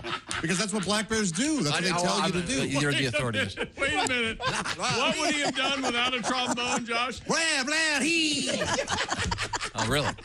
From now on, Josh, whenever you want something on the show to stop, you need to do your bear call, and we'll know that we're irritating you. And Bob and Tom in the morning and highlights all day long. The Bob and Tom Show, weekday mornings at 6 a.m. Eastern on Bob and Tom 24/7. Essential morning radio. All day and all night. Really? No, seriously. Really? Bob and Tom 24/7. 24/7. 24/7. Comedian Renee Hicks has joined us in the studio. Morning, Renee. Good morning. Quite the sportswoman, I can Oh, tell yes, from your yes. And we were conversation. talking about the WNBA. I just want to know, like, will there be, like, feminine hygiene commercials, like, sponsoring it? Because I think those things got to go. They're just too damn nasty. I mean, they got to stop. They got to stop talking about women's genitalia. I mean, and these women talking about douche. We don't do that, men. We don't go to the beach talking about douche. You don't? You know? No, we don't. And see, I never want to see a black woman do that. Mhm. Because you know they would have her just acting crazy, just walking along going, "Oh, girl, I ain't seen you in a... Damn, Shaniqua, is that you stinking like that, girl? Well, you need to douche your nasty ass. There's a whole family of seagulls following your nasty ass. Damn." So I don't ever want to see that. Hey, it's Roy Wood Jr. You're listening to Bob and Tom 24/7. Can I tell you something? My mother used to chew her toenails No way. in front of me. Oh, God. Oh, boy. Clothed or not? Clothed. Oh, thank God. that is a visual. Poor Bob has lost it over there. Or a little best of right here. Right here. That would be, Totally naked. I How did you even think of that? You would get, See anything you like, boy? I think you'd remember get that. free psychiatry for life. Free Prozac, whatever you There's a government want. program for that. We are going to fix you. How about it, boy? See anything you like? You can imagine the twisting that would be There's a involved. lot of people who can't even do that. Okay. She was very limber. Show's over. Bob and Tom, 24/7. Oh, yeah. Yeah. I bet that felt good. Hey, welcome back to the Woke Bob and me Tom up. Show. Christy Lee at the news desk waking up. Yeah. There's There's Pat smoke Conlon. coming out of her head. Better in my head than my... Never mind. Josh Arnold. There's Ace Cosby. There's Willie Griswold. Yo. I'm Chick McGee, and here's Tom. Christy, do you smoke after sex? You're supposed to say I've never looked. Thank you very much. Well, chicks, no, why? Because chicks can attack now. Because once again, if you mention any premise that's ever been mentioned in comedy, it's now off limits. That's right. A little fresh wouldn't hurt. Okay, I'm sorry. Dear idiots. Yes, that's us. Yeah. Jesus. That is definitely not a Bigfoot making that noise. Here it Oh, is. come on. Here it comes.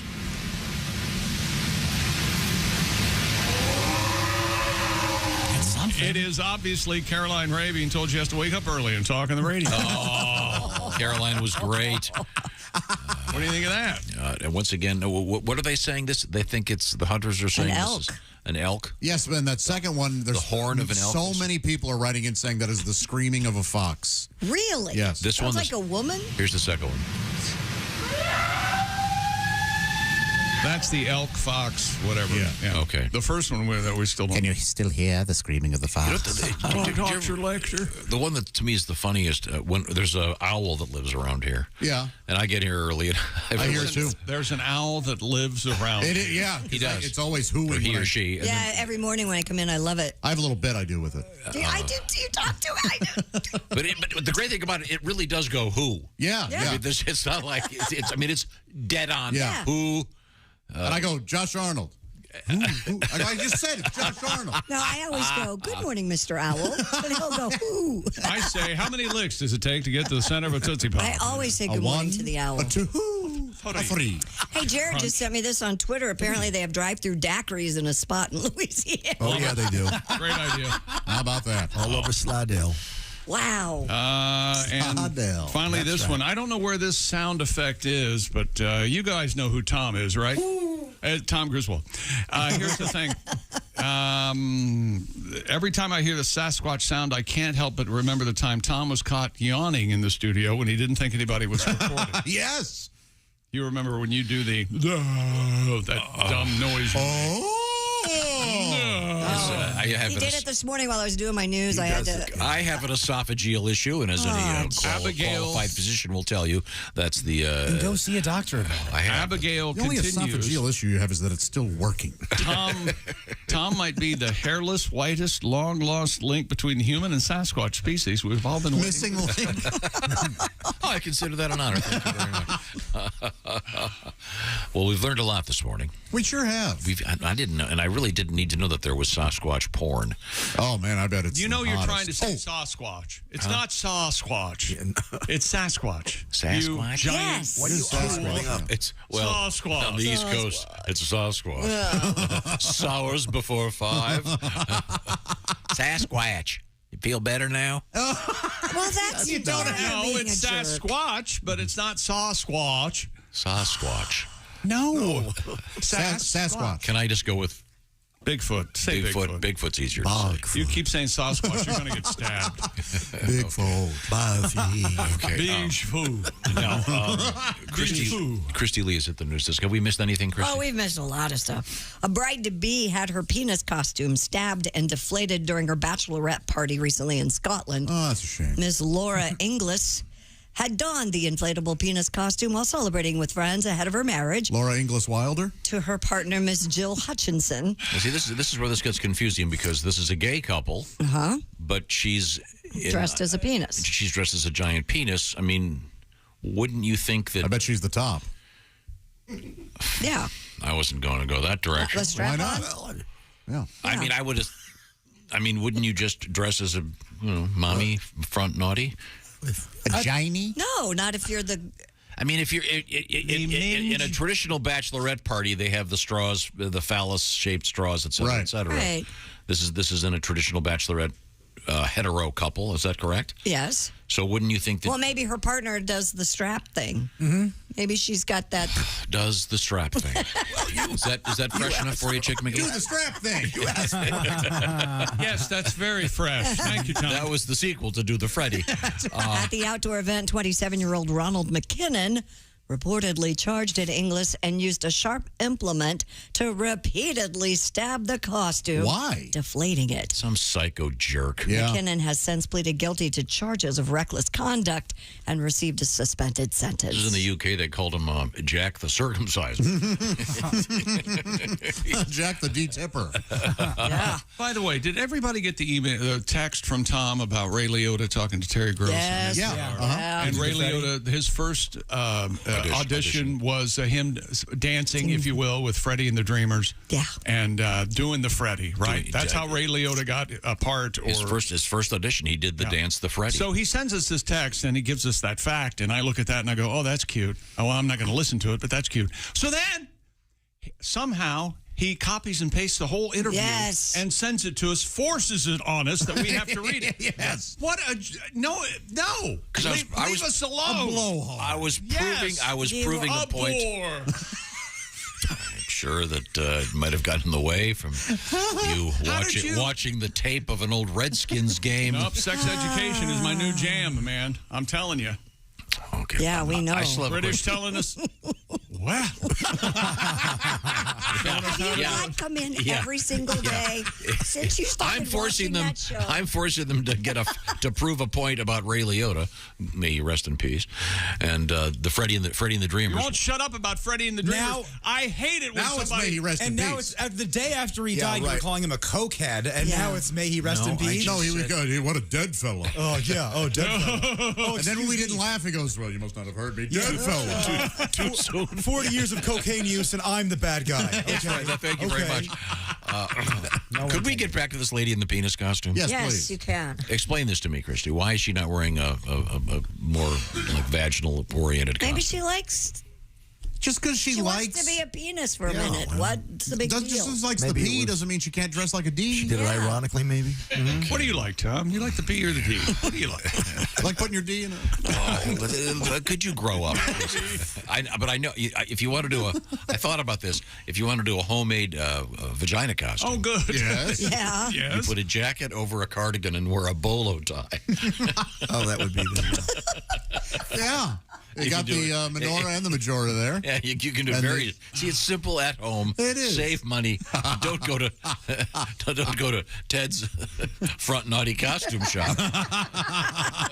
I'm sorry. What's the name of Ted's? Ted's Front Naughty Costume Shop. Yeah. It's over there in Keystone. More of a vulva. He only costume has to be 2 accurate, costumes to choose from, doesn't he? Oh, okay. We're coming back here pretty soon with what is this? We've been trying to figure out what Bigfoot howl was. Well, what's this?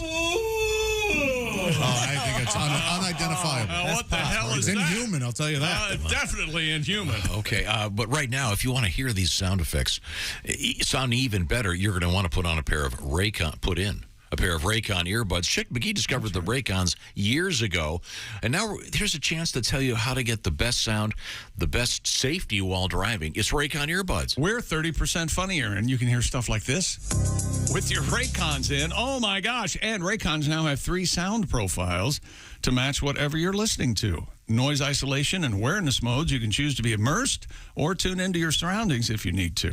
Listen while you travel or during a grueling workout.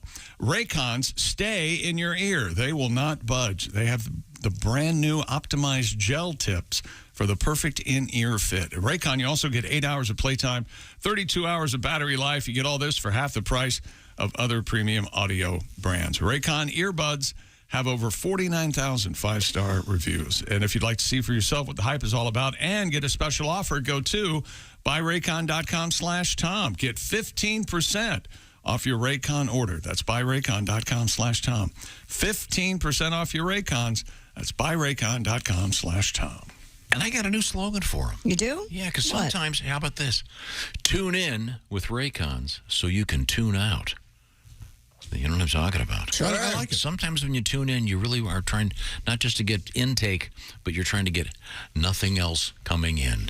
So you can tune out. So this is as handy as that Timothy Leary thing. Turn on, tune in, drop out. It's vastly different, certainly. It is. But once again, tune in so you can tune out. Oh, you're welcome. When we come back, we're going to hear what sound effects? Aren't we?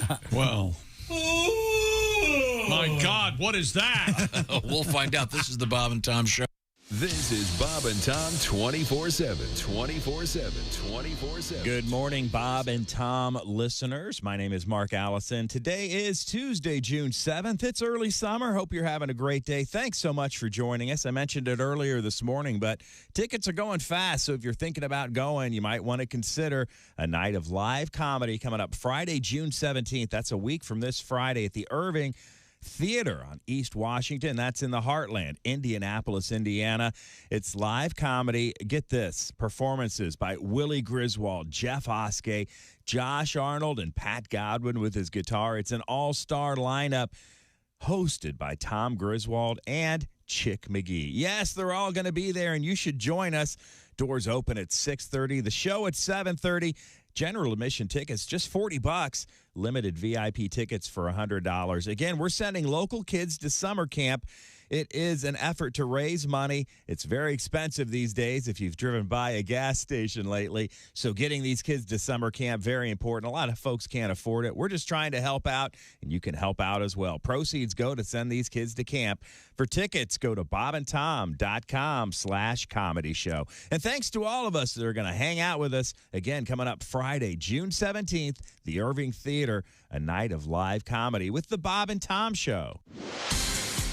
Good morning. I'm Mark Allison with things you may have missed on a Tuesday. British Prime Minister Boris Johnson meeting with his cabinet, trying to patch up his tattered authority after surviving a no-confidence vote that's left him severely weakened as a leader. Johnson vowed Tuesday to get on with the job and focus on, quote, what matters to the British people. After Conservative Party lawmakers voted 211 to 148 to support him as a leader, Johnson needed the backing of at least 180 of his fellow lawmakers in Monday's secret ballot to stay in power. He described his win as convincing, but the rebellion larger than some of his supporters had predicted. Meanwhile, a British journalist and an indigenous affairs expert remain missing in a remote part of Brazil's Amazon region, as authorities say they're expanding their search efforts. The area has been marked by violent conflicts between fishermen, poachers, and government agents. Dom Phillips has been a regular contributor to the British newspaper The Guardian. They were last seen 7 a.m. Sunday and were bound for a city an hour away, but did not show up. And that's a look at things you may have missed. More of the Bob and Tom Show coming up. Things you hear on the Bob and Tom Show. Got this new venture. It's called Say It to My Face. Oh. Swear to God. Cool. Hey, Josh, let's say someone talks smack about you on Facebook and Twitter. Sure. And the first thing you do is you'd call me, then I go to their house. And when they answer the door, I'll just yell, "Say it to my face." And then I'll jack them with a blood dart right to the larynx. And Christy, you and your ladies don't got to worry either, because I got you covered too. See, my friend Tasha and I are launching an all-female company called Oh, No, You Didn't. Swear to God. Well, it's hard to spell it on the radio, but in print, it's badass. It's all hymenated. Hymenated? Yep. So the next time some chick, calls another chick an obese whale when you post your porta potty selfie on Instagrams, just give me and Tasha a call. She'll go to that chick's house and slap the spit out of her while screaming, "Oh, no, you didn't."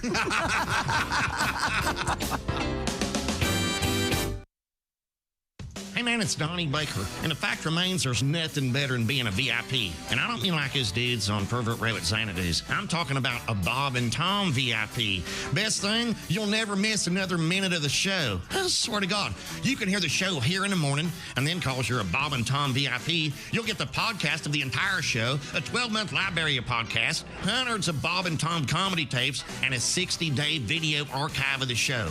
Bob and Tom VIP. You have to get it. It's state law. Bob and Tom. You can pick your morning radio show, and you can pick your nose, but you can't wipe Bob and Tom on the couch. Life's too short to hang out with a bunch of ass bags. That's the one. I love that song. And we're way too young to waste precious time with dickweed. And you'll know one when you see one, 'cause he'll look a lot like me. Life's too short. Dun, dun, dun. Life's just way too blank and short. Life's too short to hang out with a bunch of ass bags. Let's say we didn't warn you. There's laughter ahead. You guys want to grab lunch? We can't go anymore. Holy That's cow. a good day's work, everybody. This is Bob and Tom 24/7. And the airlines, they tell you all this psychological stuff to make you feel safe. Like every time you get on the plane, they talk about the flotation seat. And they explain it to you. Like if you go down, if you crash in the ocean, then the seat will float. 2 planes out of 100 go overseas. 98 out of 100 stay right here. So if you want to make me happy, you show me a seat that's going to bounce out of a cornfield. That's what I like. This one, they got everything just confused like that. James Gregory is our guest. He's not a flyer, apparently. Hi, everybody. This is Mark Sweeney. And Hey, welcome back to the Bob and Tom Show. Christy Lee at the news desk. There's Pat Godwin. Hey, in the performance room. Hi, Chick. There's Josh Arnold in the sidekick chair. Chicky. There's Ace Cosby manning the track phone hotline hot phone. There's Willie Griswold. Yo. I'm Chick McGee, and here's Tom with the letter. This is good. Okay. All right. This is good. Now, we've had a couple interesting news stories today. One of them was about Wendy's. And want to tell us about Wendy's and what they're doing, Christy Lee? Yeah, they're going to have a strawberry frosty for a limited time this summer. Look forward to trying it. It's been rumored for years, and people have been screaming for one. So this is interesting because a lot of these fast food places are doing this sort of seasonal thing. It's great, smart of them. Bringing something in, taking it away, then bringing it back. We were also talking about the new Taco Bell is going to have a 2-story Taco Bell with a quadra drive-through. Oh, you must be talking about Taco Bell Defy. That's right. Now but then we got talking about Have you ever done one of those things where you go to one place for your fries, one place for your whatever? You know? And shockingly, I know some won't believe it, I've not done that. Yeah, When I go to a restaurant, I stick there. I used to ride my bike down to Mayfield Boulevard, and they had a A&W root beer. Indeed, yes. Oh, the root beer, beer, So I would get the root beer, then I would go to McDonald's for the fries. Then Charming refreshment for Royal the Castle. Sarsarilla's filthy cousin. Root beer. Got this from Richard, stationed at Fort Hood, Texas. My friends and I used to do what we would call the perfect fast food lunch. Okay. All right. Each of us would go to a different fast food restaurant and buy one item. In other words, this is exactly what I'm talking about, but this is a great way to do it. So then you would reconvene back where you work. For example, in this case, they would get a burger at Jack in the Box, as he says here, the sourdough burger. They'd go to McDonald's for their fries, a shake from Wendy's, and for dessert, Taco Bell cinnamon twists. Yeah, sure. Yeah. Great. This is a pretty cool idea. You could even incorporate a pizza joint into this. Yeah, but your lunch break is over by the time you get to eat. Yeah, it's a lot of drive. You know what I mean? That's right. Jack, I can't. And burgers are more expensive than fries. Oh, yeah. Well, I'm sure they rotate. I'm sure the fry guy doesn't get the fries all the time. Uncle Not poo-pooing it. We finally get a letter from someone who's read a book. I'm just saying. This intellectual, this man who understands the meaning of life in the world, and you're going, well, I can't wait 20 minutes to eat my I think lunch. it's important for the listeners to know that when we're here, because we're here until 5 o'clock, and Tom only gives us a 15-minute lunch break. That's true. You guys get 15? Oh. What do you get? 12. Oh. You'll get to the 15 soon. That sounds Did you know? right. You know the central clock in the world that determines time. You know what I'm talking about? Yeah, Greenwich sure. Mean Time? The world Greenwich clock. Mean- Do you know how that's determined? No, how? They position a guy at the end of the driveway, and at 10:01, Chick McGee's car goes by. That's how they know what time it is. You know, I stay here, but I hate it. So why? You foster such a fun work environment around here. Yeah. People just can't wait. And speaking of that, Wait, you're poo-pooing this genius idea. We all get together. We assign each other whatever. We could have a fast food buffet. Okay. This workplace is so toxic. I'm surprised we don't have to take showers on the way out like you do when you've been working with radioactivity. Well, and we're not going to have to get wine because we're getting all the whining right now. Here we go. I love my job, Mr. Griswold. Well, Thank you Dad, for I have a having great me. idea. At All least right? you're sensitive to our needs. We'll do your idea. Chick, you can get rice from a place in town. I'll get some fries. Josh, you get the milkshakes. Christy, you get wings. And then, Ace, I'm sorry, Dad, you're going to drive. Can you drive all the way to Buffalo, New York, get some chicken wings, and then we'll have a great lunch without you. Rice? I couldn't think of the food that I needed. I just wanted him to not be in town. You know the sad part is, you see, why are you so held up with the damn rice? I couldn't get past rice. If Kelly and I did this with Christy, it would be okay. You go for the organic. I'll get the sushi. aioli. You go for the sushi. You and Kelly did it. You didn't forget to invite me. We invited you Sunday. You didn't come over. Oh, I had a poke bowl the other day, Tom. You would have loved it. Oh, my goodness. A poke bowl? Have you ever had one? Yes, I have. Hey, this one was great. Had seaweed salad in it. Do you say pokey or poke? Sounds delicious. I say pokey, but I'm sure it's a poke. Okay. Nobody's ever said, can I have more seaweed salad, please? Is it poke or pokey? Actually, I think it's pokey or poke. It actually is pretty good. Okay. You've never had seaweed salad? Yes, I have. He's making a joke. You've had salad. I feel bad for you, Josh. See, I don't know why. Why would I want to get out of here? Pizza is solid. Burgers are solid. Hamburgers. Anyway. Pasta salad. Actually, I have it. There was a restaurant that served cheeseburger salad. It was amazing. Cheeseburger salad? Lettuce, tomato, pickles, and chunks of hamburger and cheese, and then honey mustard dressing. You know what I had last night? Restaurant closed. Yes. I had a deep fried mac and cheese. Oh yeah. Mm-hmm. Oh, they were very good. Very good. I highly recommended it. It was at the Cheesecake Factory. Oh. My little girl had that as part of our have healthy eating.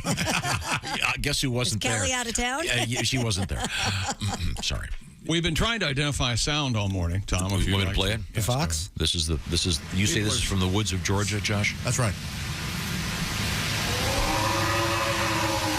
can't be anything but a Sasquatch. They have elk in Georgia? And then we had, that's why it's a Sasquatch. We had our we had our own sound we had to identify.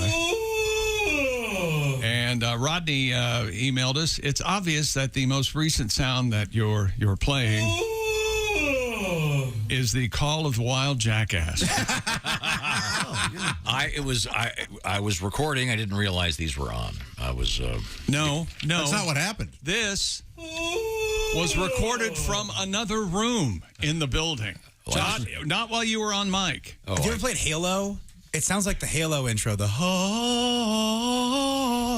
yeah, no. Yeah, it sounds just like it. My goodness. So you guys are not going to do the fast food thing with me? We can all do it one day. I can do it. Yeah, what do you want me to bring? I will absolutely do it with you because I know it will never happen. Right. Okay. I'll bring yellow napkins and you'll know they're from Wendy's. So we'll get off the air. We'll go to our fast food favorites, and then we'll come back and have lunch together. There you go. I'll do the KFC mashed potatoes. Oh. If it's one of those areas where there's all the various places, it could work. We'd have to time it out, Ace. I know you're very concerned that it wouldn't. Yeah, your fries wouldn't be hot. That'd be. Yeah, how much you kicking in on this lunch there, Diamond Jim Cosby? How much is that going to be? I, too, will bring napkins. Oh, I see. He has a coupon for something. He'll get the fortune cookie. For here. Okay, I'm sorry. Christy Lee's at the news. We haven't.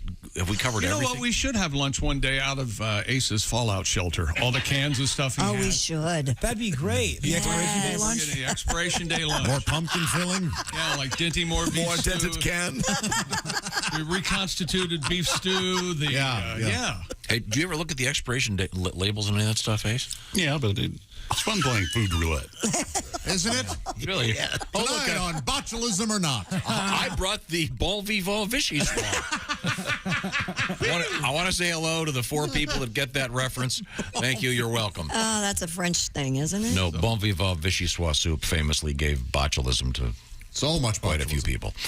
Yeah, in France, right? No. It was here in the States? Here in the U.S. of A. Yeah, a bunch of people died. It was great. Did you ever watch that show? It was great. No, I'm kidding. My daughter sucked me into this show. Do you ever see, is it Cake? Have you watched this? Yes. We've talked about it.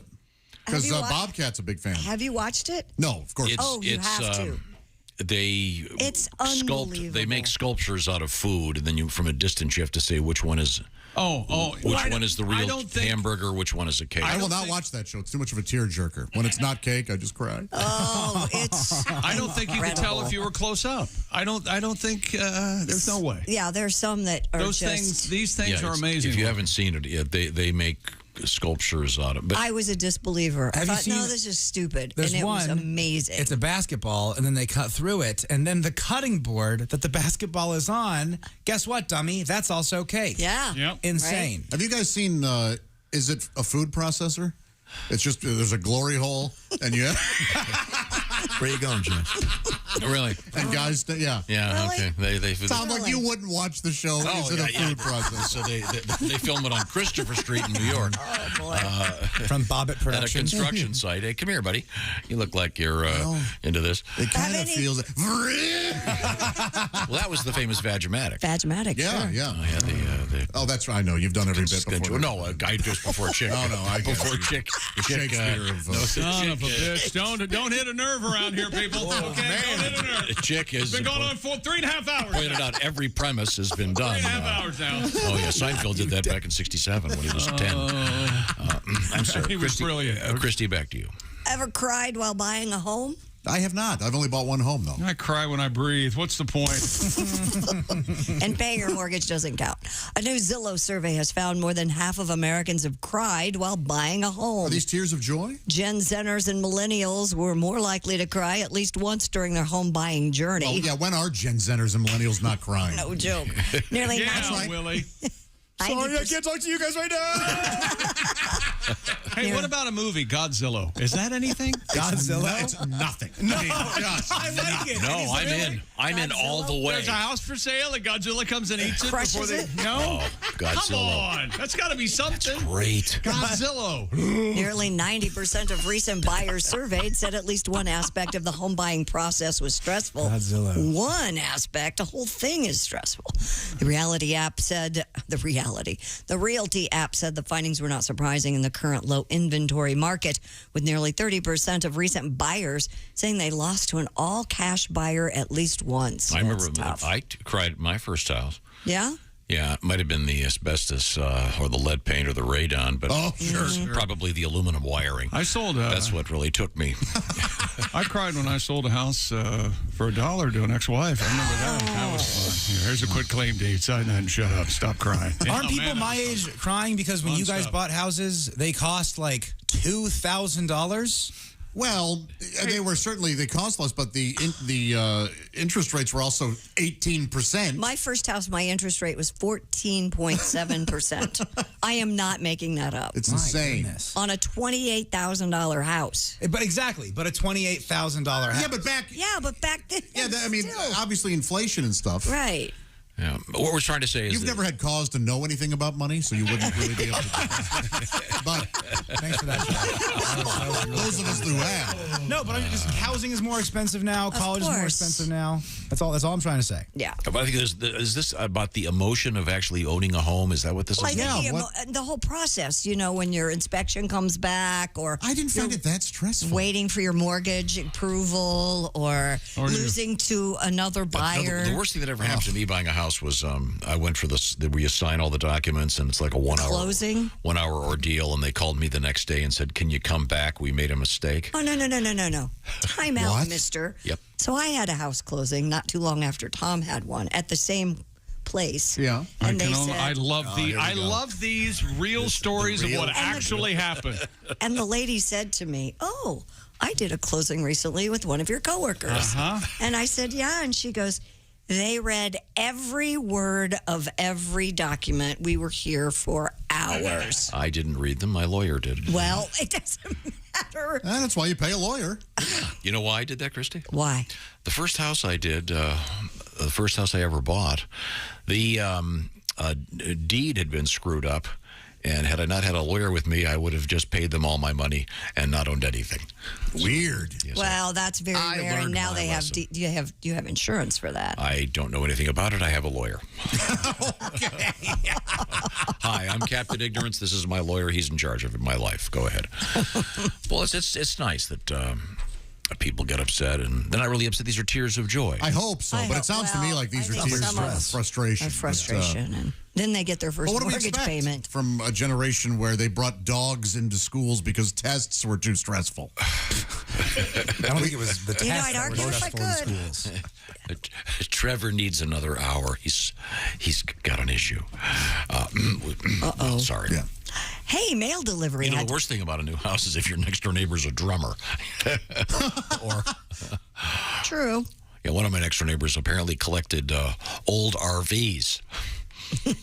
Because he had 5 of them at his property. Wow. Yeah. Was he working on them? No, he was just he was watching them rot? Yes, he was, what's the word I'm looking for? An OCD, just collected all kinds of junk. And don't you marvel at some of those places when you drive by and go, where did you get all this stuff? What are you keeping it for? Yeah, and it's just sitting in your yard. I never got that. It's cool. I like a guy that's got a couple dryers out there. Are you talking about my gnome collection? That's what you're doing, aren't you? Oh, that'd be fine. Gnomes? Gnomes, but when you've got, like I said, 5 aging RVs on less than an acre. Or like Willie said, a couple dryers and a refrigerator and a RV, dryer, get a fridge out there. Got some dryer lines that you never use. And just I have a fridge in my backyard. Like it's kind of wooded or whatever. Mm-hmm. I just keep it back there for the kids to play in. Oh, do you? Yeah, they love it. They love it. Better in a pond. About 6 feet under. Okay. Mail delivery had to be temporarily suspended in a town in far northern Maine due to potholes. Yeah, oh yeah. WGME TV. Gimme. That's us. GME, give me the news. Give me that news. Give me that news. Chick, you can go ahead and go. I think I might. I'm gonna dismiss you early. Reports officials with the Postal Service told Dyer Brook officials last week that mail carriers were suspending deliveries due to unsafe roads. According to the station, the U.S. Postal Service said the road is so bad the grill of a bus recently fell off. Man. That's bad. Well, I bet they should put the paychecks of the city leaders in the mail. Then they'll fix them. They'll want to get paid.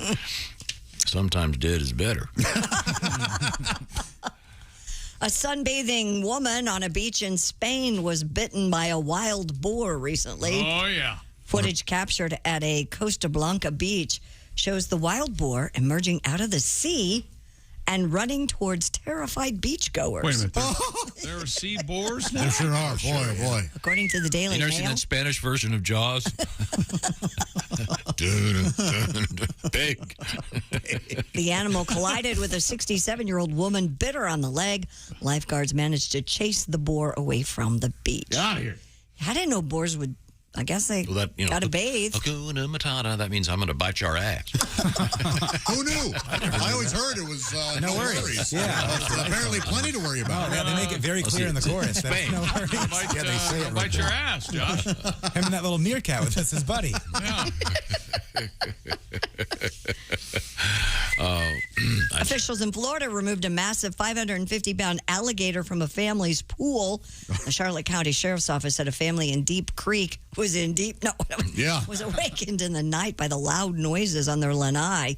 When they checked to see the source of the commotion, they found a nearly 11-foot-long, 550-pound gator floating around in their pool. Well, what is it? It's mostly. If you pretend you're a raft, they'll jump on you. Authorities said the reptile tore through the screen to get to the nice, cool water. Sheriff's Office encouraged residents in Florida to check all their pools before diving in. I think you would notice it. This thing's huge.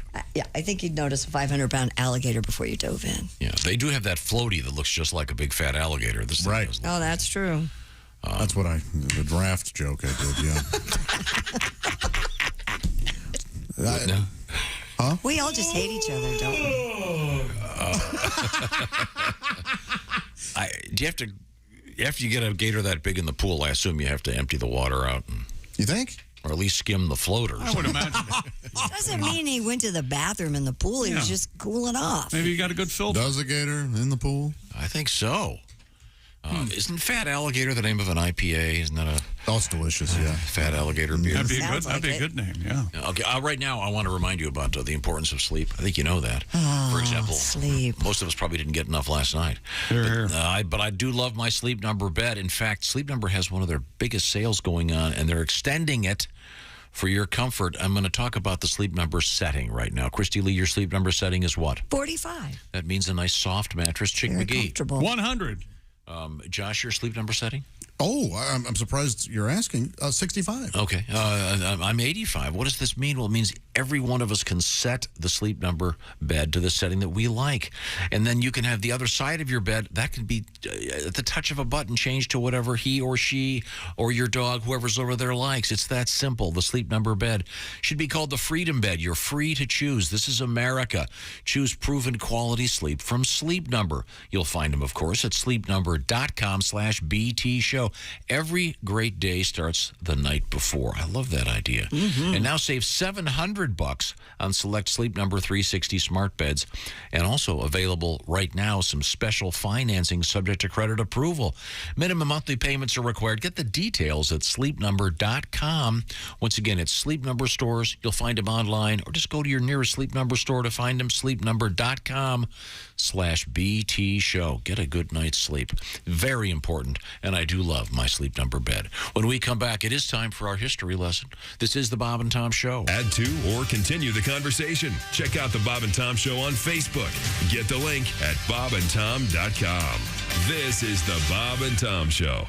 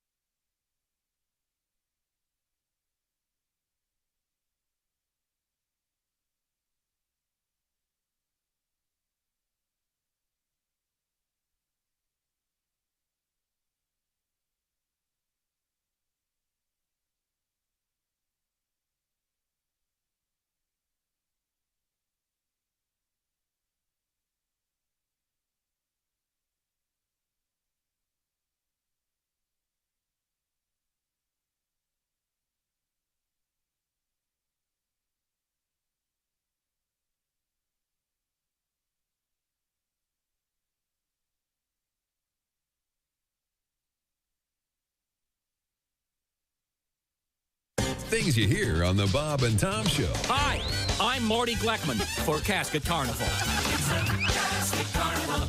You won't lose your shirt. It's a Casket Carnival. When we shovel on the dirt, we'll make sure you really save before we stick you in the grave. We won't steal from you. Casket Carnival. We've got lots of games and prizes, and since many of our coffins are scratch and dent or gently used models, we pass the savings on to you at Casket Carnival. And don't forget to say hello to our lovable mascot, Embalmo the Clown. Hey, yeah, there. Thanks for coming to the Casket Carnival. You're really gonna dig our prices there. Don't forget to ask about our layaway plan, huh? Hey, geez, what's wrong with these people? I'm dying up here, huh? At the cremation station, we want to earn your business. You know, sometimes I wish I were dead. You're listening to Bob and Tom 24/7. You're so weird. You have no idea. Essential Morning Radio. This is Bob and Tom 24/7. 24/7. 24/7. Hey, don't forget about the Bob and Tom Show app. You probably already have it on your phone, but you might want to remind people who don't that they can get it for free in the iTunes and Google Play Store and listen to us right here on Bob and Tom 24/7. That's what I would recommend. You can even set an alarm that'll wake you up with the show. Imagine that. Josh Arnold, the first voice you hear when you wake up in the morning and you're all sleepy. And there's Josh making you laugh. It's a lot of fun. It's the Bob and Tom Show app. Speaking of making you laugh, we learn a lot on the Bob and Tom Show today. You're going to learn more when we come back with history. Tom Griswold is your teacher, and the things we learned on the show today with Chick McGee all on the way. Don't go anywhere. We're not done with you yet. You're listening to Bob and Tom 24/7. Hi, everybody. Christy Lee from the Bob and Tom News Desk. Army General Mark Milley, chairman of the Joint Chiefs of Staff, says the United States and allied countries will keep providing significant support to Ukraine out of respect for the legacy of the D-Day soldiers. In an interview Monday, Milley said Russia's war on Ukraine undermines the rules established by allied countries to guarantee peace after the end of World War II. He spoke in Normandy on the 78th anniversary of the D-Day invasion, which led to the end of World War II. Dozens of veterans, now all in their 90s, from the U.S., Britain, Canada, and elsewhere, were taking part in poignant D-Day ceremonies. Elon Musk is threatening to bolt again from his plans to take over Twitter. The Tesla SpaceX CEO has filed a letter of complaint to the social media company, saying Twitter has refused to provide information about spam, bot, and fake accounts. The letter, also disclosed in a filing with the U.S. Securities and Exchange Commission, claims Musk has been asking for this information since May 9th. Twitter estimates that fewer than 5% of its accounts are spam. Musk, without proof, claims that number is as high as 20%. And look out, Apple users, it's iOS 16. Yes, it's the latest operating system, and it was debuted at the annual developers conference yesterday. Apple spent time talking up the new features in the software packages that run iPhone, iPad, Apple Watch, and Mac computers. One big change you'll see is how the items on your home screen are displayed. The new iOS will also feature a reboot of the device's lock screen. Still, another feature would make it possible for those of you sending texts to edit or delete them. This new software will be released free as a download this fall. And that's your news. I'm Christy Lee. More of the Bob and Tom Show on the way. Hey, Shooter, it's Kenny Tarmac. Hey, we just landed. I'm an ORD, just got in from TPA through ATL. And hey, guess what else just landed? The Bob and Tom app. I know. Now, thanks to the Bob and Tom app, even if I have to go all the way from Foxtrot 20 down to Alpha 4, I can still listen live, see their videos, find an affiliate station, use the alarm, and even send a message. This is Kenny Tarmac signing off and reminding you, everything I touch turns to sold. Good morning, sunshine. Bob and Tom 24/7. 24/7. 24/7. 24/7. Morning, Bob and Tom Show. Yes, if I could just have a few minutes of your time, I'd like to speak with you today about the joys of water sports.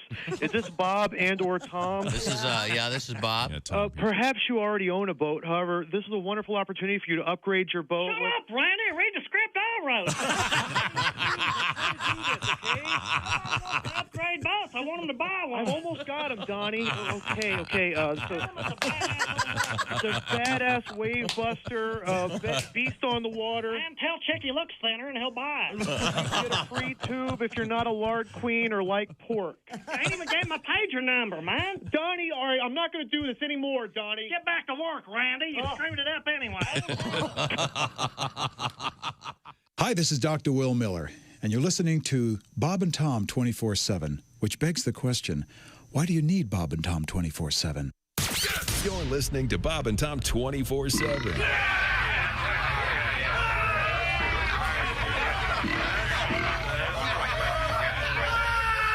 Essential Morning Radio. This is Bob and Tom 24/7. 24/7. 24/7.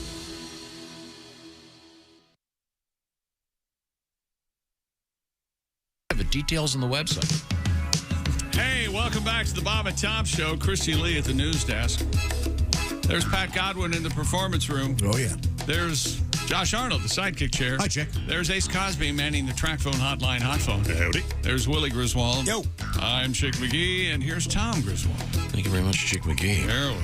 Now, we were talking about this great idea that one of our listeners had, where everybody, we get together, we assign everybody a specific type of fast food. Mm-hmm. So someone gets the French fries at McDonald's. In other words, you divvy it up as to which type of food you want to get. We go to different places. I think it's a great idea. Then we reconvene and have lunch together. Yeah, so you can have your favorite kind of fast food burger over here. I got this, Dear Bob and Tom Show. I do the same thing for Chinese takeout. I go to one place for my pot stickers, another for my fried rice spring rolls, and a third for my crab rangoon. Wow. Apparently a very sensitive taste. Doesn't all... Never mind. So during the break, Tom gave us... wait a minute. Go ahead. Tom gave us a quick assignment. How many cars have you owned? He said to write them down. I have 19, and I think I may have missed a couple. 19? Yes. Josh, you've got, what, 6? 6, yeah, and only 4 of them have... The first 2 cars were hand-me-downs, and then the last 4 are cars. This doesn't even include the ones I've purchased. These are just the cars I owned. Like, I didn't count my kids' cars. Sure. Right. Yeah. And you're up to what? 19. Oh, wow. And I think I might have missed one. You're beating us all. That's weird. How many did you have? Longest, I didn't do this. I just gave you the assignment. The longest was the Honda Pilot, but we kept the first Honda Pilot, and we kept it.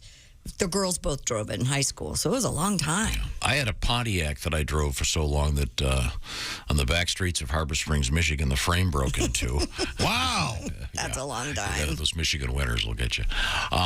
It is time for Today in History. Time now for Today in History. Here's Tom. I did some research on this one because I saw it the other day and I wanted to know more. In 1924, George Mallory disappeared.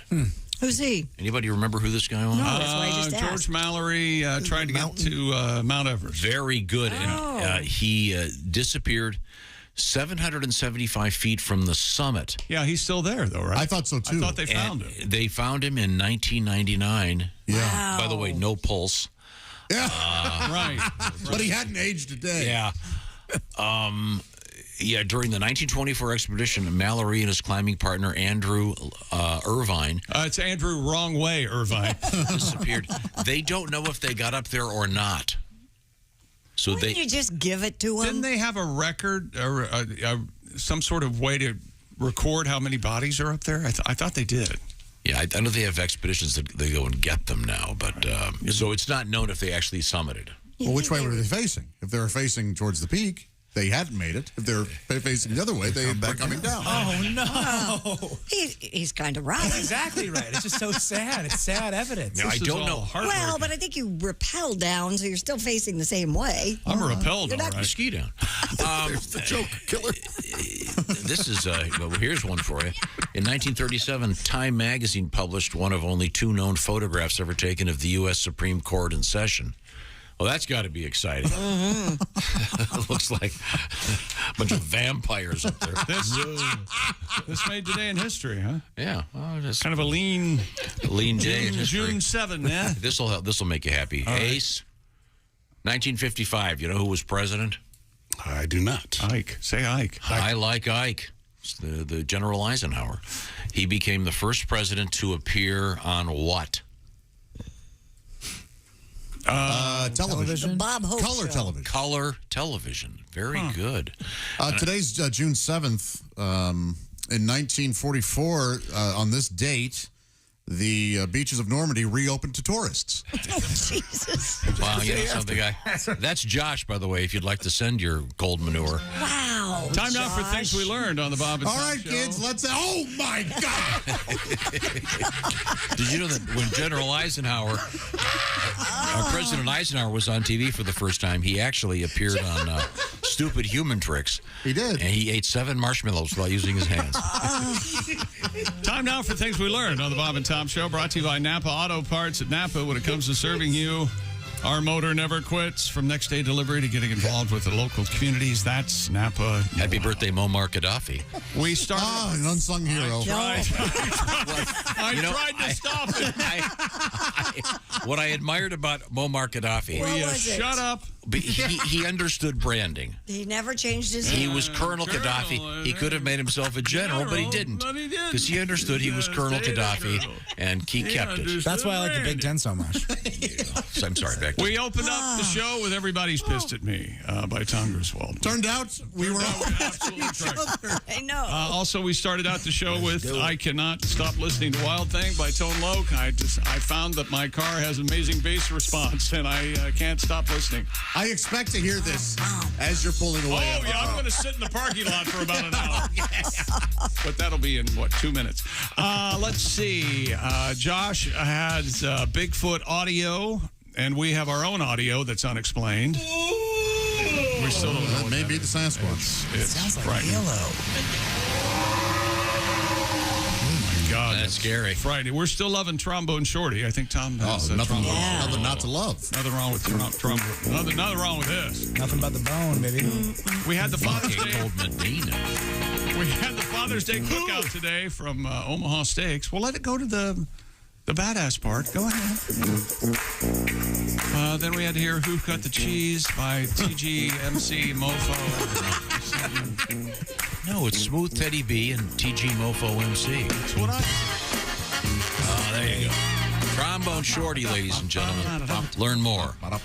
That's good stuff. If you have to break bad news to a significant other or your family or any important event you're celebrating, use this sound effect.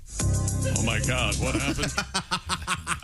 Let's see. Tom takes photos of deer at the end of his driveway because he's clearly out of his mind. And there's also Bigfoot erotica that we're going to talk about more tomorrow. It's going to be exciting. That's very, very creepy. That's exactly right.